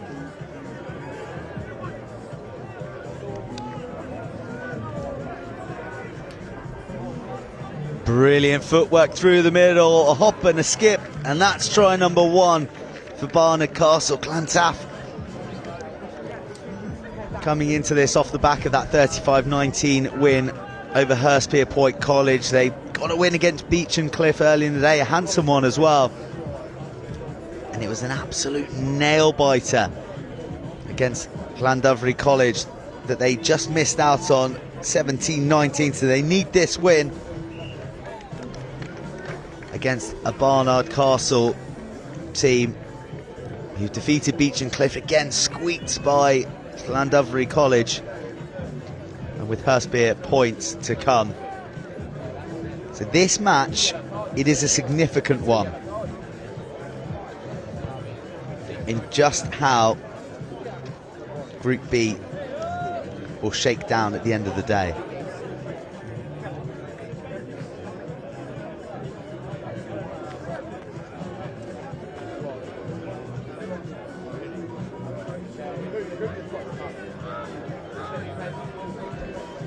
Glantaf in possession.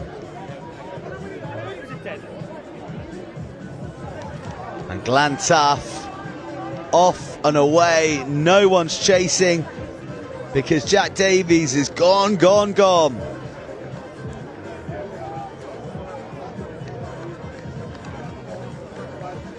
The man with the monster engine with a Bronco score with 4 minutes 31 shows that he's not just endurance, he's got out and out gas. Finishes that one off for Glantaf, gets him back into the game.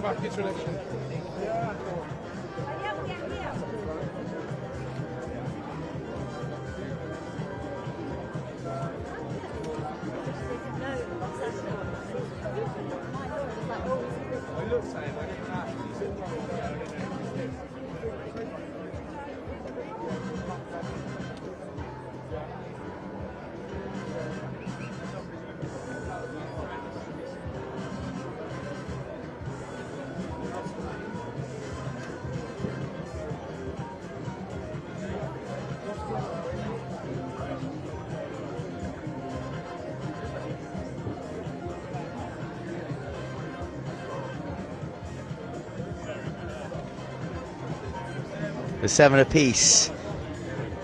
The Harry Rickard try of Barnard Castle cancelled out by that score that we just saw from Jack Davies. Oh, not taken from the mark, and Glantaf denied the opportunity to go quickly. They will still shift it left.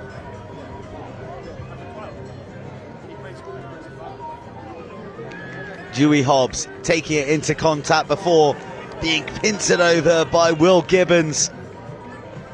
Gibbons in a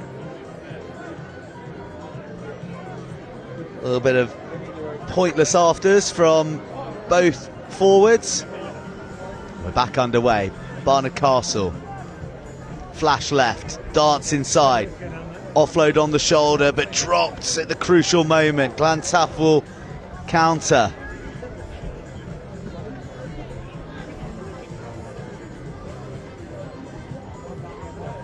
Beautiful show and go to get in behind the defence initially, but the avenues are shut off. Davies, the danger man. You can see him trying to get his hands free, just to squeeze an offload to the men who were supporting on the shoulder. A wicked step before getting himself into a tangle. Lewis Rochford Sugar.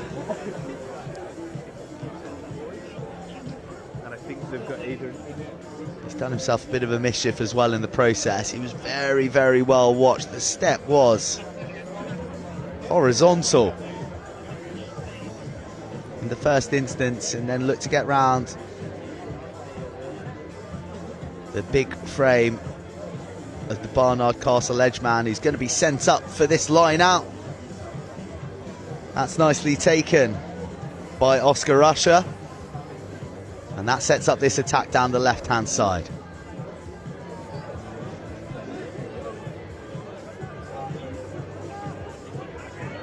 Well, the try scorer, they're all calling his name. Harry Rickard, he's a flighty one, and the man who started it in the skies from the line out comes flying into the line before finding the offload. And that looks like Harry Williams. A cross for Barnard Castle second. A real classy try. East to west. And back to the east before finishing up right through the heart of the Glantaf defence.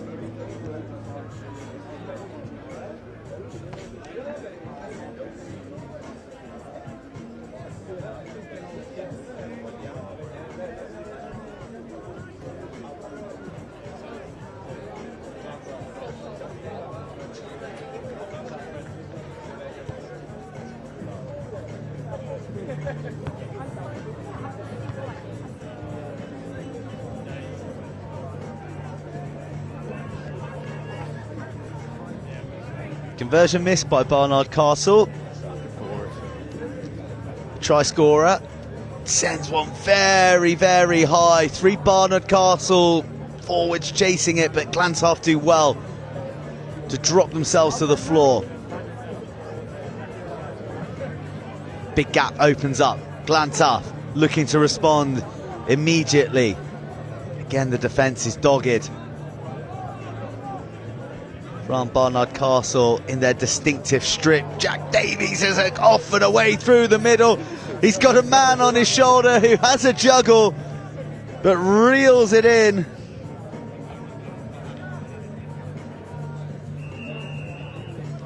Glantaf, just as they did before, have responded immediately.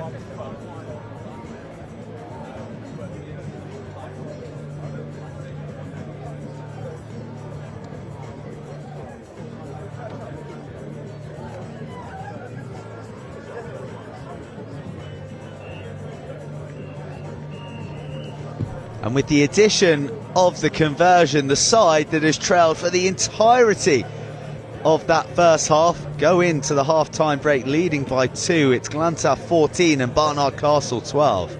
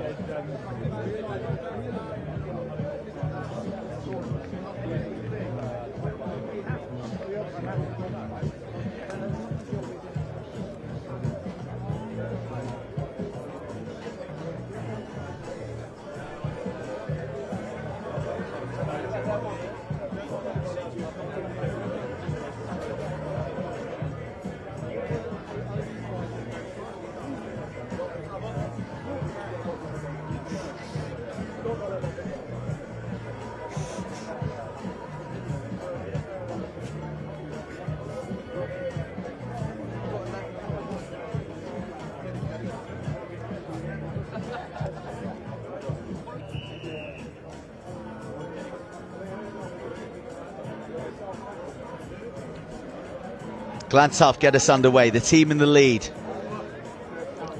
who've soaked up a lot of Barnard Castle pressure. But when soaking it up, they have conceded, but they've also replied instantly. These are the two standout players wrestling with each other right here. Harry Rickard in the 10 jersey for Barnard Castle and Jack Davies in the distinctive red skins underneath his 15 numbered Glantaf blue and white jersey. Few new faces on the field. Glantaf have found a bit of room on the right. The cover is good, so Glantaf weave back in. That is a big shot coming across low. One of those that stops a powerful man in his track, Jack Davies. Here he comes. They won't want to let him get free. The 2 times he has, Glantaf have ended up with 7 points. Turnover opportunity for Glantaf. It's clear and it's obvious.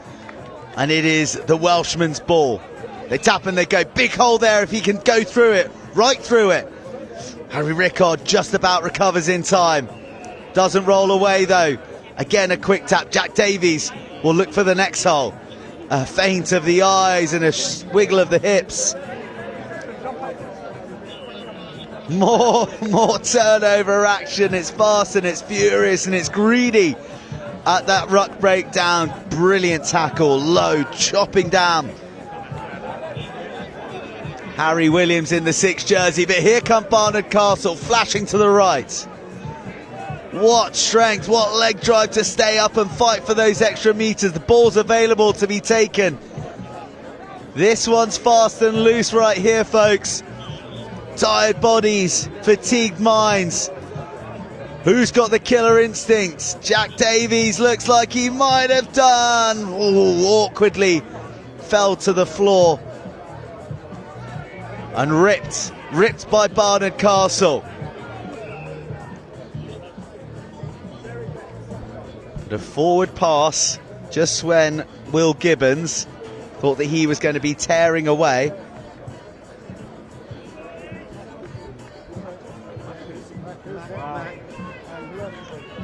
Gives this commentator and the players a bit of a chance to suck in some oxygen.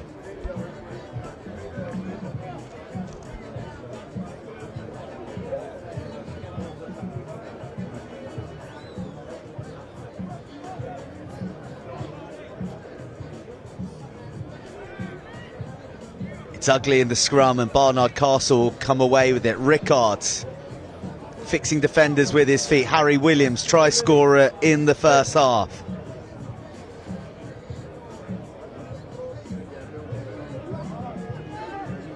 Williams in at first receiver. The pass asks a little too much of the outside backs. Line out Glantaf.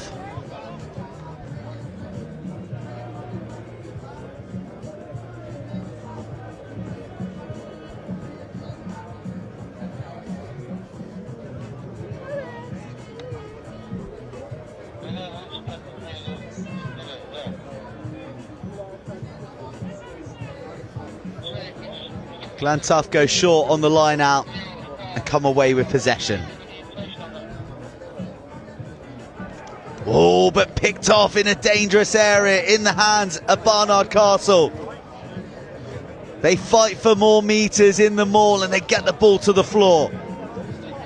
Almost they go the wrong way. Rickard, too much for even him to do. It's close quarter contact from both sides. Where did Barnard Castle go here? Williams was lurking on the support line on the left, but Barnard Castle didn't use it. Must be a try, simply must, and it is.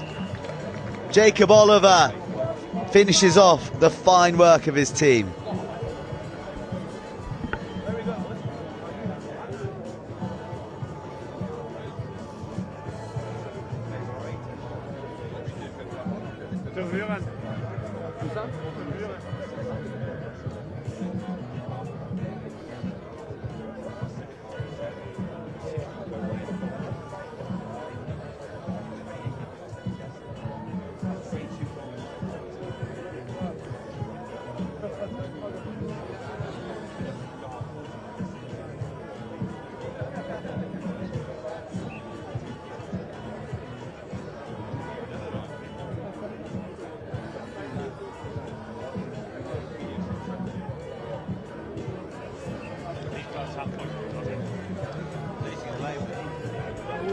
A big score in a fiercely contested match coming for the boys in the Barnard Castle jerseys, and they win the kickoff as well.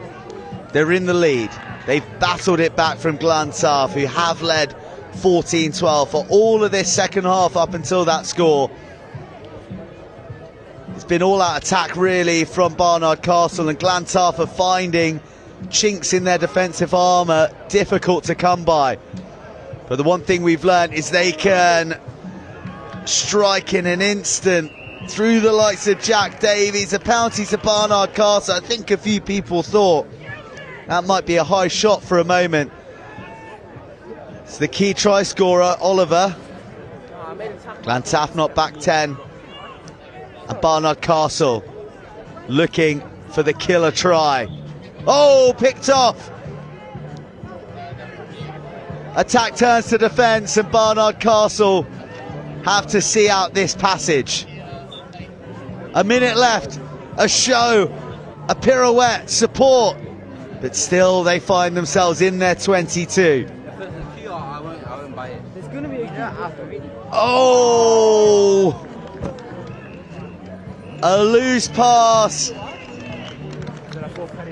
at a vital moment to finish the game. Glantaf bodies strewn across RE1. They've given it their all, but it wasn't enough to defeat this Barnard Castle side. They win this one 17 points to 14.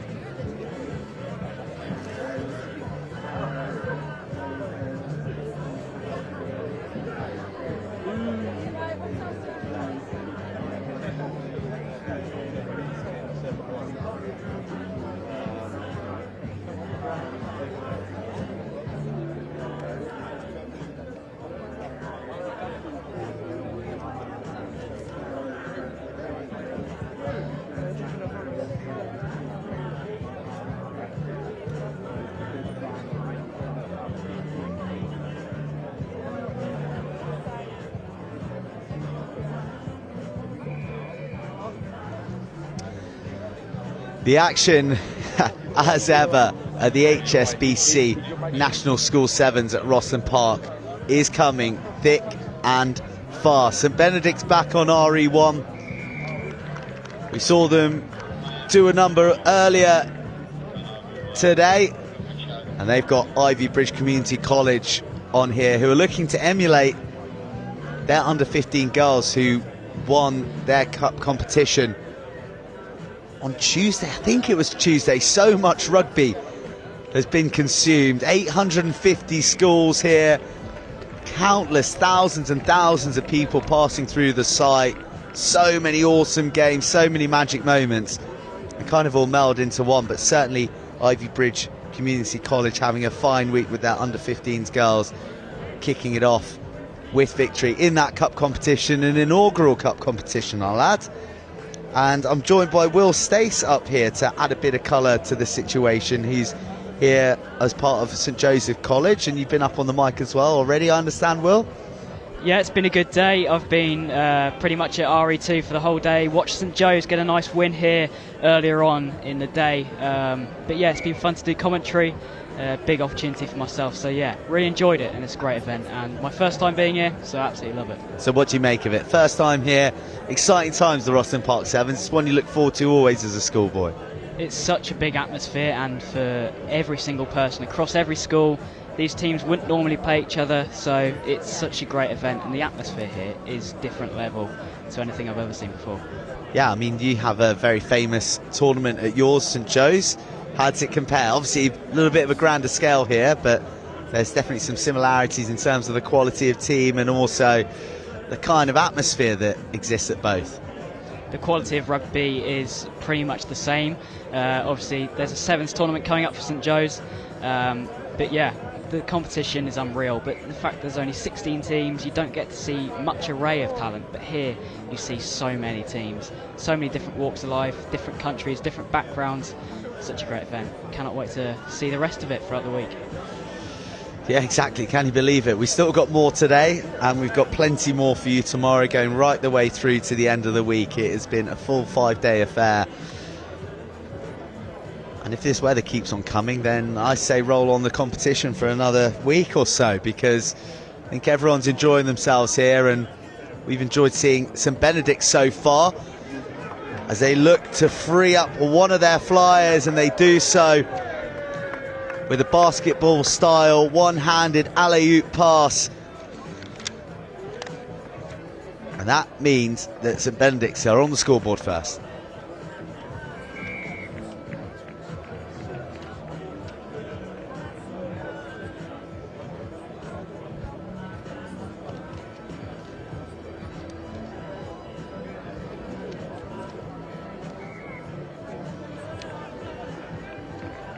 Great try there from St Benedict's, taking full points with the conversion. Good start to the game, had a little bit of pressure early on, but they found a way to get back in there.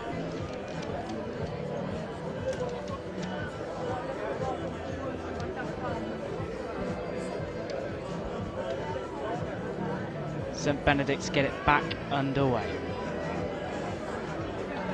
Ivybridge collect nicely.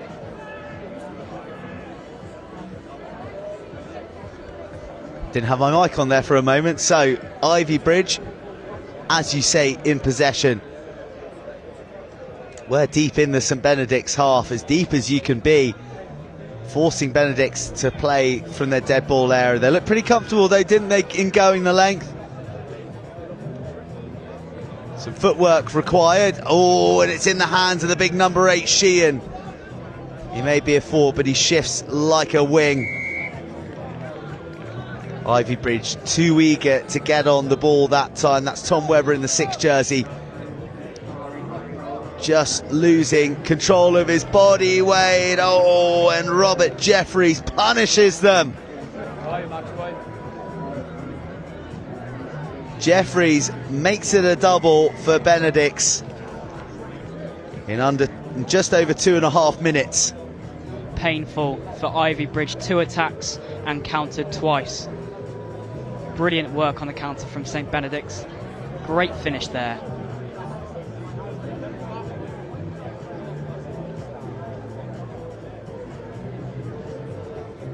The extras added, and just like that, Ivybridge are 14 down. Benedict's in a good spot here. I mentioned before, a lot of people talking about this Benedict's team. They did go down to Millfield, but it's a game that they were in front of. They were 12-10 up, but ended up going down 31-12. They put on a good show against St Ambrose College here on RE1 earlier in the day, while Ivybridge Community College are searching for their maiden victory of the competition. So difficult. It is one of the greatest days as a schoolboy rugby player, a true festival of rugby to pit yourself against the best, but therein is the clue, that word best, because you can be a very, very good team but endure very, very tough days here from game to game, even at the group stages. Even when they're playing just short amounts of time of rugby, the long days waiting for another game, just getting yourself warm and then cooling down, it's quite a lot for these young players. So when you see a team do well, it's a big effort, a big push. They have to take a lot out of the tank, especially on day one. These lot, if they do well, they've got to come back and do it all again. So it is very, very tough on them. Well, Benny's decline, passing to Sheehan, who was lurking on the right. He's got the ball now, he's hunted it down. He just hasn't been able to escape the clutches of the wide defenders of Ivybridge so far. His attempted handoff is clamped hold of and he's dragged down to the turf. Ball spills. We're going to have a line out to restart us.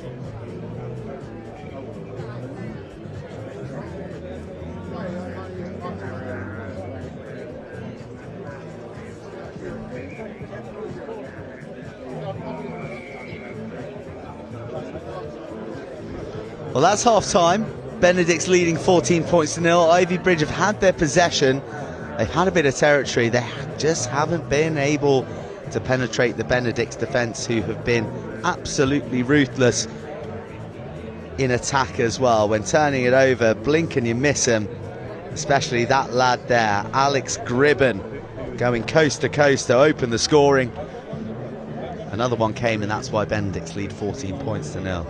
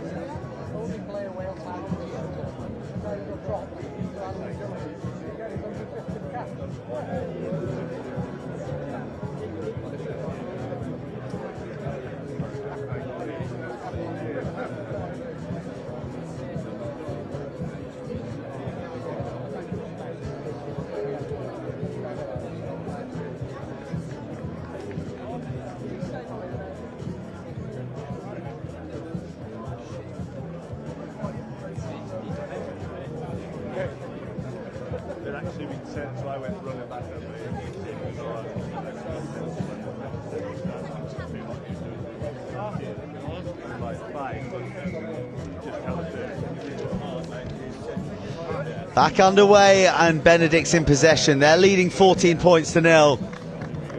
They have a defensive set to go through because it's penalty to the Ivybridge Community College, who are going to need to strike early to bring their confidence back up after a difficult first half where they found the going tough in attack.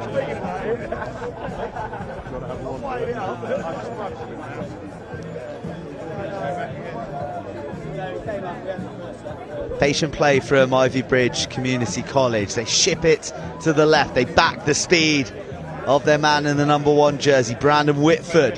Heavy collision to bring him down. The knock-on in all the skirmishes means it's a scrum to the men in blue. It just feels whenever Ivybridge is trying to go forward, St Benedict's are there and they can find a way to just stop them. Ivybridge hold the ball quite well. They have good patience, but they need to try and find a way, make a difference and get through that back line.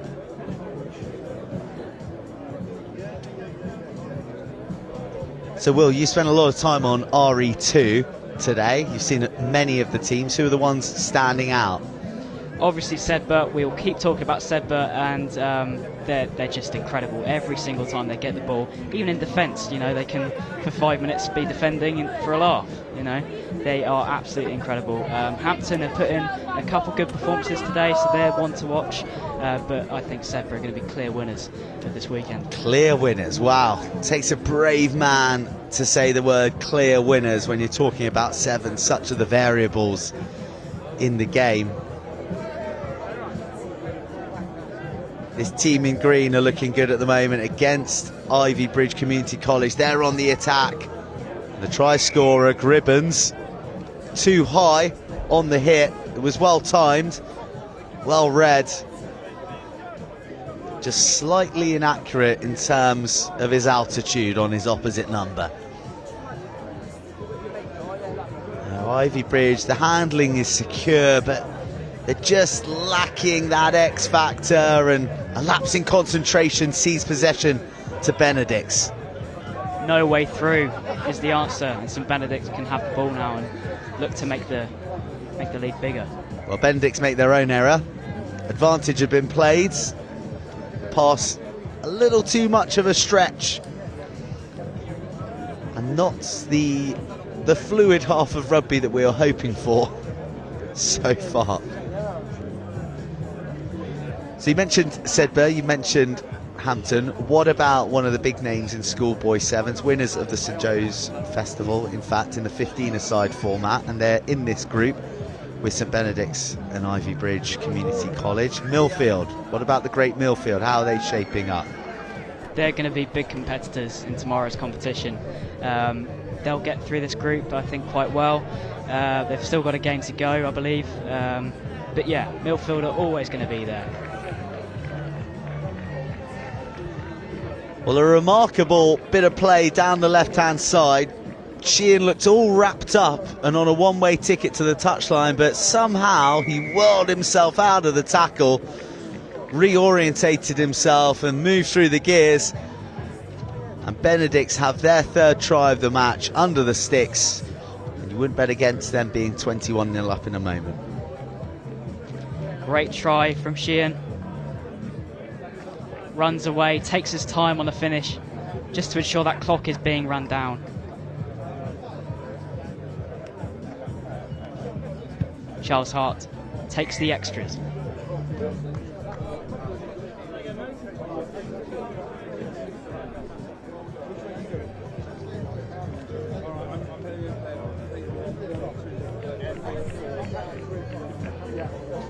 All right. Good way.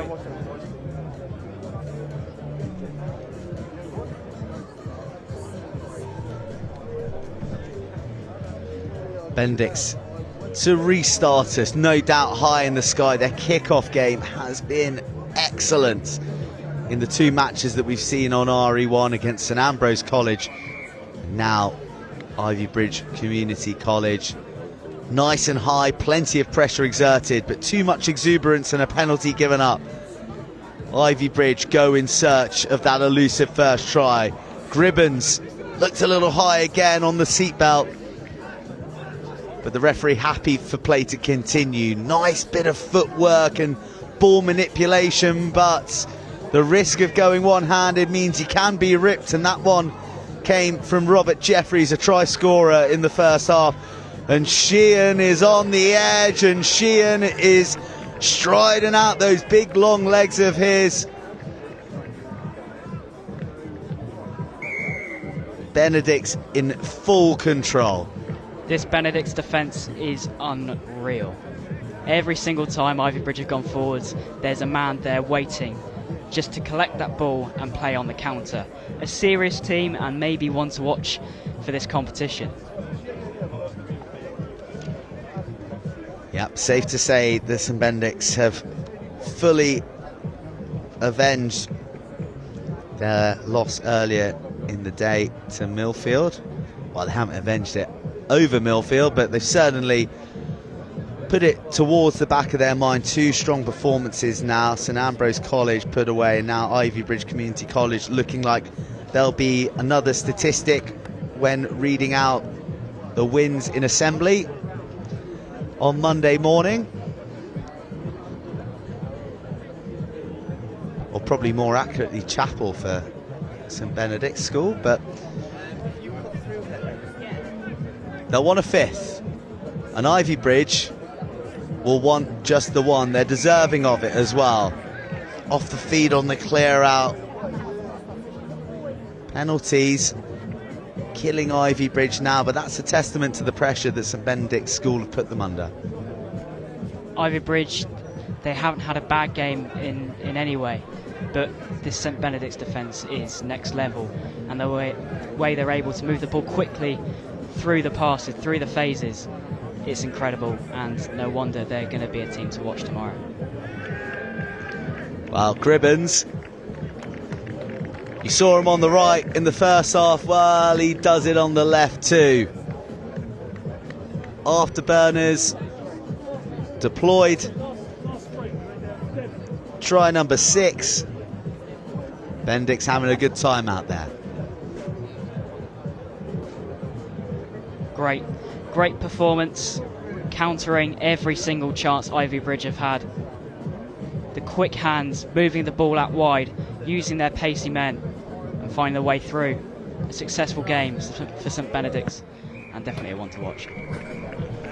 There we go, final whistle. Ivybridge Community College certainly had their moments, they had their possession, but they just could not find a way to pierce the impenetrable defence of St Benedict's School. They run out great victors, handsome victors here, and they look odds on to be heading into the main action tomorrow at the HSBC National Schools Sevens.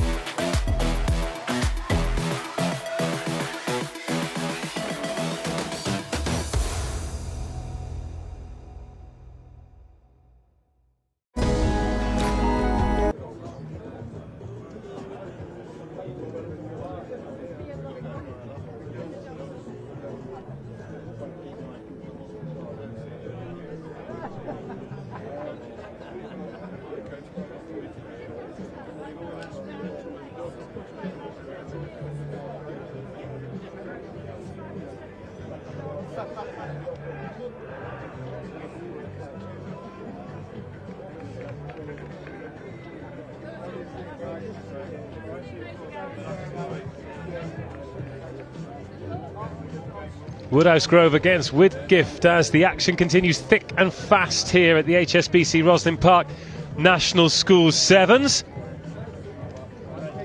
Time coming up to 20 to 3, in fact just past 20 to 3, so you should have finished whatever delicious lunch you've had and be settled in for the final session of the day in the cup competition. We've got the Colts latter stages to come.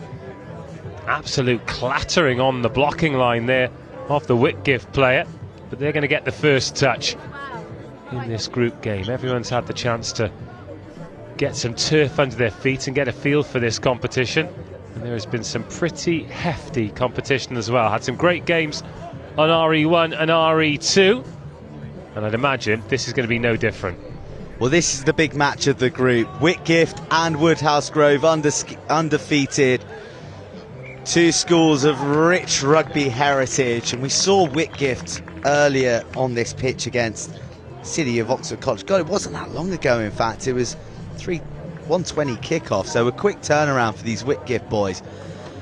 They came away 31-0 victors, which kind of says to you, it was a bit of a walk in the park, but City of Oxford College played really, really well, and it was a testament to the physicality and the doggedness of Whitgift. They just would not allow their line to be breached, and they were deadly in attack too.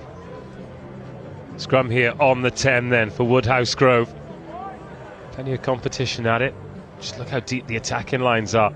Here's that wrap around and then sensing the gap and nearly getting through it. The offload goes to hand, but a good cover tackle. That pass whipped a little bit quickly, but penalty advantage coming. Real statement of intent there in terms of pace on the ball from Woodhouse Grove.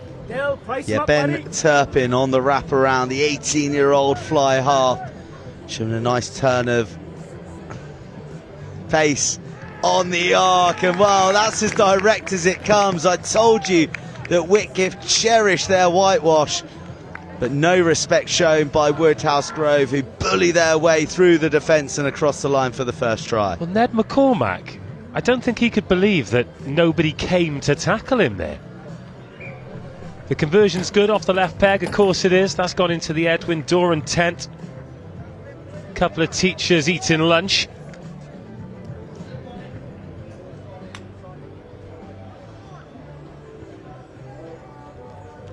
You pointed a fact out to me there, Burnsy, and I'm not having it. It sounds like a wind-up. Apparently Ned McCormack's brother plays for Man United. I mean, we've all got a brother or a cousin or someone we know who knows someone who plays for Man United.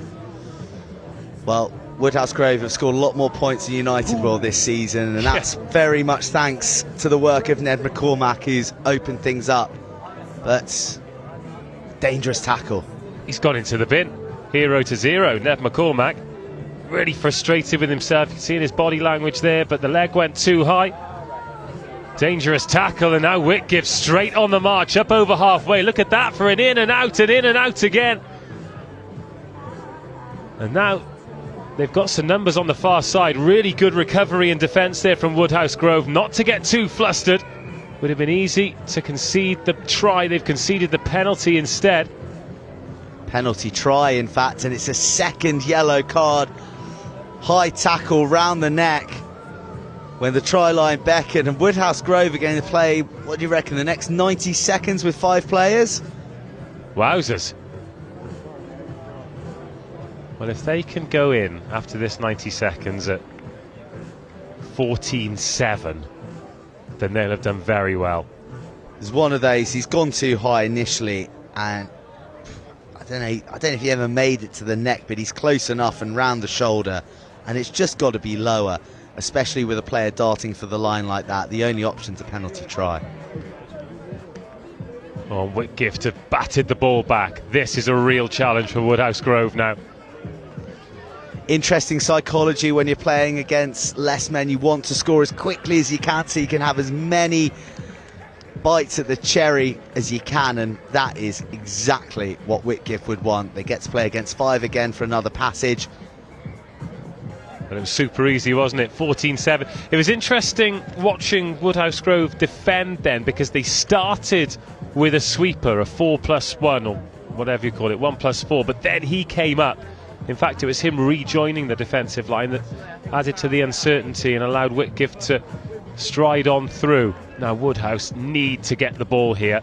Who's that gone backward or forward off? In fact, it has gone forward off a Whitgift hand. God, imagine if Woodhouse Grove could score here. Just time on the ball will be incredibly helpful though, but it could be a bit of space on the outside here. What a handoff and a fend. He's managed to stay in field as well. Goodness me, uncompromising stuff from the captain, George Worthington. Strong boy. Strong boy.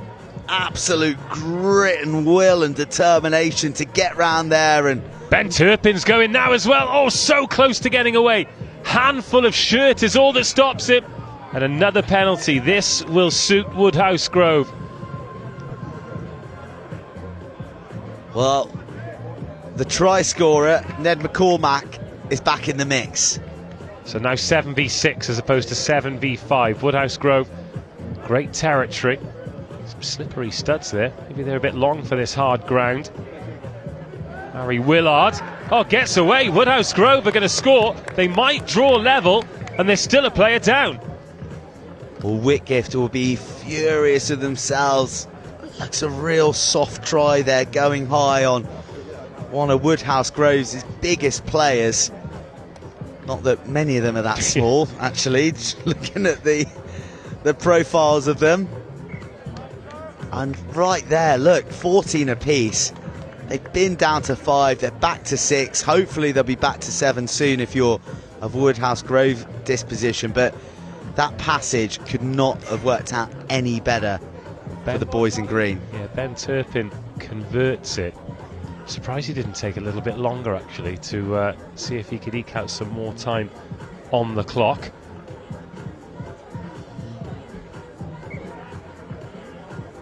Keep your eye on the captain, George Worthington, here, because he's part of the play, but he's coming from outside the touchline to give himself a bit more of an arc. Yeah, it's a tactic employed on the chase. I actually thought that it was outlawed. I'm not sure that you're allowed to do it anymore, but it's such a nuance of the game, not everyone's going to spot it. Oh, another big collision there. It's a good tackle by Ben Turpin. No sweeper in place here for Grove. And now Whitgift. Oh, there was no one on the outside. That's where he wanted the offload to go, and they're over the ball here, but illegally, says the referee. George Worthington trying to pinch one. Go on, George. That's the classic. You pretend that you know that it's your penalty, and you go, and it slows up the play for the opposition. A good bit of ringcraft from Worthington. But, oh, and a desperate tackle round the ankles. He had to make it. He had to make it. And he makes another one. Can he get over the ball and win it? No. Blasted out of the way by the Whitgift forwards. Oh, a little show and a slippery one through the chink in the defensive armour of Woodhouse, Grove, and Whitgift back in front. Tell you what, this second yellow card has been long. Very true. Very true, but I don't know if there was a break in play. Well, there was a break in play just before that penalty, wasn't there, when the referee awarded the penalty. That takes us to half-time. This one in the balance. The conversion good, 21-14. Sets up the second half beautifully. Woodhouse Grove have done well to stay in the game despite being down to 5 and then 6 for a long period. In fact, the Grove coaches are going over to have a word with the referee about that. All friendly and in good spirits, I'm sure.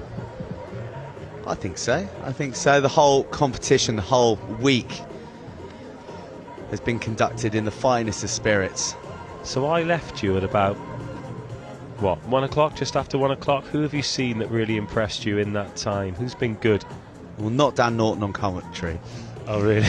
Yeah, that would probably be my low light of the HSBC National School Sevens. You know, he's all right at scoring tries. Not much crack on the comms. Okay. But, you know, room to improve their noughts. No, it was great to have someone of, I mean, literally a legend of the game. Yeah. I mean, you don't get anyone better than Dan Norton. So the celebrity or professional rugby Rosslyn Park 7 that we're putting together based on people that we've seen here, you think he gets the nod? I think he gets the nod. We'll put him on the edge and maybe use and we use Ollie Hassel-Collins as like a forward winger. So we play Ollie Hassel-Collins at prop and we have him on the other edge off the set piece. So you got Norts as the flyer and then Hassel-Collins on the other side. So someone's missing out. I don't know, is Topsy on the bench? Maybe. Or maybe Hassel-Collins goes centre and Topsy, you know, a lot of permutations. But one thing's for sure, we've got a pretty decent team. Yeah, we have. I mean, I've just seen Alex Donbrandt. He's not making the cut. Is he not? Is he? Do you not cycle him on for just that's true. 2 minutes per time? Couple of phases. He could do some damage, couldn't he?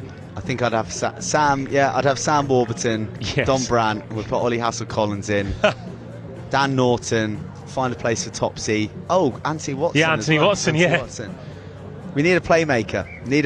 We're lacking a playmaker and a halfback. So have you got Warburton at hooker? Yes. let's get back into the action on the field because this is a tight one between these two. Yeah, Whitgift with the line. Oh, it's not straight. Goodness me. So both sides back to the full complement of players. I say both sides. Woodhouse Grove, the school in question that we're talking about, reduced to 6, then to 5. They didn't get back up to 7 before the end of the first half, but now back with all of their weapons at their disposal. And just trailing by 7. They've done remarkably well, in fact, considering those yellow cards. Yeah, just a converted score behind, and now with no sweeper in, they've kicked that into space. Oh, it's just gone through the fingertips of the try scorer Ned McCormack. And now Whitgift on the march. Inside pass is a good one. Oh, they have Been so close, Grove, but now Whitgift with a real opportunity to extend the lead. It's not been as many as 2 scores for the entire match. A missed tackle, a step inside, and a 4th try for Whitgift. Could have maybe taken it even closer to the sticks, but that is some score. And that's how quick the complexion of the match changes. It was a slightly more favourable bounce away from seeing Woodhouse Grove stream under the sticks for an easy converted try. And as it is, just to the left of the upright, they now trail by 12. They need 2 scores. That keeps it interesting, doesn't it? Missing that conversion. Does keep it interesting. It was absolutely the right option from Freddie Ziegler to drop it on the toe and put it in behind Whitgift. You mentioned not operating with a sweeper. Then Ned McCormack, he'd won the foot race, but just a wicked bounce up over his head, and now Woodhouse Grove looking to win back possession, but knocking on from the kickoff. But just a reminder, this is the decider to see who tops the group as well, isn't it? Huge implications on this game, and Whitgift have got themselves in the box seat. If they can pinch another score here, then they are all but home and ho. Still 4 minutes to go, but good defence from Grove to win the penalty in their own 22. Now going up the middle again, that fend to keep the hand free. Very, very strong, aren't they, through the middle? And looking for that one-handed offload game. Oh, what a turnover. Great strip. Oh, needs one more pass, but it was so well read by the Whitgift defender. He knew that if that pass got away, he'd get picked off.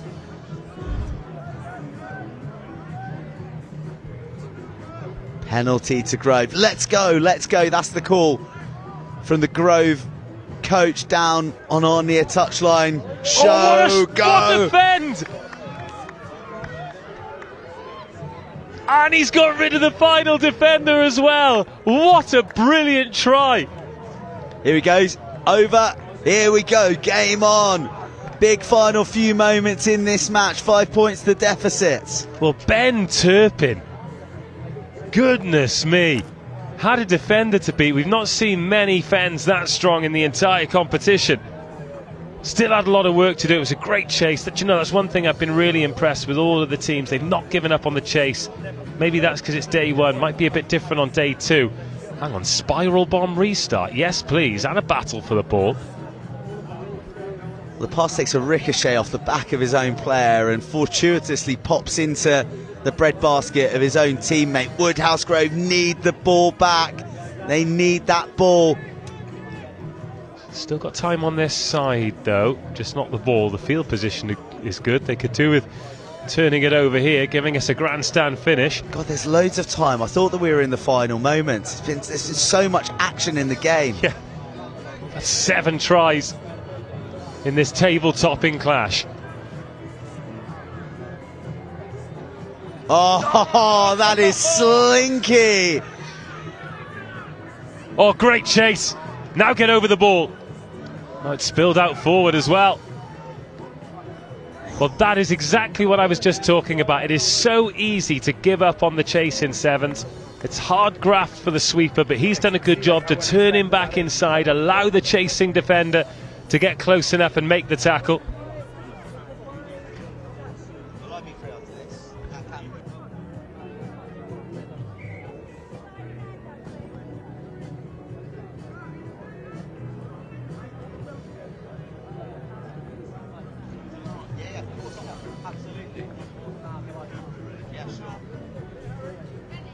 Right then, scrum time. Just over a minute to go. Woodhouse Grove still in touching distance of this one, but it's been pinched at the scrum. Oh, Whitgift bumping the man off. Oh, the scrum half. Sensational power. Is that the match-winning try? It must be. Oh, I don't know if you've gone too early there, Dave. We have seen some epic comebacks on this pitch on RE1. Yesterday, Stowe's comeback against Seaford College that resulted in Stowe making it to the final and lifting the vase. And this contest has shades of that one. Two high-class sides going at it hammer and tong. Woodhouse Grove are going to have to do something special to come back. Watch this though. Watch the power from the base here. They've turned it over and he goes against his opposite number. Well, the props hooked that. It hasn't gone in, and the props put his leg across and hooked it. So Whitgift have got away with that.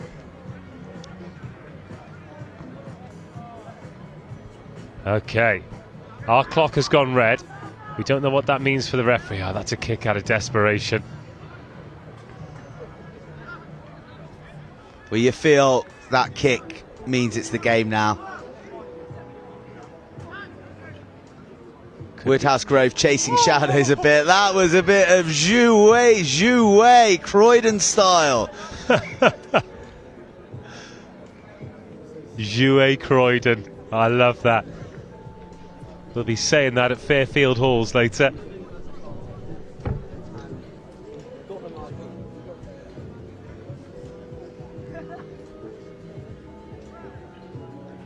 That feeling of inevitability is beginning to wash over Woodhouse Grove, pinned in their own dead ball area. They need to go the length. Whoa, that is a step and a half. Oh, has he got the cap? Go on, go on. Someone go with him. Come on, give him something. Well, the defender, who he just made a mockery of, has done so well to get back. He wanted to regather the honour of his name after being left for dead with the footwork. Which he did, to be fair.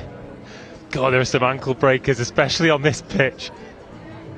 Goodness me. Right, another chip through. Are we going to get a bounce? Oh, he's same guy again, isn't it? Ned McCormack. He's had no luck. But Whitgift have played a quality second half, despite the brave effort of the Woodhouse Grove boys, who had 5 players on the park for much of the first half. They will finish second in the group. Whitgift will finish top.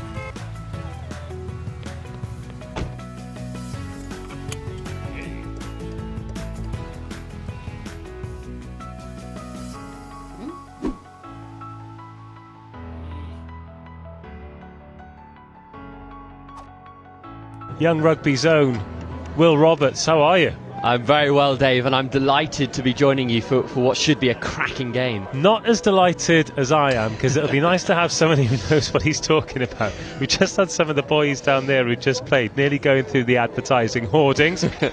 But it is a sun-drenched RE1. Whitbread are going to kick us off. Oh, it's going to be a contestable one to start with as well. And it's come back Whitbread's way. No knock on, says the referee. And the first assault on the 22 will come from the team in black. Oh, what an offload!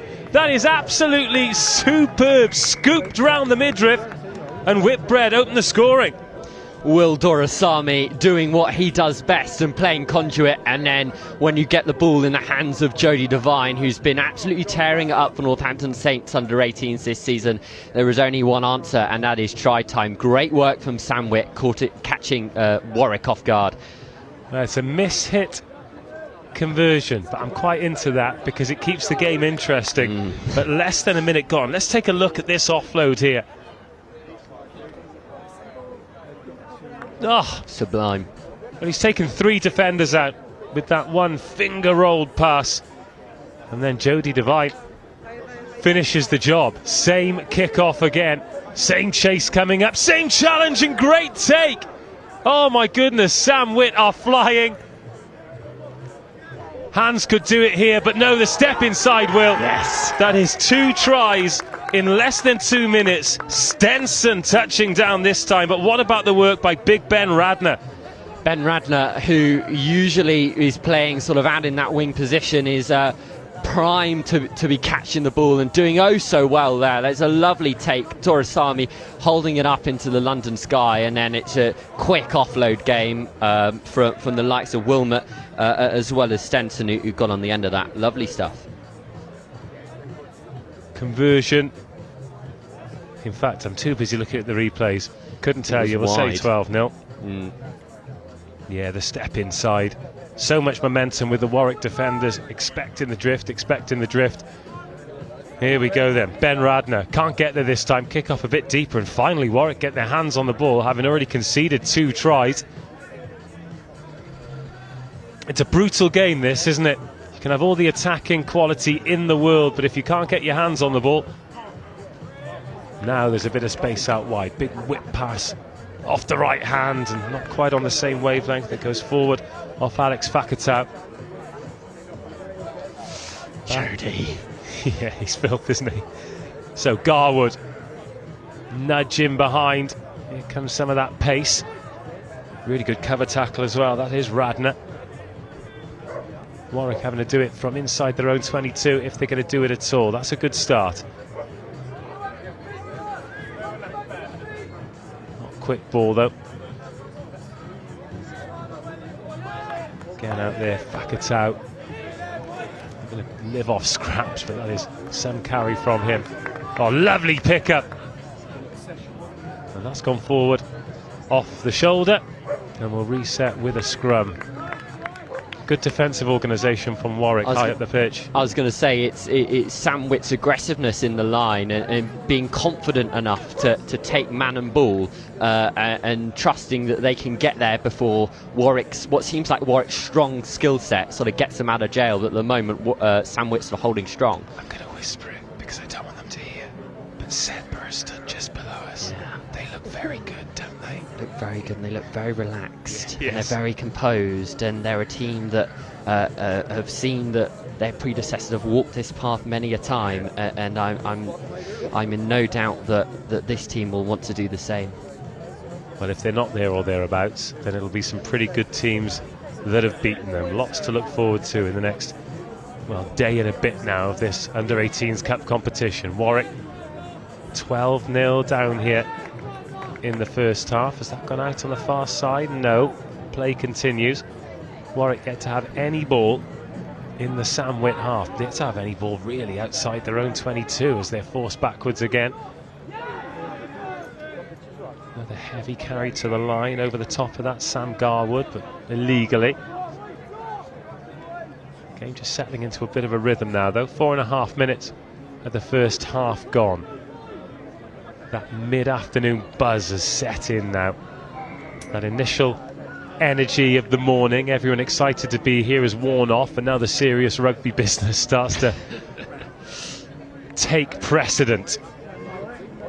Oh, interesting pass, but it's set Fakatau away up the wing.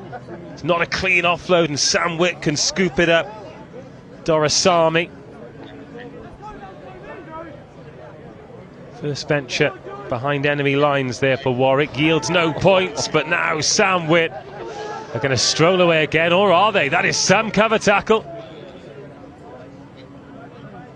And then they slow it down. Oh, crikey. Collisions absolutely enormous, but the offload game for Sam Witt really is something else. Dorasami finds Radner, try number 3. Radner's 4th of the competition as a whole. He scored a brace in their first game. Pretty sure that was against Dulwich, but this Sam Witt side are absolutely formidable. They're just going to keep on going.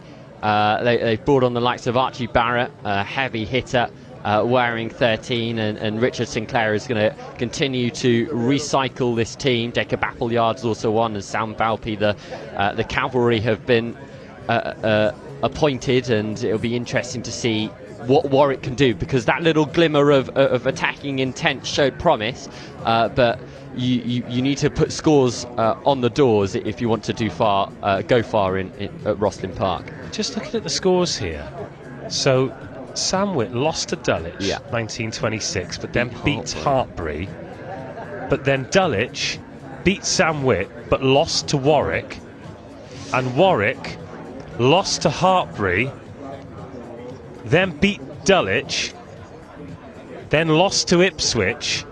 Oh, this group is chaos. Yeah, it is the tightest group, and it was labelled out to be as so. This is Group J, isn't it? Yeah, it's a group of death, and all teams seem to be beating each other. My GCSE maths is failing me, and I wouldn't be able to tell you who's winning or who's losing, but all I know is that we're having some cracking rugby on our hands. Certainly are. Well, at the moment, Ipswich had a tight win over Hartbury 24-19, and they beat Warwick 22-12. They're currently playing Dulwich, so it's in Ipswich's hands at the moment. But either way, for Samwit, they need to win this game. Well, in fact, for Warwick as well, they need to win this game to keep their hopes of qualification alive. You lose this one, and you're done. There's a little nudge inside, and Chase isn't quite on the same wavelength, and Jacob Appleyard, the diminutive figure, gets a good touch, gets a good offload away as well. Oh, and that pass round the back is a beauty.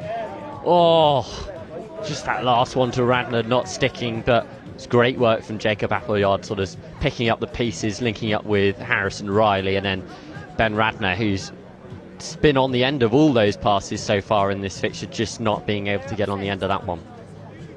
Well, our clocks continued to tick. There was that brief injury intermission, let's call it. So we are coming towards the end of this half. Warwick, well, feeding off scraps really. Had a lot of ball, but it's all been inside their own 22, and the discipline of the Samwit defence has stifled them. They've looked really good for their 19-point lead. We'll reset this scrum. That'll suit Samwit. Yeah, they brought on Barrett wearing 13, who brings on a hefty presence in the forwards. Big scrum for him to be able to show his dominance, usually playing at number 8. Look at this from Warwick, breaking away down the touchline. Boy, seems a strange kick. It's just, I think Warwick is slightly panicking. I think they're looking at the scoreline, 19 points down. They feel as though they have to force a score, but the nature of sevens, the game can turn on its head, and you can score 14 points in a matter of moments. So they just need to be patient, need to wait for their time, and sort of not invite Sam Whitbread into making those decisions for them. Well, when I spoke to Simon Lilly from Hurstpierpoint earlier, he talked about trying to get the comfort of a 3-score lead. That's what Sam Whit have at half-time. They're 19-0 to the good. Let's park that for a second and talk young rugby, because we've got a global audience here watching, obviously with a great interest in this great sport at this level. So tell us what you're up to across Instagram, Twitter and more. Yeah, so Young Rugby is a brand over social media, on Instagram predominantly, but also on Twitter and also TikTok, usually under the same handle at Young Rugby. We look at all sorts of age grade rugby, covering from under 18 schools, academies, bucks, under 20s internationals. We try to cover as much as we can and really just put young players in the spotlight. So if you want to hear about the next players to be coming through the ranks, then please drop us a follow. It would be greatly appreciated at Young Rugby. Feels like it's going well though. You've got decent numbers in terms of the followers, but also a high calibre of followers as well, and really good engagement. People seem to be enjoying what you're doing. Yeah, we're really lucky in that we've got a great group of young rugby ambassadors that help lead the way. Name them, come on. You can drop your names. So Lewis Liner, Alfie Barbary, Fraser Dingwall, Josh Bassett, Caden Murley, Harvey Skinner, Rafi Quirk.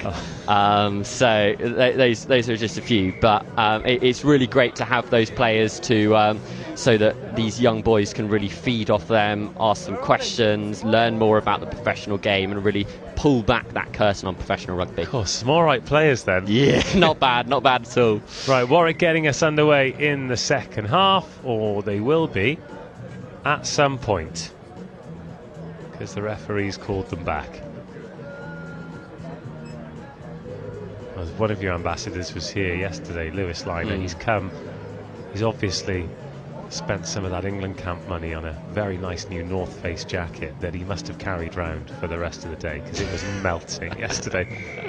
I think he gave his brother a lift because he was playing yesterday, an under 15, playing a year up. Another on the line of production line. Coming thick and fast. Now Whitbread with the first attack, or the first possession at least, of the second half.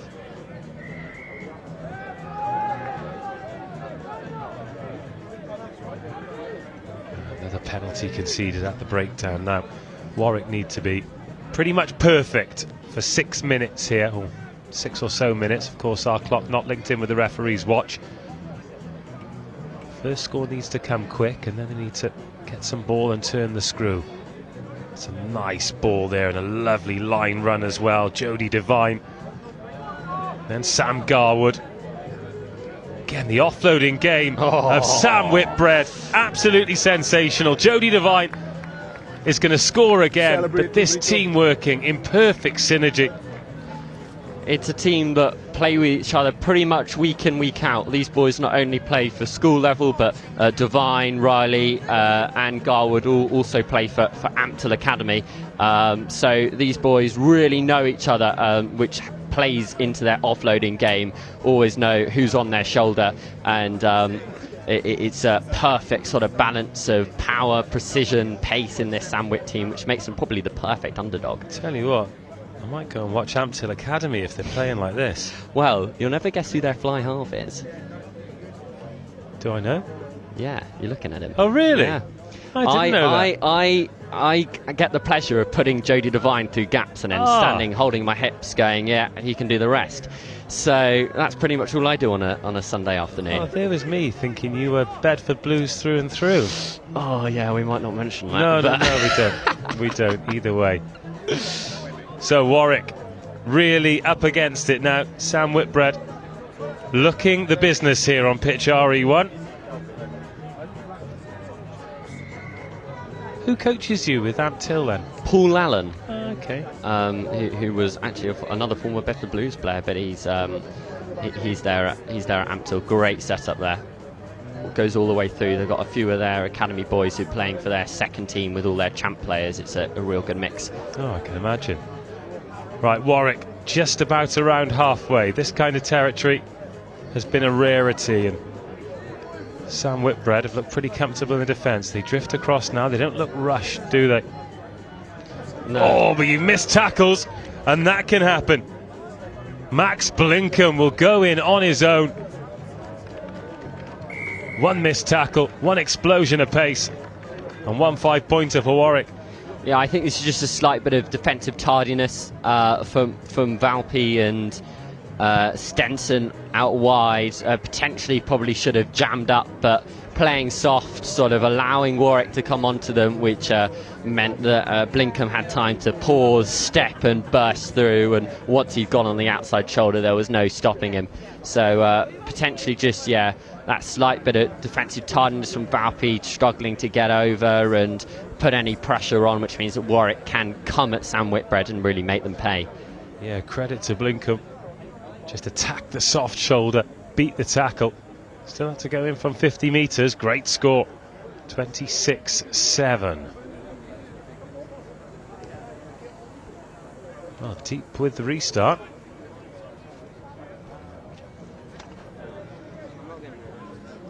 Making Samuel Whitbread go from deep.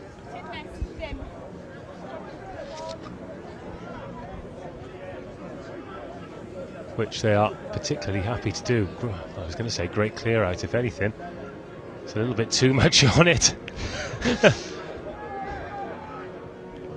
And then going quickly, here's the gas man, Radner. Oh, lovely pickup off the toes there, Sam Garwood. Oh, last-ditch ankle tap.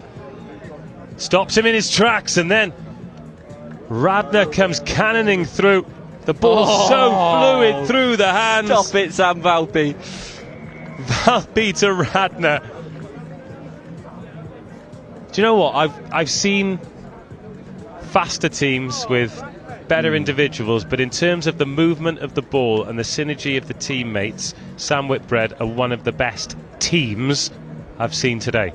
I think you've put it perfectly there, Dave. This is a side that work with each other. They know each other inside out. There's no egos. There's no sort of selfishness about them. They're always looking for the offload, always prepared, and that sort of team mentality is what's going to get you through, especially considering this is a marathon, not a sprint, Rosslyn Park, and you need to be able to work as a team, because if you start going one-out runners and tiring out your best players, that's when injuries come, and then teams get deflated, and that's when you're in all sorts of trouble in latter stages of competitions. And of course, day two is exhausting. If you can make the ball do the work as opposed to the individuals, then you might be onto something. But the main task here for Sam Whitt is to get to day two, because especially in this cup competition, that's not guaranteed. Be fascinated to see the score in that Ipswich game.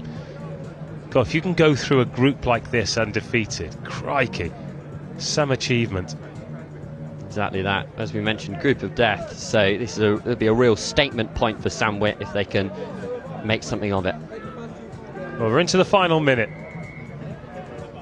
And again, if it's going to go to points difference, because Warwick had that 10-point win, didn't they? And they've been a rarity. If they could get another 7-pointer here, that might even be the difference for them as well. Still plenty of maths to do, plenty of rugby to be played.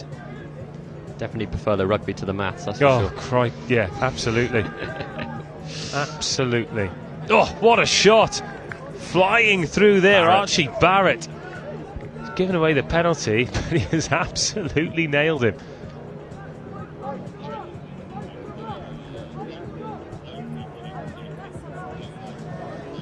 Well, Warwick attacking the short side. The ball just going loose as he was lining up the offload, and maybe Sam Whitt fancies some more here. Attacking the middle. Oh, bumping off as well. Great strength from Valpy. Gets wrapped up in the end, but gets the ball away. Of course he does. Decent chop tackle. Ball still with Sam Whitt, though. Our clock's gone red now. I believe this to be the last attack of the match. Kick through, knock on. Will that draw an end to it? Yes, it will. 26-7 full time, and a real statement victory there for Sam Whitt. Yeah, I think Sam Whitt showing their coherence as a group, that their offloading game, the difference between them and Warwick, a real attacking intent in the first period, pushing Warwick back into their 22, who seemed to be chasing the game thereon, and Sam Whitt held their heads high going into the latter stages of the group.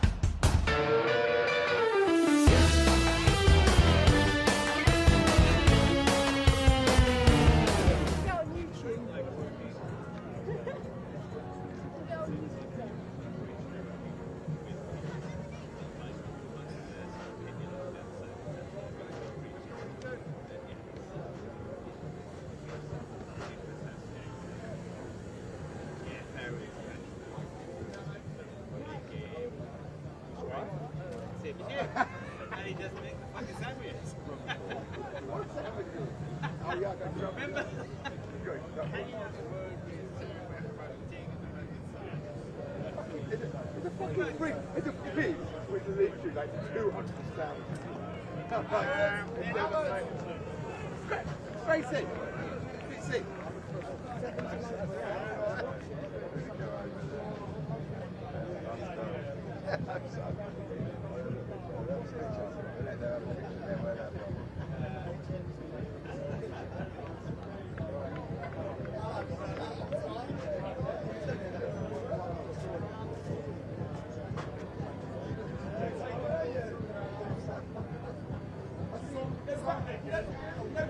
Into the Colts we go, and it is knockout footy time. Eton against St Ambrose. St Ambrose in the red and blue hoops, Eton in the sky blue.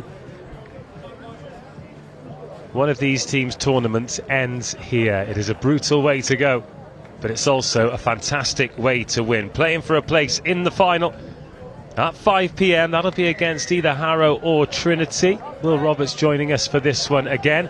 Gets exciting now, doesn't it? It does, and Eton have not only the rest of their under-16 boys, their under-14s boys, and their under-18s boys all supporting them, a good 30-odd on the far-hand side of this touchline. It'll be really exciting to see how they play. Well, St Ambrose with the ball in their hands first up. Plenty of pace on this. Just a reminder, if you've been watching all day, that we've been watching the Under-18s Cup. We now drop down an age group, but the quality doesn't drop off too much. Serious players at this level in the Colts competition. And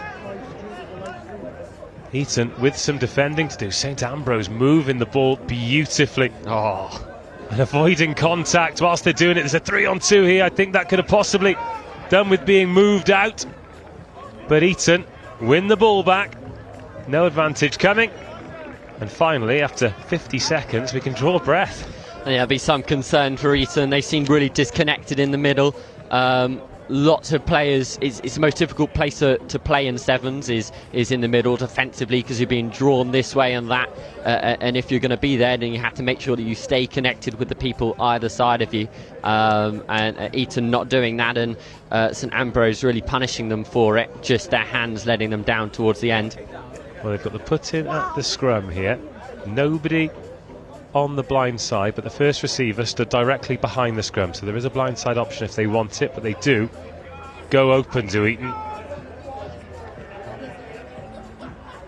it's their turn to move the ball well. Going backwards to go forwards. Not scared of playing deep in their own 22. Oh, now we've got a foot race. Eton up the blind side. Make 50 metres and a good 50 metres as well. Loads of support for both. And St Ambrose forced the turnover. I mentioned the Eton faithful that you saw over there, but St Ambrose have packed out in full as well. It's like Sharks versus the Jets over either side of the pitch. Both sides, both under-18s teams respectively, cheering on their Colts teams. It's really great to see. It's been great all day actually. Since the very first game we've had a really good crowd watching this main showpiece pitch. There have been live games, well, live streamed all day. You've been watching on RE1, but the RE2 pitch has been live today. It will be live tomorrow as well. Have you been doing a lot of comms for that? Yeah, sadly they've been hearing a lot more of me on RE2, but no, it's been very good there. The quality likewise has just been impeccable. Well, the kick downfield, I'm not going to say touch has been missed, because I'm not sure he was ever going for it. Didn't have a lot of touchline to play with, but Eton... Oh, they've dropped the ball there. Is that going to be dotted down? Oh, do you know what?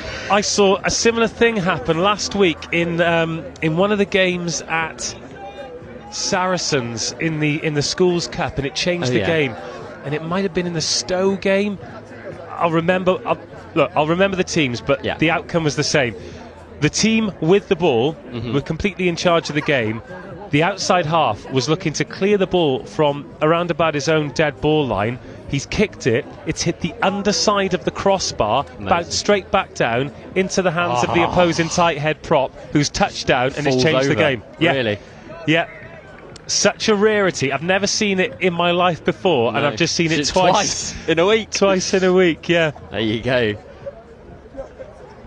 No, it's those swings of fate, but it's one that Eton threw upon themselves. Panicking in your own 22 is something you definitely can't do, especially you got to remember, this is their second day, this is their penultimate game that they would play a maximum. So tired bodies, which means tired minds. Well, they survived there, Eton, and they've won the penalty from the scrum, and there's no way that St Ambrose are 10 metres, and they're going to be down to 6 players. Oh, that is brutal. That is the last thing you want to do. Such an unforced card to give away. And defending with 7 men is hard enough. Defending with 6, nigh on impossible. Well, what can Eton do with this man advantage? It's not a great field position for them, but it is a great opportunity to stretch their opponents. Great reload. Well, there's a 3-on-1 here, but they've gone for the miss pass. Obviously, they back the gas outside, and that is why. Serious wheels. And Eton do manage to make the one-man advantage pay, and they take a 5-0 lead. Great work from Eton. Just really impressed at their reload to be able to get the numbers out wide. It's something that is absolutely paramount if you want to do well in sevens, is when you move it across to the other wing, you've got to make sure that you're working back to create the space if you want to switch up direction, and Eton did just that. Saw nothing on the far touchline, was able to move it, and then a perfectly timed missed pass meant that the winger didn't have to break his stride and he could canter home from halfway. Great score from Eton. So this is the 8th game that these teams have played. Ooh. I know, it's crazy, isn't it? So Eton yesterday, they drew with Newcastle under Lyme, then beat Hampton, beat Grey Court, beat St Peter's, all by 30 or 40 points. Massive wins. 26-17 against St Paul's. They stuffed Clifton College 47-0. Then beat Rugby School 21-14. Rugby at Colts level are quite formidable. So that is one hell of a victory there. And they are 7-0 to the good against St Ambrose here. Another example of how vital kickoffs are. Eton put up a horrible, almost spiral drop kick, which is fairly new, and St Ambrose knock it on, and then it becomes Eton ball in a profitable position when they have the numbers advantage. I mean, this is a prime opportunity for Eton to try and make something of it. Well, our clock is ticking towards 7 minutes. It's breaking play here, and imagine that time is off. In fact, St Ambrose thought they were back up to 7. Alas, they will not be. There'll probably be another phase of play before they're up to their full contingent. Just look at the buzz behind here, just as far as you can see, people enjoying themselves, whether it's making their way to the next game. Of course, all the pitches still full at this time of day. All of the concession stands doing a roaring trade. That's a great ball. That is a really good ball. A desperate tackle to cover it. Oh, perfect decision. 2 tries in quick succession, all with the opponents down to 6 players. 12-0, conversion to come. Yeah, this is a lovely score for Eton. It's all about the decision making. We mentioned just how tired these boys will be physically, but you've got to remember how much of a mental toll that tiredness and fatigue takes, and the presence of mind to be able to give that offload and then decide to step outside rather than back in field where the oncoming St Ambrose players were coming from right to left. So it's a really well taken score by Eton, who double their advantage. Well, 14-0. We will have time to restart. Count the bodies. There are 7 in St Ambrose colours to end the half. A costly, particularly because it was so unnecessary, yellow card. You've got to think that was after a really bright start from St Ambrose as well, when they were knocking on the door in the Eton 22. Now they're 2 scores behind. Now we're going to see some of this offloading game, this fast passing that did them so well in the opening couple of minutes before it was all Eton. If they can get a score before half-time, very much game on, especially if they can keep 7 on the park.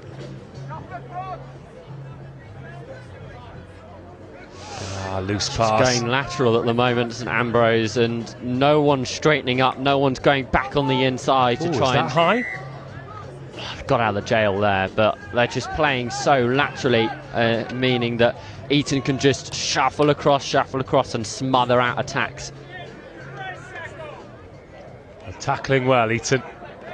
St Ambrose wondering what to do with it. I mean, breaking tackles like that helps, but not when there's an Eton player sniffing around the turnover. Now there's a gap.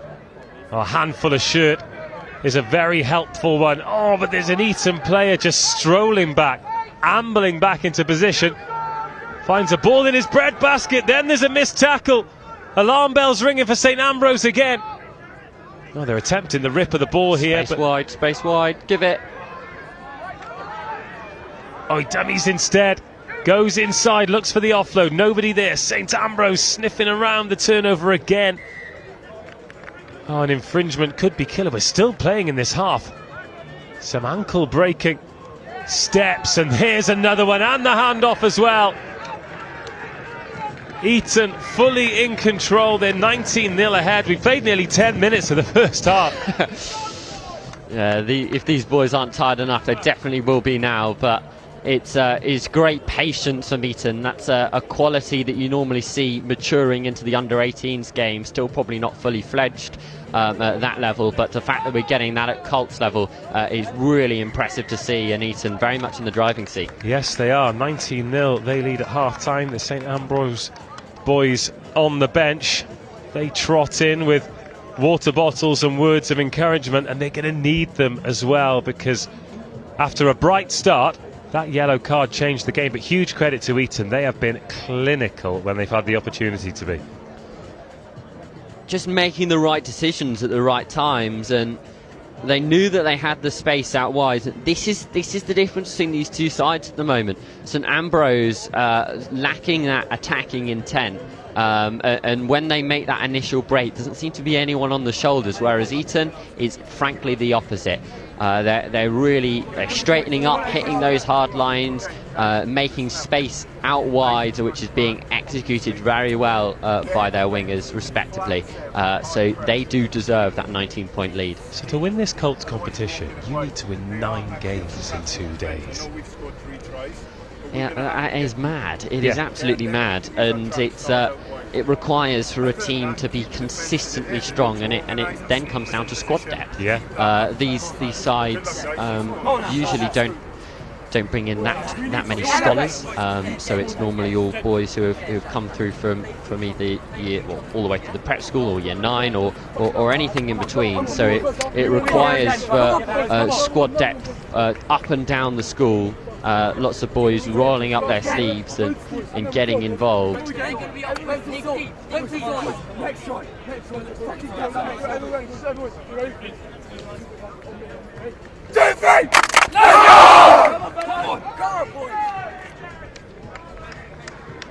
Okay. 1 half to go. 1 half for St Ambrose to save their tournament. Just to get to the semi-final, I think, is a remarkable achievement for any team. But having played as well as they've played,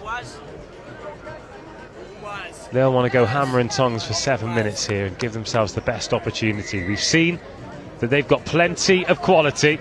If they can get a little bit of luck, oh, that is such a good... There's almost like a volleyball set, isn't it? How often do we see players just throw hands at the ball and it goes anywhere? But that was so well directed. That pass was a little bit too fizzy.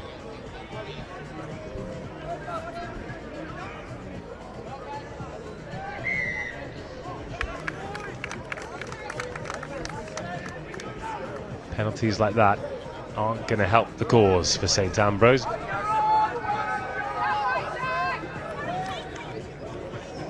Oh, has that come back St Ambrose way? Yes, it has. Knocked on, says the referee. Now an opportunity. Calls on the Eton bench to jam them. They want to try and put pressure on them defensively, go all out, but it might not work. Oh, the offload has gone to ground. Thought that might have gone forward. An Eton defender rushes, makes a really good read, and then forces the mistake. It's one of those instinctual calls, isn't it? It's almost fight or flight in defence. Do you slot into the line, or do you rush up? And when you rush up and make a read like that, it can be try-saving.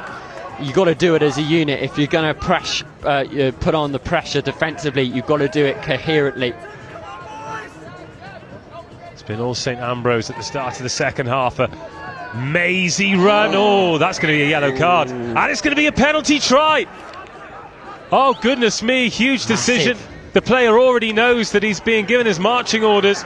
That's a 7-point swing. And the reaction on the St Ambrose bench tells us that they can sniff a sea change. That is the type of thing that changes games, and it's a really, really costly error. Oh, his reaction, his hands on his head, he knows as soon as he'd done it.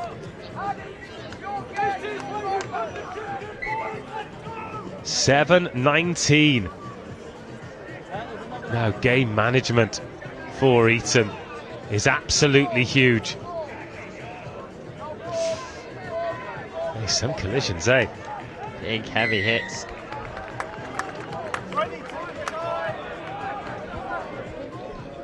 Now a penalty to Eton, that'll help, that'll eat some time up.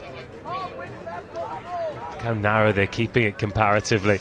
Oh, but kick the ball away, but have they got the gas to get there? Oh, if that kick goes to hand. He spotted a knock on there. Yeah, that's unfortunate for Meeson. I think they just needed to keep ball in hand, and that was definitely the call from the bench. Eton players obviously spotting the space and thinking otherwise, but this will be really promising for St Ambrose, and they'll see an opportunity to get through. Full disclosure, I didn't see the knock on there. Neither. We've got time off here. Referee telling the blood-soaked boy that he needs to get clean. Goodness me.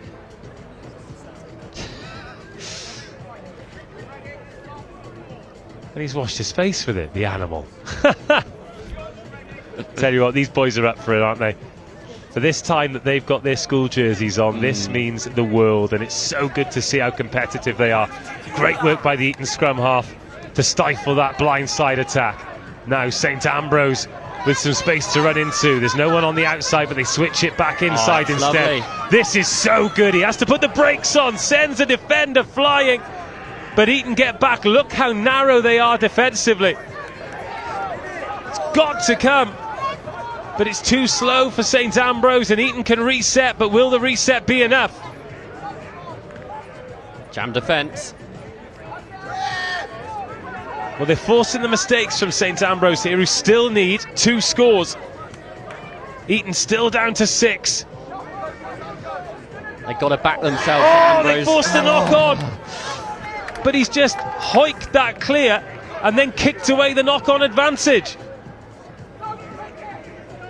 Take the stoppage in play and get your man back on instead of potentially conceding a second score. It's another knock on.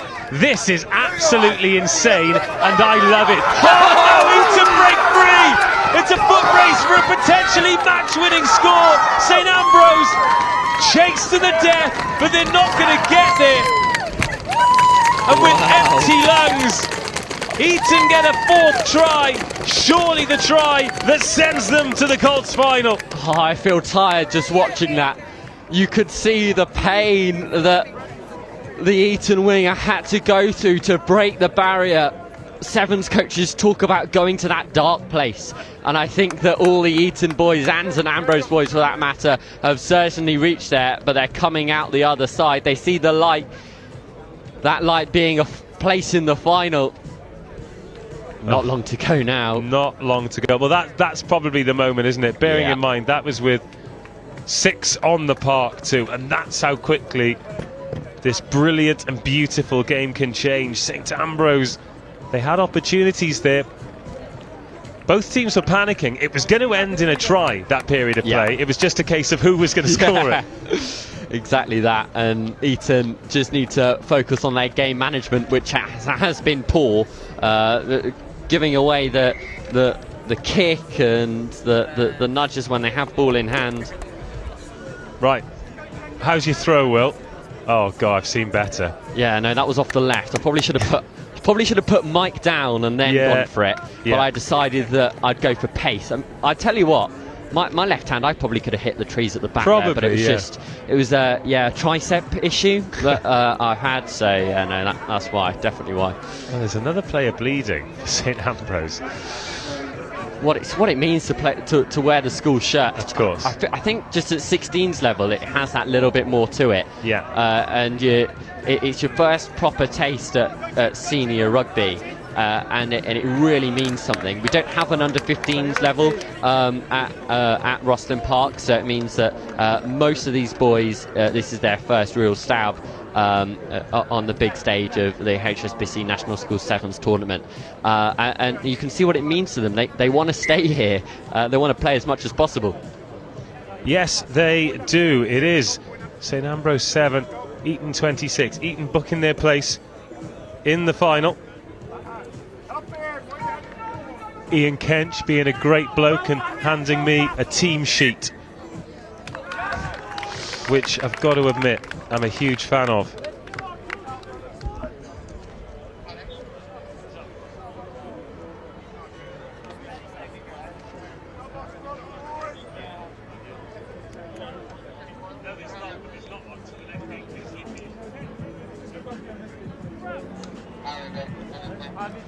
Final few phases then.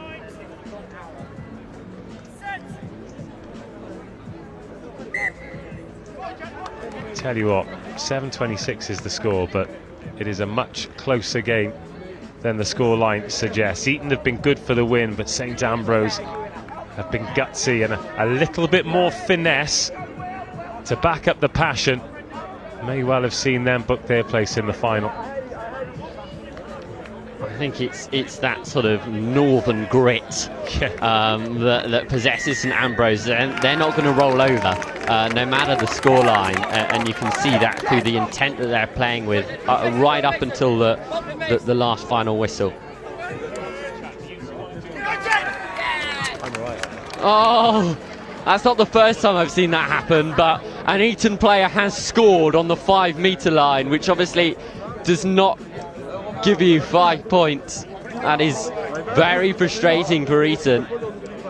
St Ambrose are breaking away as well, going for the nudge. This could work out. Oh, beaten by the touchline. The man who never misses a tackle. Full time, and Eton will be in the final. Who will it be against, Harrow or Trinity? We'll find out next.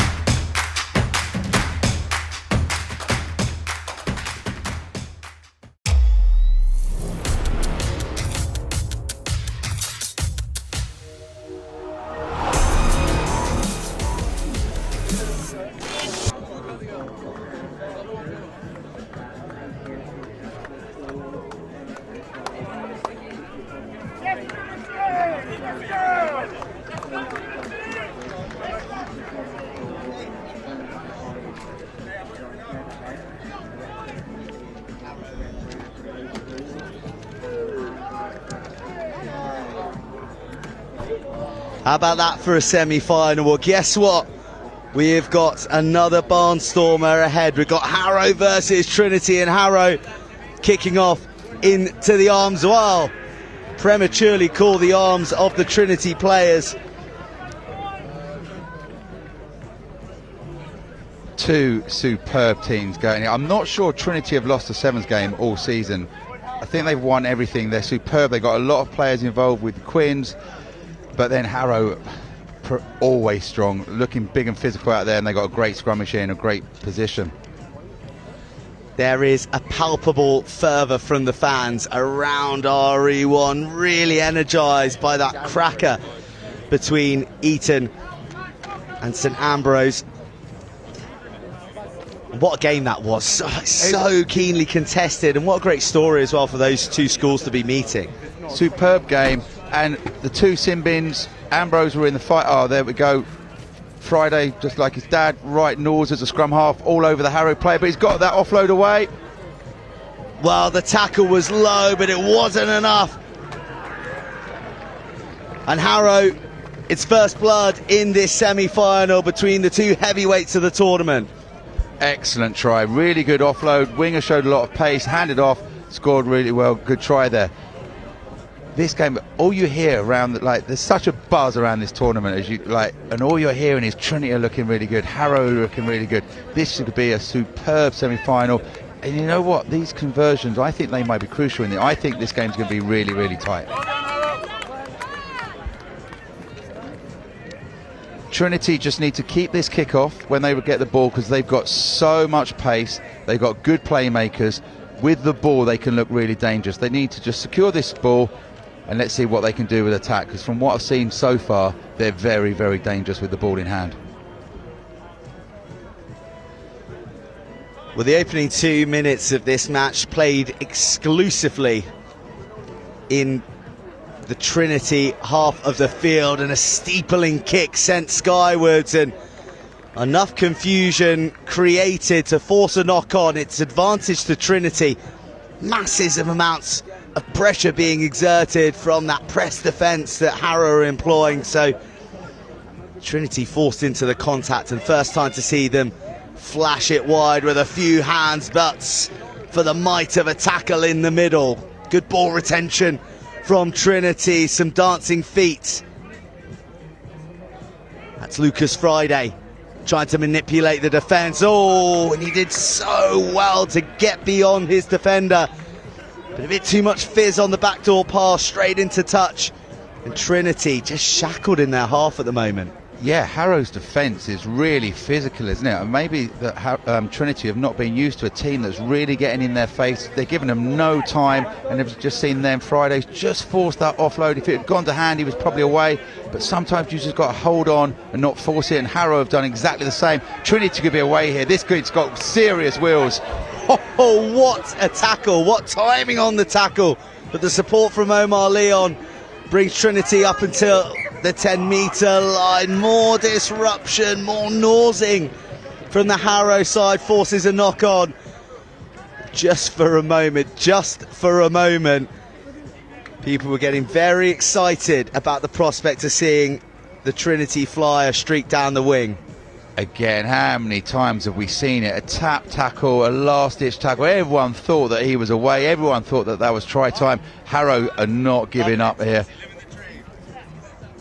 100%, can't wait. Wow, look at that. Fearsome at the scrum as well. Goodness me, it is a battle for each possession between these two. Snouts down, burrowing for the ball, but Harrow get the penalty, and they're away left. Into the sunshine here at the HSBC National School Sevens on RE1. Well, that is precision jackling, isn't it? Wasn't that awesome? Low tackle, on his feet, over the ball. And again, just Trinity, they've got a lot of ball players, but they're so physical as well. They get over the ball. Could be a yellow. Just don't like seeing yellows in schoolboy rugby. Yeah. I think it's brutal. Well, do you know what? People don't like seeing high tackles though, Sammy, in schoolboy rugby. Yeah, I get that. I get that. Fair enough. Only 2 minutes though. Could be a long 2 minutes for the hoop jerseys of Harrow as Trinity go on the attack. Risky offload, just manages to find its intended recipient. So many numbers left. They are so on Trinity. Oh, and eventually they get it to the man in the number 12 jersey, Omar Leon. And Trinity, their first entry into the Harrow half, and they're going to come away with points. Yeah, great play. overlap, kept it simple. That's where Trinity are really good. When they're given a bit of time, given a bit of space, they've got players throughout the pitch that will exploit.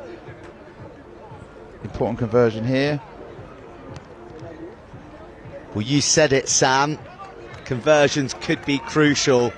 You can't imagine that this one is going to be decided by anything more than one, maybe two tries. So those kicks are going to count. 5 apiece we are.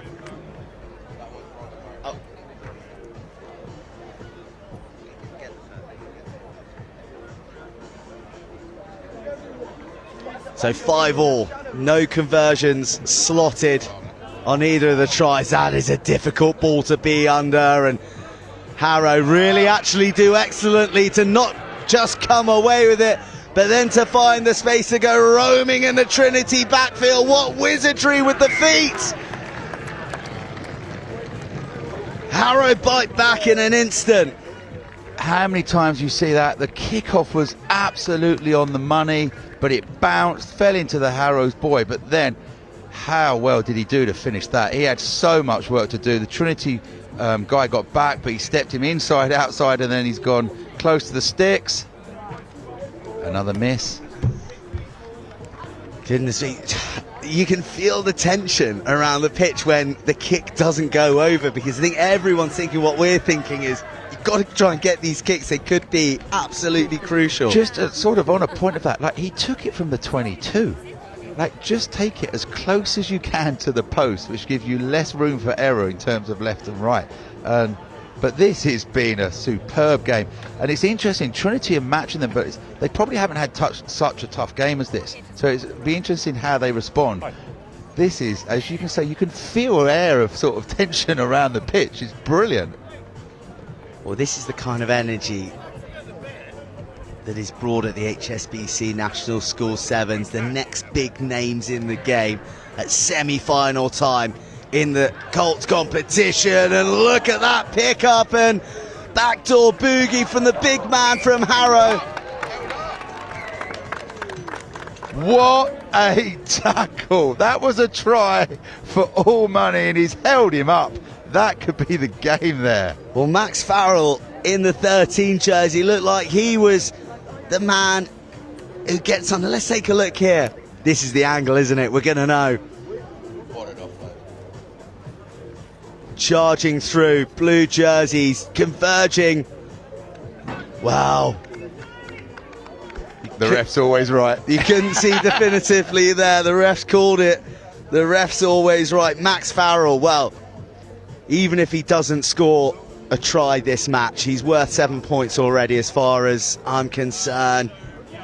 Desperate stuff, critical stuff. What a game we've got on our hands. Like, as you said, that's 17-5 for all. Like, everyone in the ground thinks that's 17-5, and it's a different game. It's a totally different game. But Harrow, very physical, but they've got pace, and I think they're just ruffling Trinity a little bit. They're probably not used to this physicality. It's a shame we haven't got the numbers on the back. Like, you can't actually say who's who. So, but they're all out. There's a fella on the left wing. He's just all out. The guy that stole the ball at the breakdown. He's got offloads, a lot of skill. But Friday's going to try and put the ball on the money, which he's been doing all day. Trinity need to get the ball back, get the score. First score here, crucial.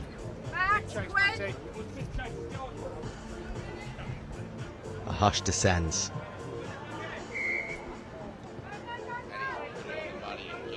Right on the money, and this time Trinity come away with it. No spill into the hands of a hoop jersey. Big long pass. Asks a lot of Omar Leon, but gives him the room that he desires to attack. And the corridor opens up on the left flank, and that's all Max Farrell needs. He scores one under the same post that he denied Harrow just moments ago. A one-man 14-point swing, Sammy. He saved the tackle, he scored the try, but again, as I said, Lucas Friday's put the ball on the money from that kickoff, but not just that, they've chased it, they've got it back, they've moved the ball, and I'd say Farrell, what a player. As you said, with the ball, outstanding, and he's got the conversion. So this is, again, and he'll probably put the ball on the money. Harrow need to secure this kickoff. But this Farrell, he's something special. Not bad at all, Mr. Farrell. That's the replay of the try that he was responsible for saving.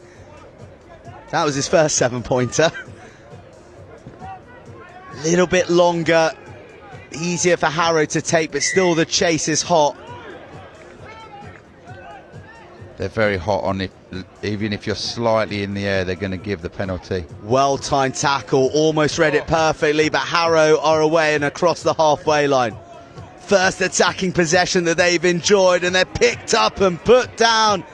See you later. Here come Trinity, but a loose one out the back, and now Harrow.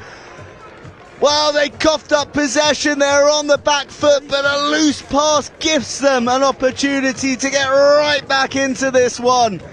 Regain the lead. What a semi-final.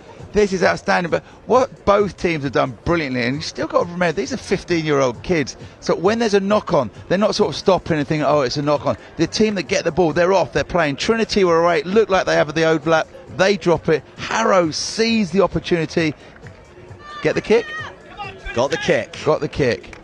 So, again, every restart from both teams has been on the money today, and it's crucial because when either team have got the ball, they look like they're going to score. So this kickoff, crucial.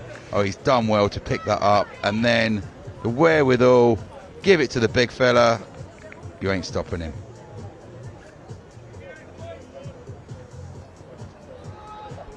Slightly more central kickoff. The try scorer chases down the Trinity receiver. Go on, Elliot, the cry from the touchline. Brilliant counter-rucking, spoiled on the floor.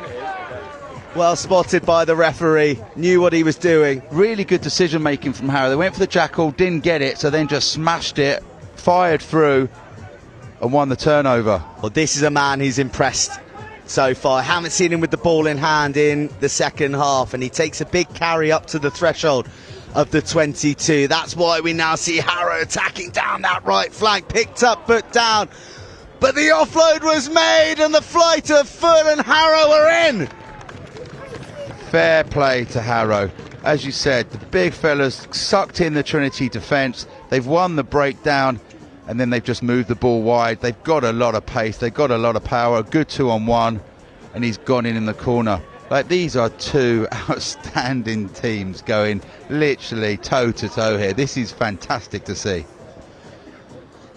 Well, you mentioned that you think that Trinity may not have lost the sevens match this season.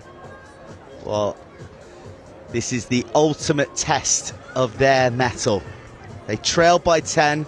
They do have time. This is the thing. 3 minutes is an eon in sevens. We've seen it time after time over the years. We've seen it on RE1 this week. Harrow are not home and hosed yet. This Trinity team have certainly got a sting in this game's tail that they'll look to strike with.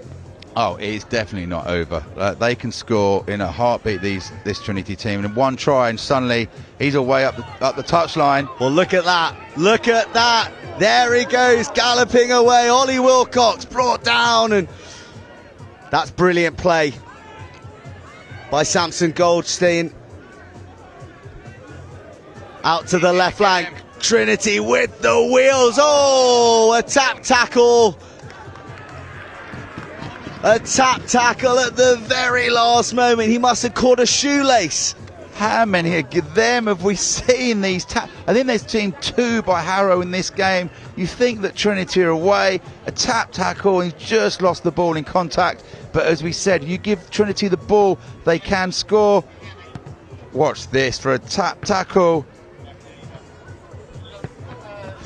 Remarkable stuff. Remarkable.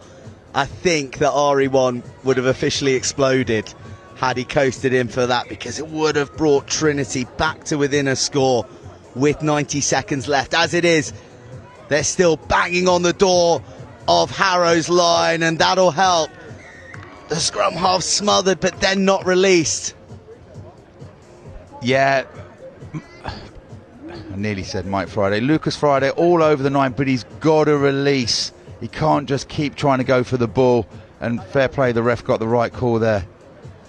Harrow stuck deep. No sweeper from Trinity. Will Harrow choose to go to the boot? Or will they play out? You're standing here next to you saying, whack Keep it in hand and run it!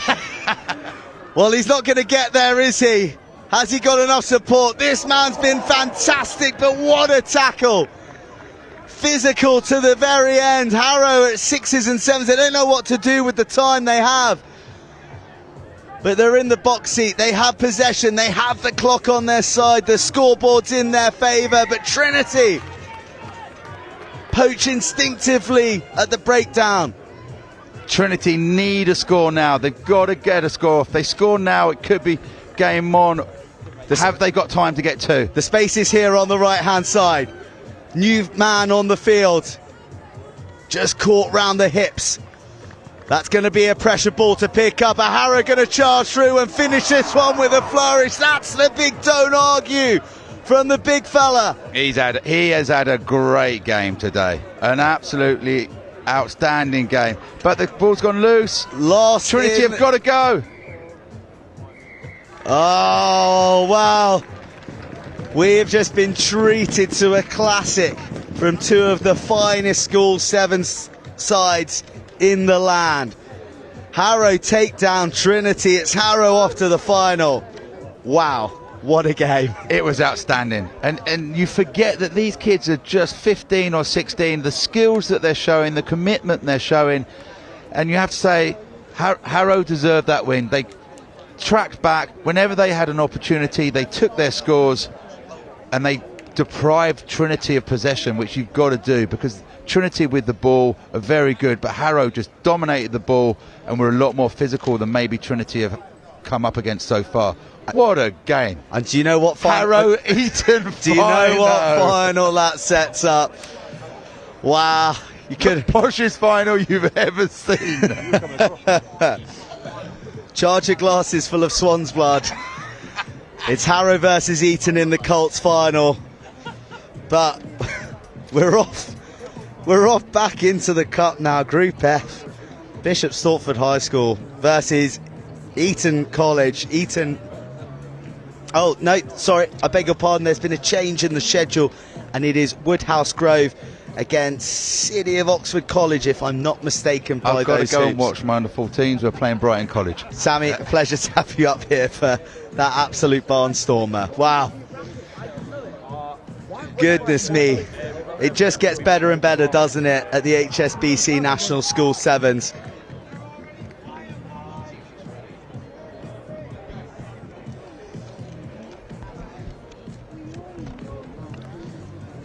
Well, while I try to find the team sheets for these sides after the high-octane encounter that we've just been treated to, and I really do mean treated to. We have Woodhouse Grove receiving in the deep green against the City of Oxford College in the hoops, who've played so well earlier today against Whitgift. But boy, Whitgift are a good side, aren't they? They managed to defeat Woodhouse Grove, who were undefeated when they met the boys in blue. They came away with a loss, but it could have been Woodhouse Grove's game. 2 yellow cards really stung them. But you look at the scores and you look at the wins and the losses and you think, well, this is one for the men from the north. But I'm telling you, City of Oxford College have got a bit of magic in their boots too. Oh, speaking of magic in your boots, goodness me. Here we go, Dave Rogers back with us, and that is, well, the hero and the villain for Woodhouse Grove in that match against Whitgift. Number 15, Ned McCormack, an early try, but a yellow card as well that put his team under pressure. He's dotting down early. There's no... Oh, that's it. That drop kick has nearly gone out over the touchline, let alone the goal line. There is no respite in this competition, is there? It is just barnstormer after barnstormer. You and Sam called that semi-final. I was pitch side. It was so tense. Loved it as well. We had the Trinity fans over the one side and the Harrow fans over the other side, banging the boards when the scores went in. Sensational buzz around here in this. Feels like early evening sunshine, even though it's only 4:10. Warmth of the sun. An absolute joy here. The players are responding in kind. City of Oxford with their hands on the ball. They're 5-0 down after that great try and the unsuccessful conversion. First time I've seen City of Oxford in person in this competition. In this incredibly competitive pool, in this incredibly competitive competition. Grove were unlucky last time, weren't they? Got those 2 yellow cards, got themselves back into contention. The second yellow card seemed to take an eternity to get back on. In that time they conceded another try, but they look pretty organised in defence here, and they've managed to pinch one. Well, they'll want to come back strong after that encounter with Whitgift. We mentioned the yellow cards, but they're also just a couple of awkward bounces away from getting the try they needed. Goodness me, that is a heavy collision on the outskirts of the 22, and it's in the hands of the captain. He's big and he's strong and he's rangy. And it's George Worthington getting across for the second try of the match. What I've noticed in the last hour or so, as players are getting a bit more tired, it's been a long day, a lot of rugby in the legs. We've had a few more boys who were maybe stepping this morning, thinking, not anymore. It's going up the jumper, don't mess.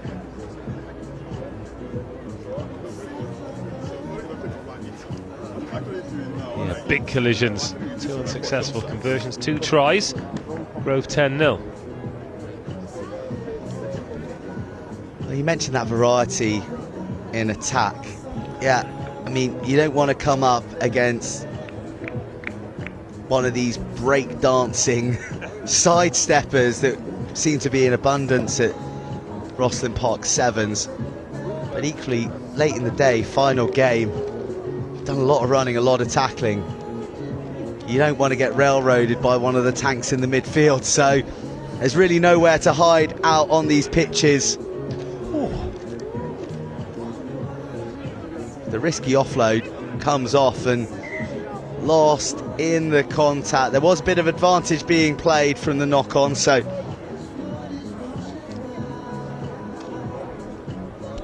right, Joe, I've got to go and give a fair play award to St Ambrose College. They're down there, they've had a great competition today, they lost in the semi-final, they're getting a trophy for being brilliant. I'll be back as soon as I can. Travel well, Dave, and give my best to St Ambrose College, who are richly deserving that Fair Play Award. Very exciting semi-final against Eton College and the Colts. Quite a story, quite a week for St Ambrose College. New names, new institutions coming to the fore. Exactly what the HSBC National School Sevens is all about. Sure, there are some famous old heritage names in the hat looking to go deep into the competition, but it's the new faces that we love to see just as much. Woodhouse Grove are one of those teams with a lot of heritage, and George Worthington's a man with a lot of desire to get to the try line and dive and catch that ball like he's in the slip cordon.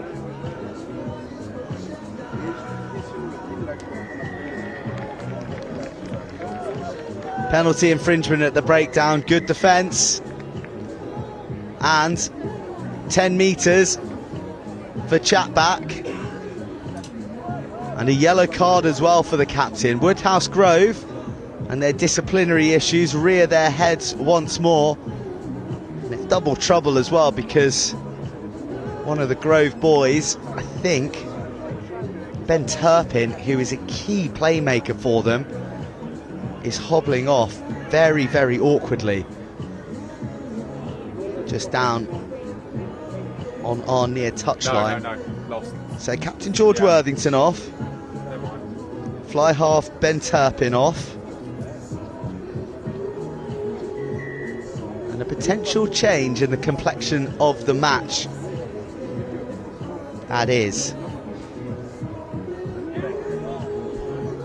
if City of Oxford College can do something with it. They can't, and it's in the hands of Raphael Marcus, offloading to Freddie Ziegler. Oh, stepping, difficult to lasso in that midfield.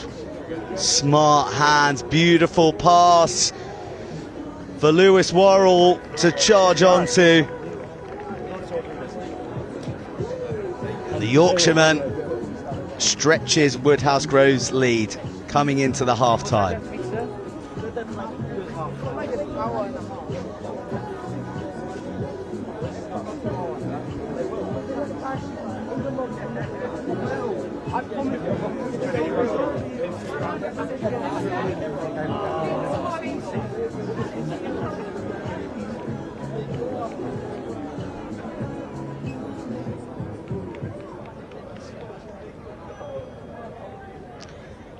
No extras added.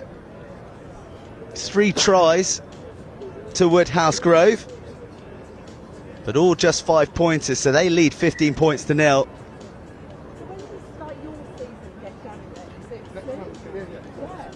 Got a brief pause in the match here. Referee having a chat with the Grove boys.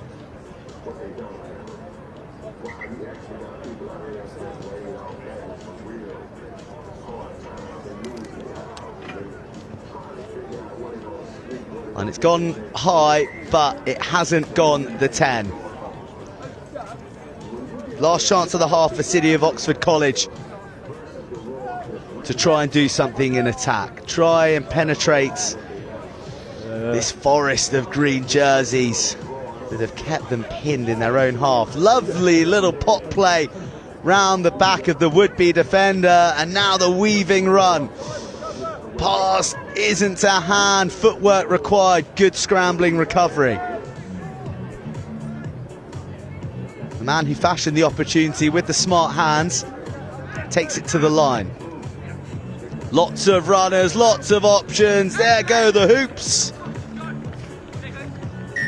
And City of Oxford College finished this half with a try to narrow the gap.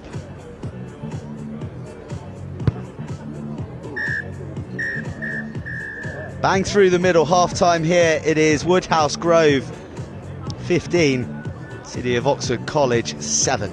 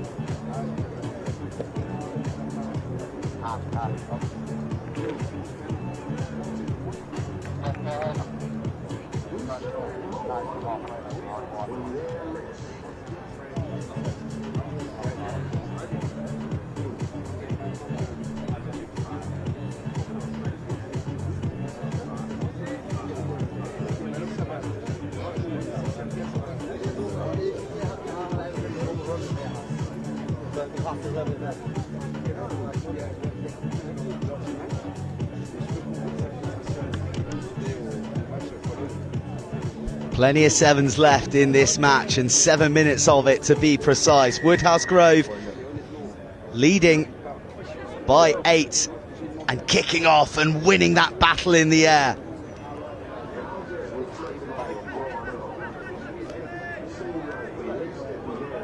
Worthington, the captain, yellow carded in the first half, back onto the field, and Woodhouse Grove back to 7.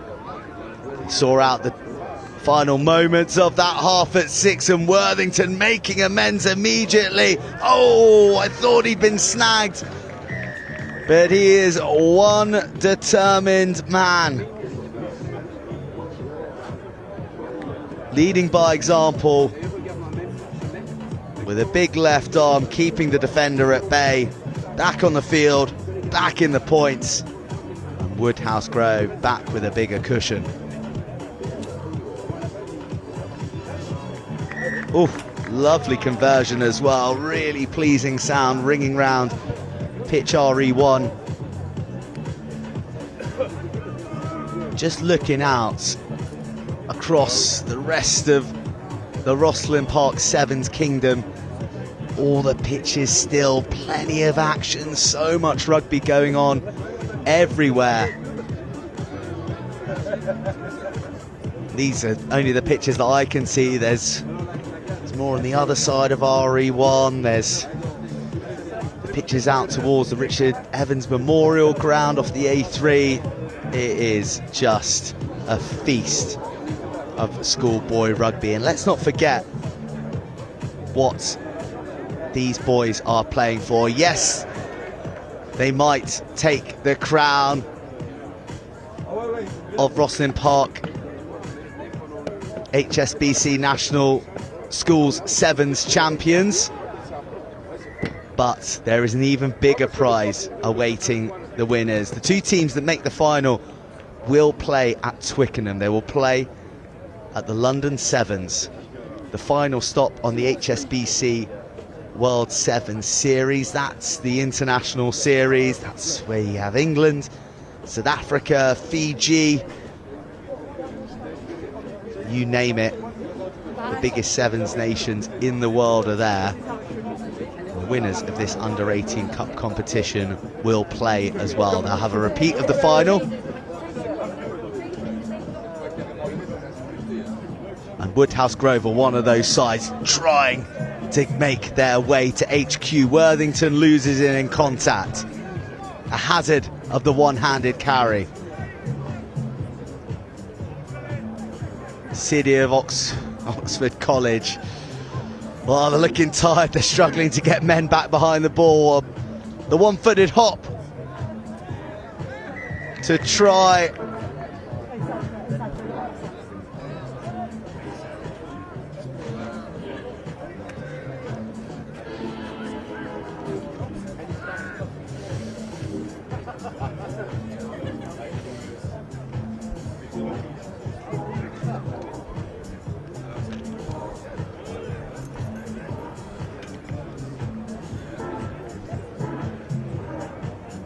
So Woodhouse Grove in possession, dropping it on the toe. Ben Turpin back on the field.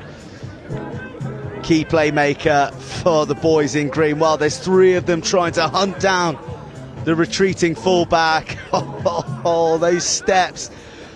Oh, you put so much effort to chase a man down and then he leaves you like that. It is exhausting work, and this is breathtaking stuff from the hoops of City of Oxford College. They're in for another try. They are well in this game. This one's going to sail over the upright. We're going to be 14-22, an 8-point game.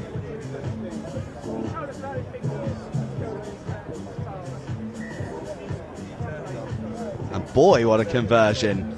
Struck it sweet. All the way up to the 10-metre line. Didn't have much opportunity to clear the bar, but when it did, it went into the stratosphere. Some tired Woodhouse Grove boys making their way to the touchline, using that bench. This is where squad depth gets tested at these hours in the day. Oh, the kickoff was eminently contestable. Coming off a City of Oxford College hand, and Woodhouse Grove, well, they'll be delighted to have that possession back. City of Oxford College targeting one of the Woodhouse Grove boys' shorter players, Seb Denson.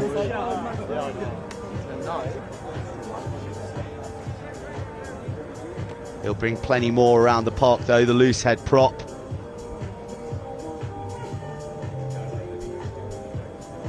Bit of a dance and a skip from Ned McCormack, and Ned McCormack, is he going to go all the way in and out, tying the last defender in knots? Wow, that is brilliant defence to cling onto an arm Worthington's on the scene, but he's still short. City of Oxford College off their feet though in the attempt to win the ball back. Brilliant cover defence. McCormack did his very best to get the last defender into a real tangle, but he stayed in the fight. He clung onto a wrist and dragged him down. But that is a much more direct manner in which to score a try. Give it to Seb Denson, the 16-year-old loose head prop, and he'll just bullock his way through to the line.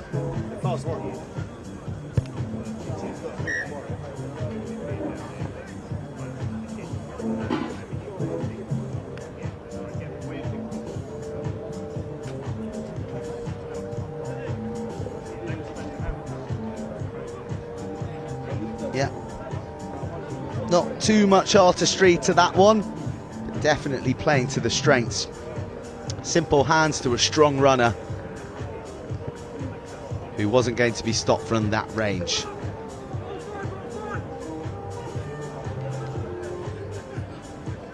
City of Oxford College.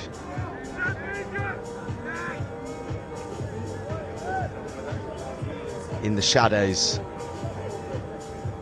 of RE1, in the shadows of the penultimate day of the HSBC National School Sevens. Can you believe it's Thursday? It has just been endless high-class committed rugby from all these young men and girls out here on the pitches. Seb Denson sticks his head down and barrels through a tackle, goes for another crawl. That's good counter-rucking, really good counter-rucking, making a real nuisance of themselves. But continuity, the ability to keep the ball up off the floor, brilliant from Woodhouse Grove.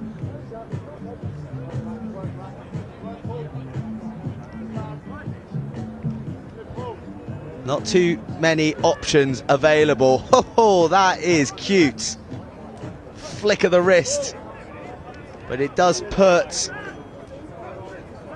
the men in those dark and yellow hoops under pressure, and Woodhouse Grove are going to have another chance to strike. Final play of the match on the boot, in behind, Worthington on the chase, but it's Seb Denson who's the man who gobbles it up.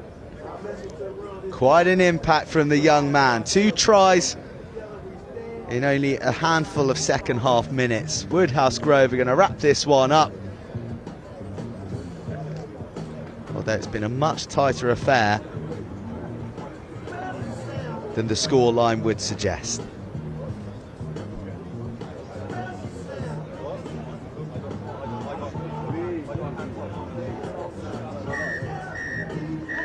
No extras added, but Woodhouse Grove School have got the job done against City of Oxford College.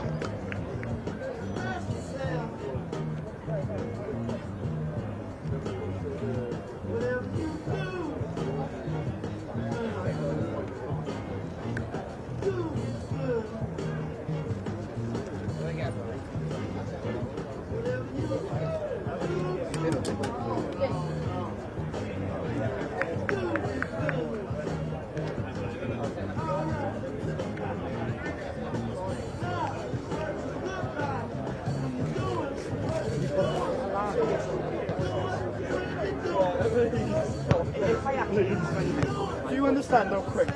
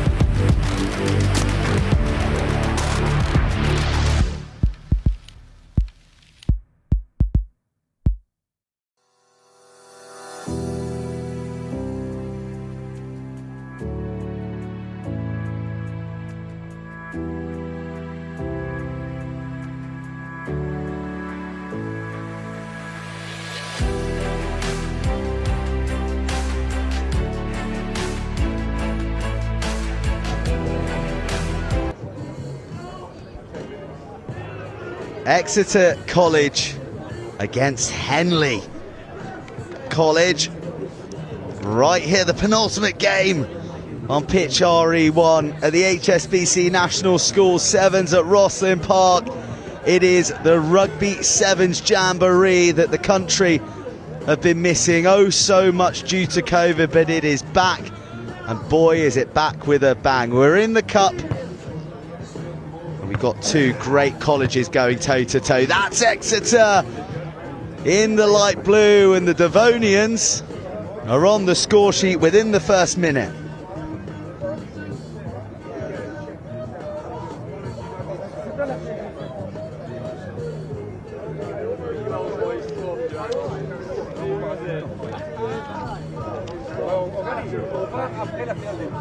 Today has absolutely flown by as that beautiful strike dissects the uprights to add the extras.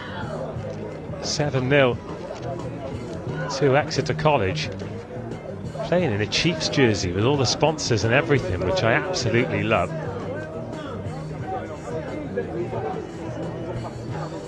What are we so look, I've broken the fourth wall a few times, Burnsy, and I've said that we're reliant on coaches and teachers to fill out team sheets for us.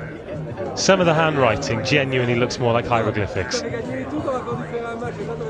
It doesn't speak volumes for the handwriting skills of some of the institutions, I'll give you that, in the sports department, but they're not there to be calligraphy experts. They're here to be running rugby inspirers, and that is just what Henley College are doing. Oh, brilliant cover tackle coming in from Charlie Groves. He fought hard to get back, and from that work, oh, I thought we were going to have a peach on our hands. He just stepped on the paint. Well, if he stepped on the paint, surely we go back for the knock-on. No, line out it is. Rather optimistic of Henley College to think they can take the quick one when the line out is formed and the referee is there waiting. So unfortunately no team sheet for Henley College, but certainly we'll be celebrating the class that they are capable of producing out here today. No team sheet for the Colts final as well, which is still to come today. And that is going to be an absolute cracker. Make sure you stick with us for that one. Another piece of silverware to be awarded here at the HSBC Rosslyn Park National School Sevens, as Exeter think they've spotted a little gap up the blind side, and they have. Clean pair of heels. No touchline is going to stop them this time, and Morgan Stone has the audacity to put a final step in before dotting down. To the delight of the touchline here as well. Cheeky from the Welshman, the one that the crowd liked. Yeah, great finish, great conversion as well. Hayden Gosling with the conversion. Great branding on Hayden Gosling.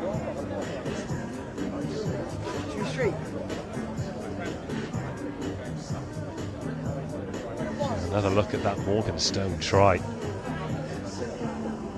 If you leave the hint of a gap, if the defending scrum half gets trapped behind the scrum, it is very often curtains.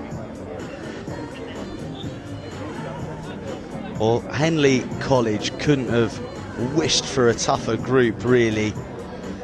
They face Brighton College, Hampton School, and then I'm going to leave the pronunciation of this one up to you, Dave. Ysgol Gynraeg Ystalyfera, which means Ystalyfera Welsh-speaking school.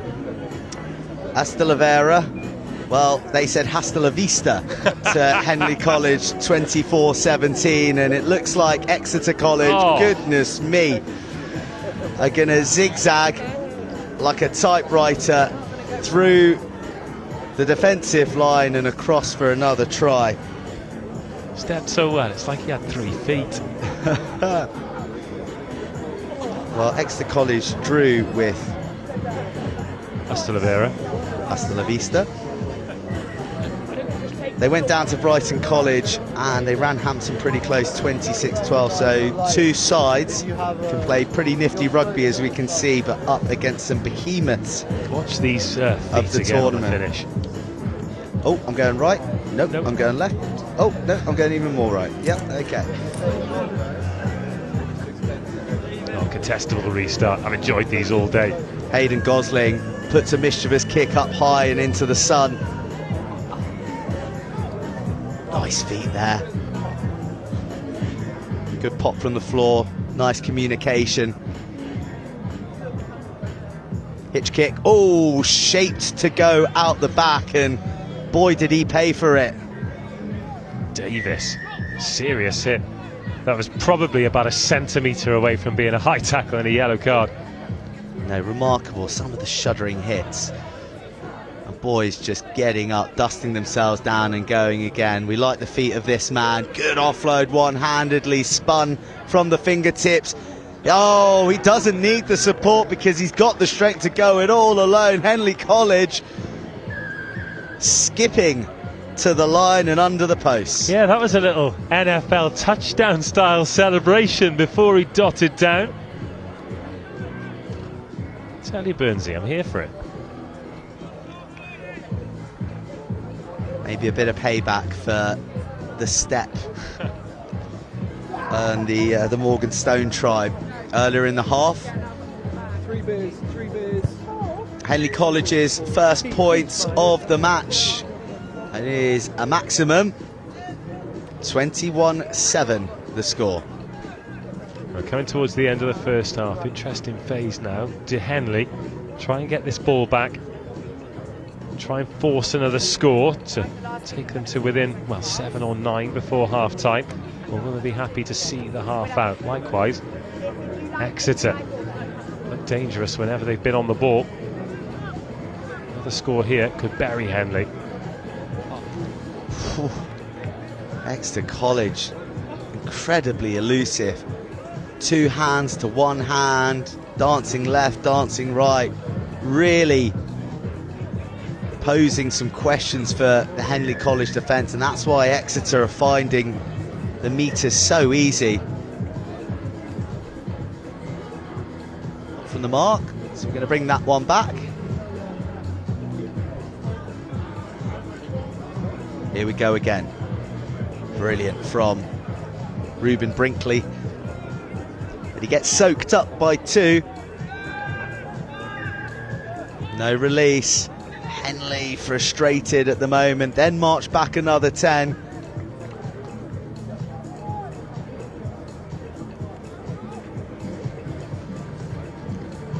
Oh, serious wheels. Serious wheels. Destination try line for Max Ferguson,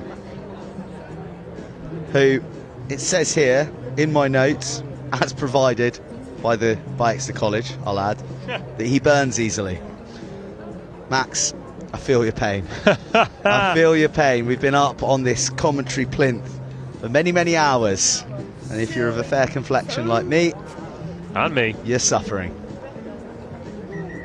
Half time here, and it is Henley College who are suffering on the scoreboard at the moment. They trail Exeter College 26 points to 7.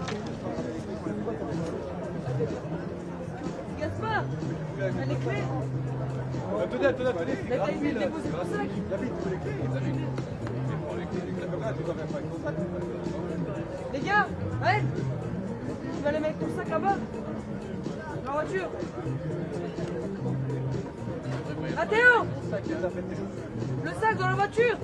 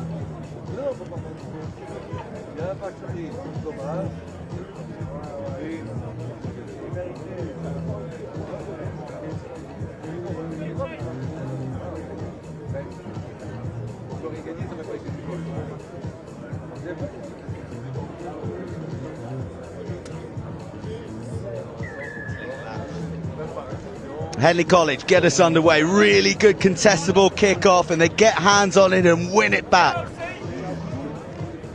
A new lease of life in the men in green and white for this second 7 minutes. Beautiful show and go. The crowd like it, but Ruben Brinkley wraps him up.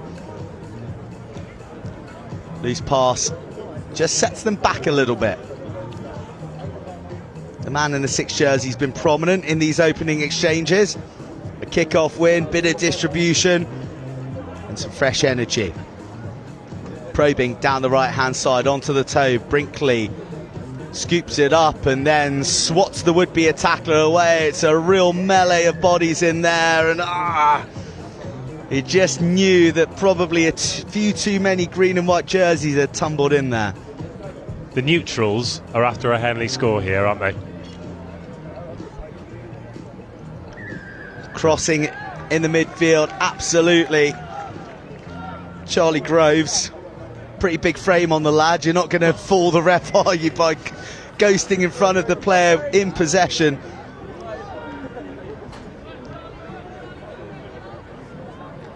Oh, that's so close to being brilliant. So close to being brilliant. Just that press defence from Exeter College, putting enough pressure on the Henley skills.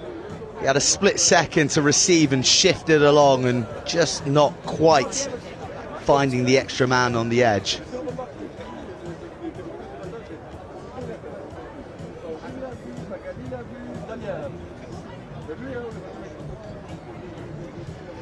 Well, this Exeter College side in these very fetching light blue jerseys are very closely tied in that sort of Devonian rugby mafia. Yeah. Them and Ivybridge, and feeding into the Chiefs, and there's Exeter Uni thrown in there, so there'll be high expectations on a number of these boys among themselves, among the county of Devon, to be going on to greater things further down the line with the professional sides down there. So many other great clubs down that way as well. Launceston, obviously, so kind of on the Devon-Cornwall border. Here come Henley, they've wrestled their way across, and that is a well-deserved try by them. Back in the game in a big way, plenty of time on the clock. Really good finish, and it had to be as well, because there were men outside him. There were still players to beat. Exeter fanned out well in defence. They were marking up man for man. If you take it on from there, you need to score. Took a couple of bodies over the line with him. Oh, he shanked the kick. Yeah. Frustrating. He's running a little bit awkwardly. You wonder whether he was necessarily the right man to take the conversion, especially after all the energy he'd expended in wrestling his way across the line. I'm not surprised the boys are limping around, though. This pitch is rock hard. The standard is outrageous, and it's been a brutal day of rugby. They put on a heck of a show for us. They have put on a show, each and every team, and that is exactly it, a show. We are lucky, you and I, to be up here calling these games and having the best vantage point on the whole of RE1. But you should go anywhere across these pitches, across the whole massive footprint of the Rosslyn Park Sevens, and there's quality and commitment left, right and centre. And one thing I think I mentioned earlier, but I think I might have had a bit of a mic issue, that this under-18 cup competition, the finalists, not only will they get to play for one of the most vaunted cups in the schoolboy game,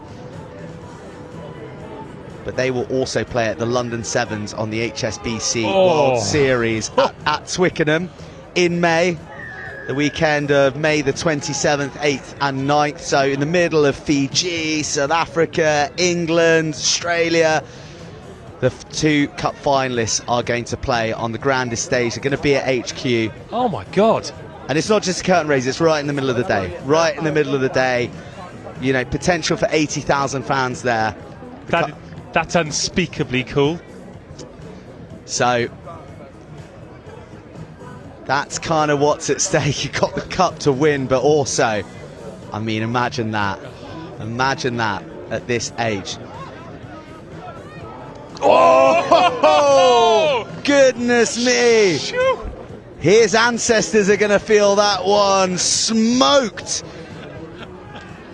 by Seth Finley. That's the biggest hit of the tournament. That is the biggest hit of the tournament. I've seen pretty much every game on pitch RE1 for 4 days of HSBC Rosslyn Park National School Sevens, and that is the biggest ribbery arranger we've seen. Play's back underway, so we can't bring in replay just yet, but we are begging our director. Here it comes. Where's he going to go? Where's he going to go? Where's he going to go? Oh!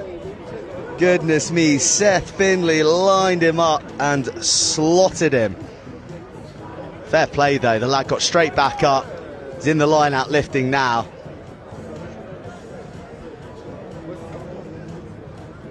Oh, tired legs, chasing this ball optimistically. A brutal bounce for all involved. But offside from Henley College, it was advantage played. And Exeter College retain possession as they bring on a number of replacements. Hayden Gosling back into the fray.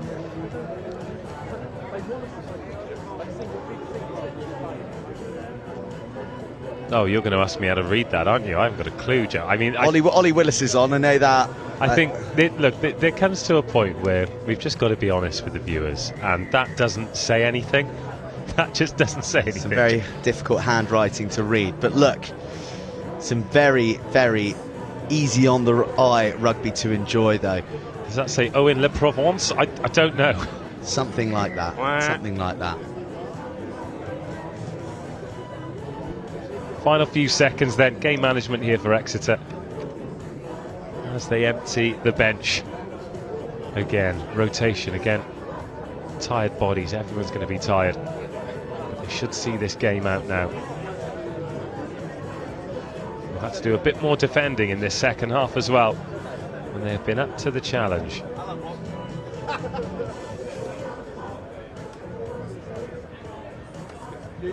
Switch inside, gets a bit of gain line, then a pick and go, wrestling to get away. Still full of strength.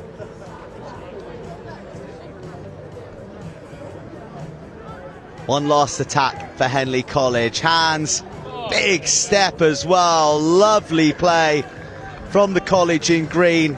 Some urgency about them as well, because if they've got time, they can level this one up, but the kick is very, very important here. Well, are we going to get to go again? Referee's checked his watch. Henley lining up as if to kick off. Oh, it's close, it's close, it's not good. Oh, just leaks to the right of the post, but there wasn't time anyway. A thoroughly entertaining match wraps up our cup action for the day. And you know what's coming next? It is the Colts final, the eagerly anticipated final of the under-16s of Eton against Harrow.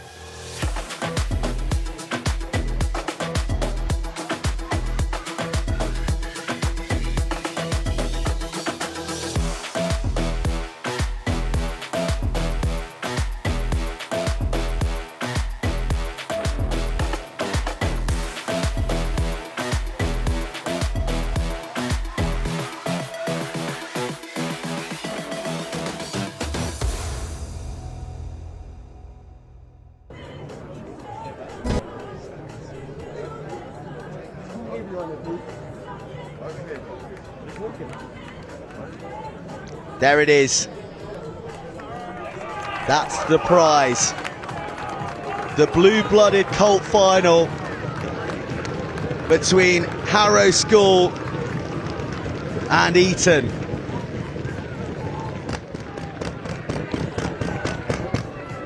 When you look at the team sheet, or when you look at the list of teams and schools and colleges who enter competitions, and you see the draw, whether it's at the start of the day or the end of the day, you think, oh, that is a tasty fixture, that's a rivalry.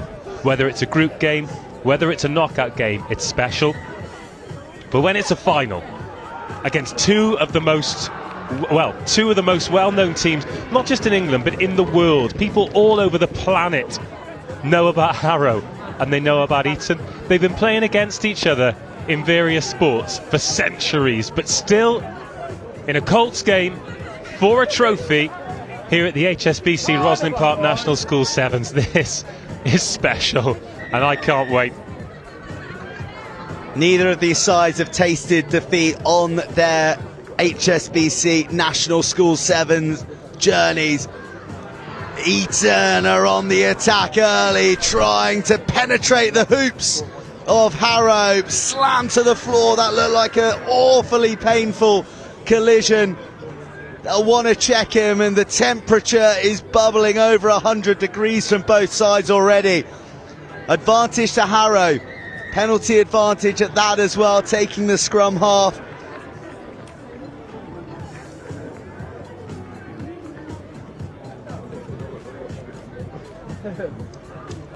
Well, electrifying start, Joe, as we expected.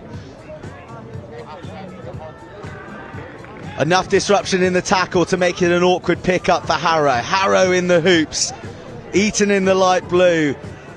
Eton looking a little bit narrow. They know that that man who just distributed wide is the danger man, the distributor, the carrier, the linchpin of this Harrow side. Look at him, 3 men grappling to bring him down. Simplicity required from Harrow. An overlap. But the delay on the pass offering an opportunity for Eton to initially extinguish the threat. But the flame is kept alive by the offload, and it's Harrow who draw first blood in this Colts final.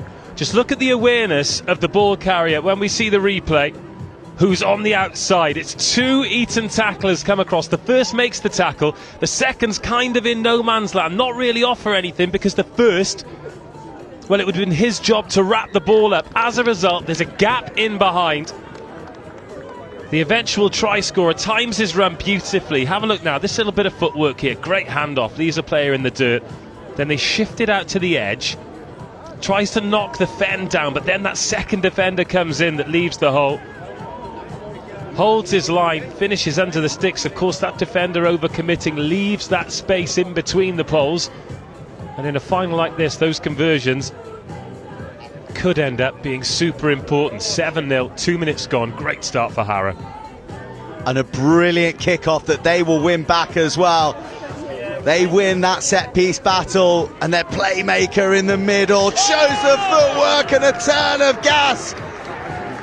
A breeze block of a man, but the feet of a ballerina. Harrow in for a double. 2 tries in 30 seconds. It was a superb chase on the restart. Thought he could have caught it clean, but he knocked it back and had a supporting runner there. Really looking forward to seeing the replay of this, because the ball carrier looked to do really well with the feet, but I think there was a really important little handoff there as well to get rid of the defender. Let's take a look at this now. So he puts the step on here, and no, do you know what? He's just held his line, held his strength. Run hard, run straight, and if the tackle drops off, that's what happens. 2 tries, both converted, 14-0. Man, have I been impressed with that young man. And this kickoff is brilliant again. It's asking so many questions of Eton. And eventually they catch a break. They have just been under the cosh for the entirety of these 3.5 minutes. Whether defending, receiving the kickoff, they've been pin perfect on the money. But finally, they're going to get a chance to have a play with the ball. Well, we had the joy of seeing them in their semi-final. Well, both of these teams played their semi-finals on RE1. In fact, the first knock-on was adjudged to have been off Eton, so it will be Harrow in the scrum. They do have pace on the edge, do Eton, but Harrow have got power and quality to burn.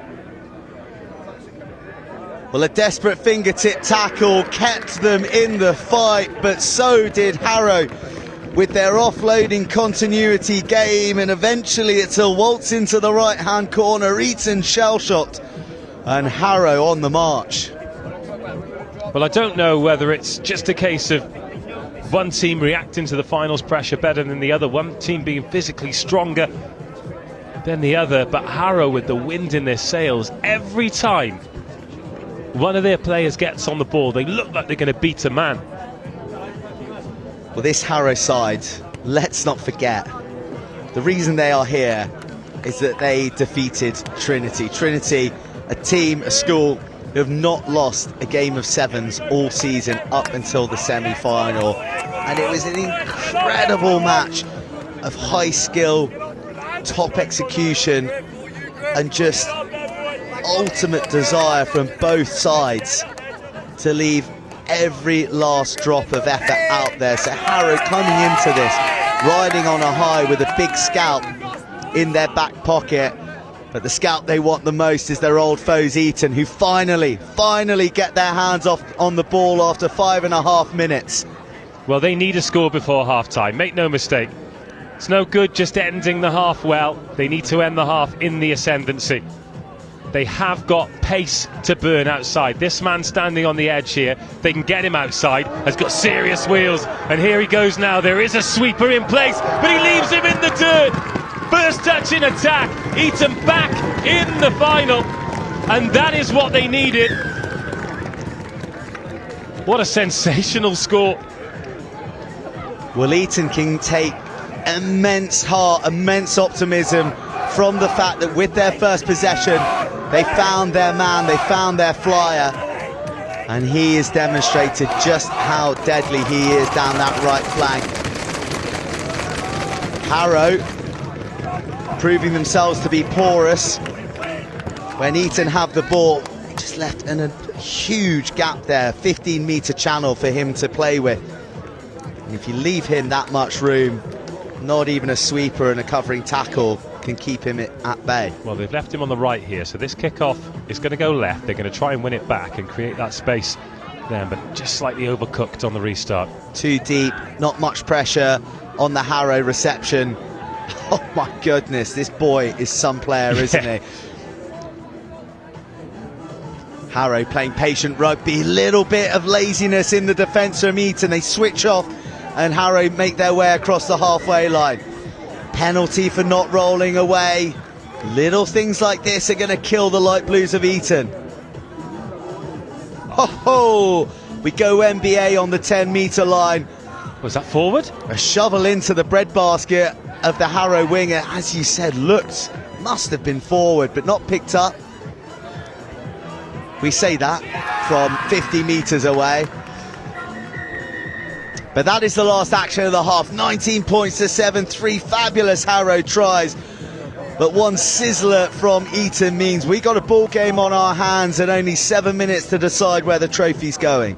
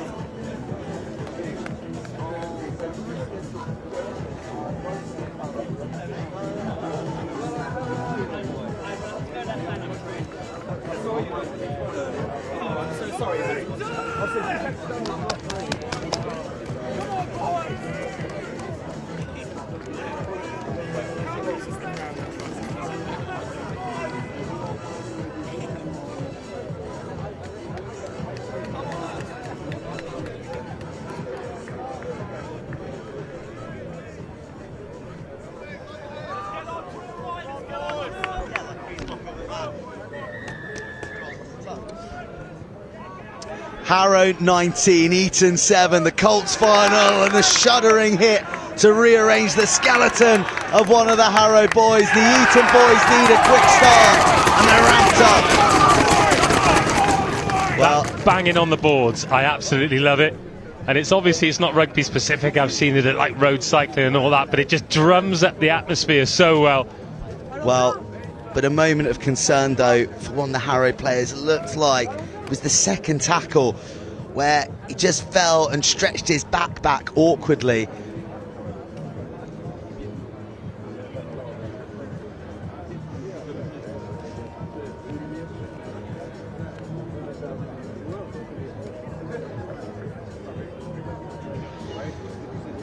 Little shot of the Harrow bench there.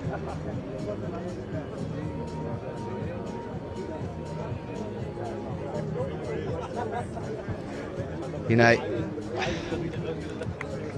a lot of firepower on the bench, shuttling the waters on, and rest assured, the injured player getting the best medical attention here. I've got to say, I know that we work for the tournament, but the level of responsibility that is shown in terms of injury and medical to all the players is absolutely top-notch throughout the whole tournament. It's wide, expansive across all the fields. It's kind of no expense or coverage spared, and it's so reassuring because, as we've said, you've seen just how intensely physical these matches are, and the long days as well, game after game, tired bodies, but also bodies pushing themselves to the limit competitively. And the good news is that the injured Harrow player is being helped from the field, no stretcher required, and a lot of generosity from the touchline being shown. Well, just going back to that, I mean, we always talk about the logistics and the numbers and this and that. Imagine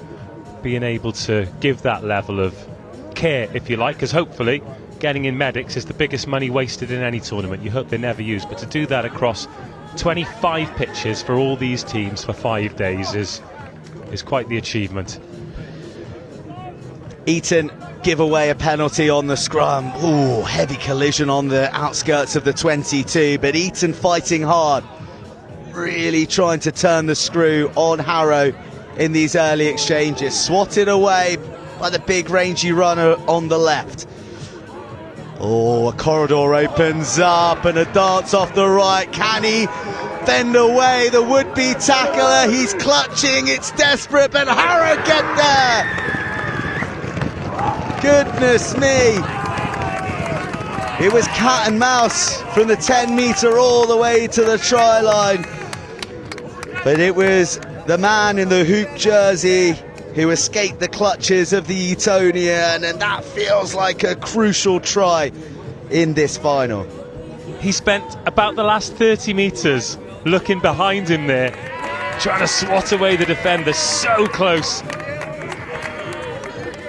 Oh, it was carrot and stick for so long, wasn't it? And that's what makes it a great chase, is when the defender has genuine belief that they can get there.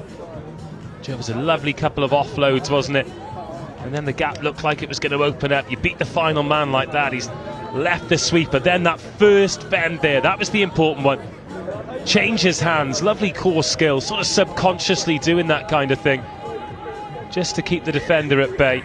Oh man, would he have been relieved to get to get to the line. The kickoff doesn't go the required 10 metres, so Eton have a chance to play from centre field. New personnel pouring onto the field and with ball in hand. The winger comes in on the inside, a show, and two-man hit to drag the Etonian down. Here come Eton. They fly it to their man with jet heels. And he's free once again. Is it going to be two wonder tries? No. A desperate tap tackle that forces a fumble as he hits the floor. Did you see that Harrow player? As soon as that happened, he turned to their supporters over there. He's trying to rev them up.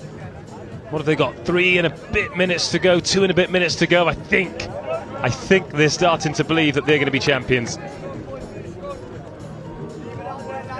But never say never. Just ask Seaford College, who looked for all money to be heading to the Vars final yesterday, and Stowe overturned them against the odds in the final 2 minutes and then went on to win, and that is the try that Eton needed. The advertising hoardings take a battering once again because Eton have their second. They're back within a sniff of their old foes. Well, you think when you win a scrum, it's safe ball, but if you've watched enough sevens, you know there's no such thing as a safe scrum. Ball breaks loose. We could do with this going over. It's gone under. Still a 2-score game. 2 converted scores will bring us to 26 all. Oh, and then we go to extra time. I tell you what, Burnsy, there's a vest tan to your right. That vest tan can only come from one country, and that's Wales. Yeah.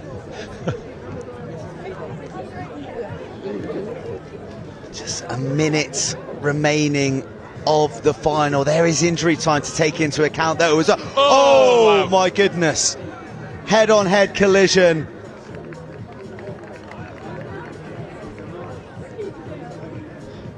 Well, that was undisputedly head-on-head. 2 players, both compos mentis, which is good.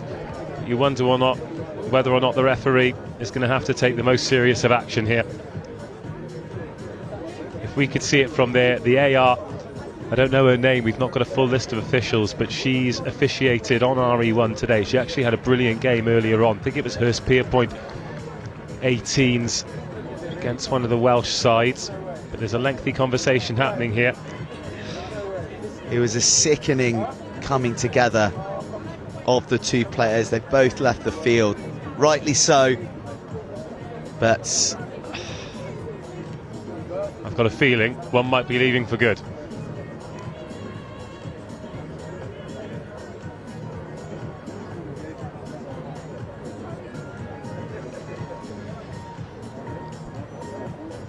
It is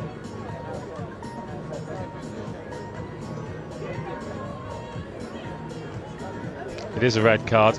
It is a red card. I think it's important to...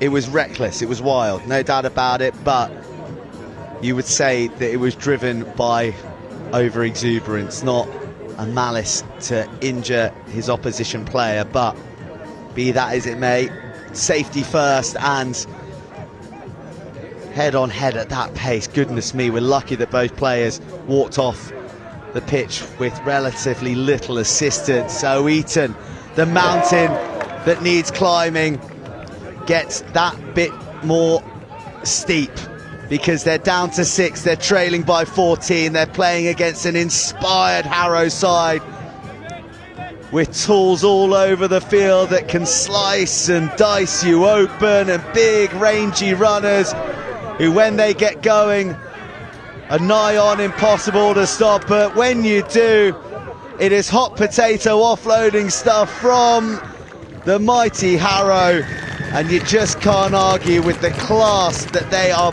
dishing up for us in this Colts final. Well, that is exactly what it is class, sheer class. Playing against 6 now, but it doesn't matter who you're playing against, how many you're playing against. When you can put the ball through the hands like that, you are a tough team to stop.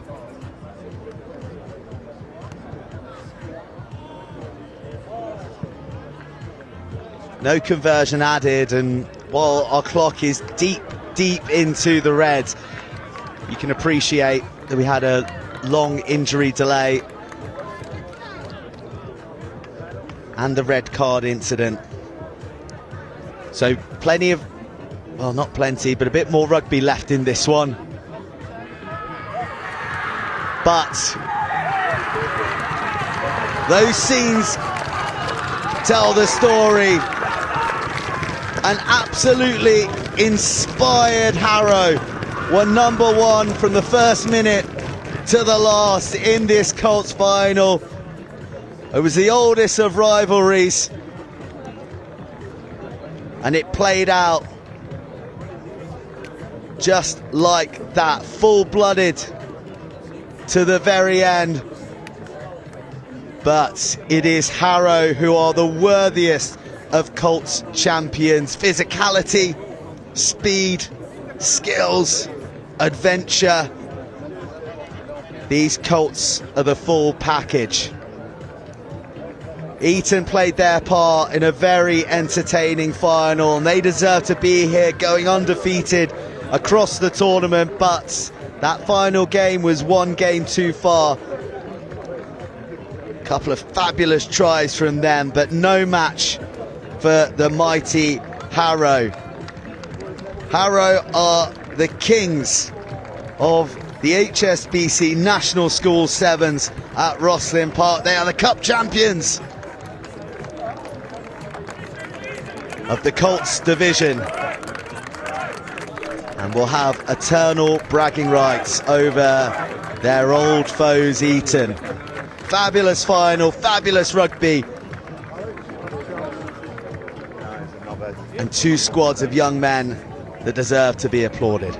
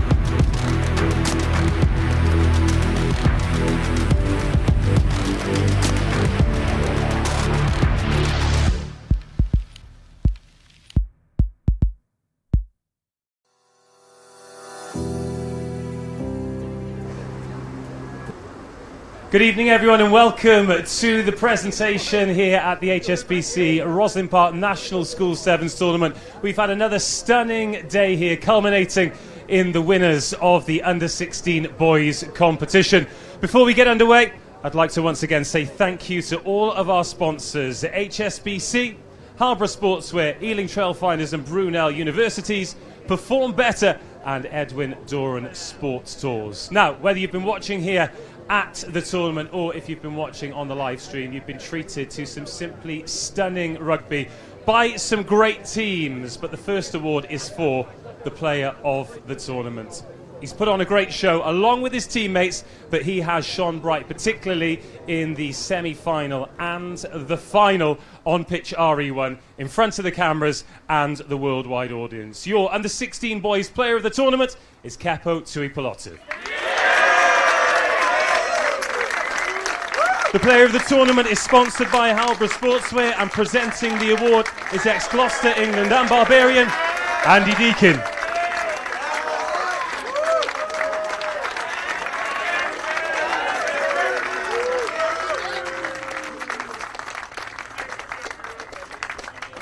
Congratulations, Kepo.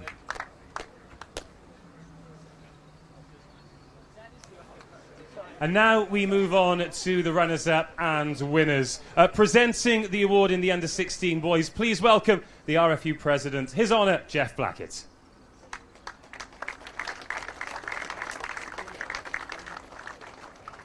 I think it's important that we acknowledge that to get to a final at this level is an incredible achievement. Was it 8 games or 9 games you boys played in? 9 games over 2 days at the very, very highest level. Wins across these 2 days in the sunshine, holding the bodies together. I can see that you have been in the wars, but you have certainly done your jerseys proud today. The victory over St Ambrose in the semi was absolutely stunning, and I'm sure you will be back again, and I can't wait to see it. But our runners-up in the Under-16s, please make them feel welcome. Because of a great achievement, they are Eton.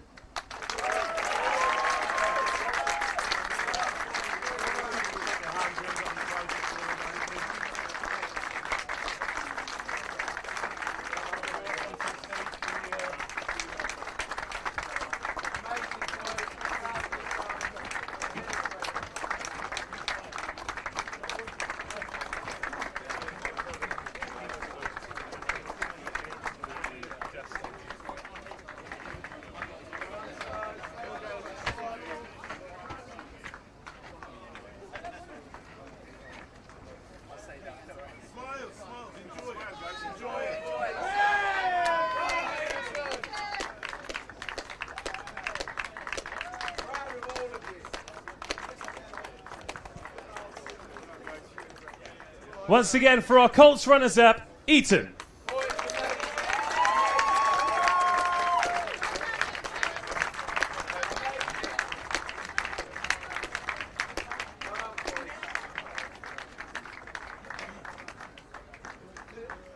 And now we meet our champions, the same 9 games, the same incredible performance, the same victories, only this time they went one better against a rival that doesn't just go through this tournament, it goes through the sports and through the centuries. If the semi-final victory against Trinity was exceptional, then the final, the performance was out of this world. They've got the player of the tournament, and they are also now the Under-16 champions. Please give it up for Harrow.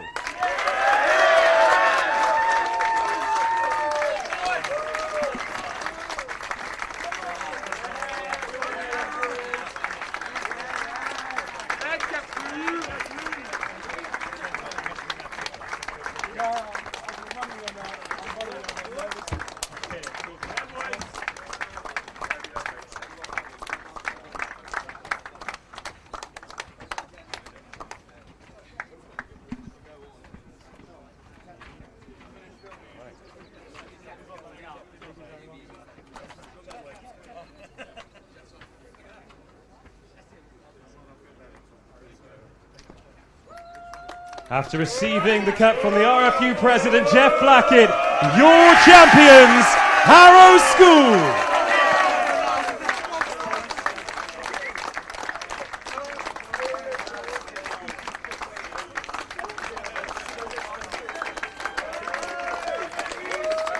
One more time for your champions, Harrow School.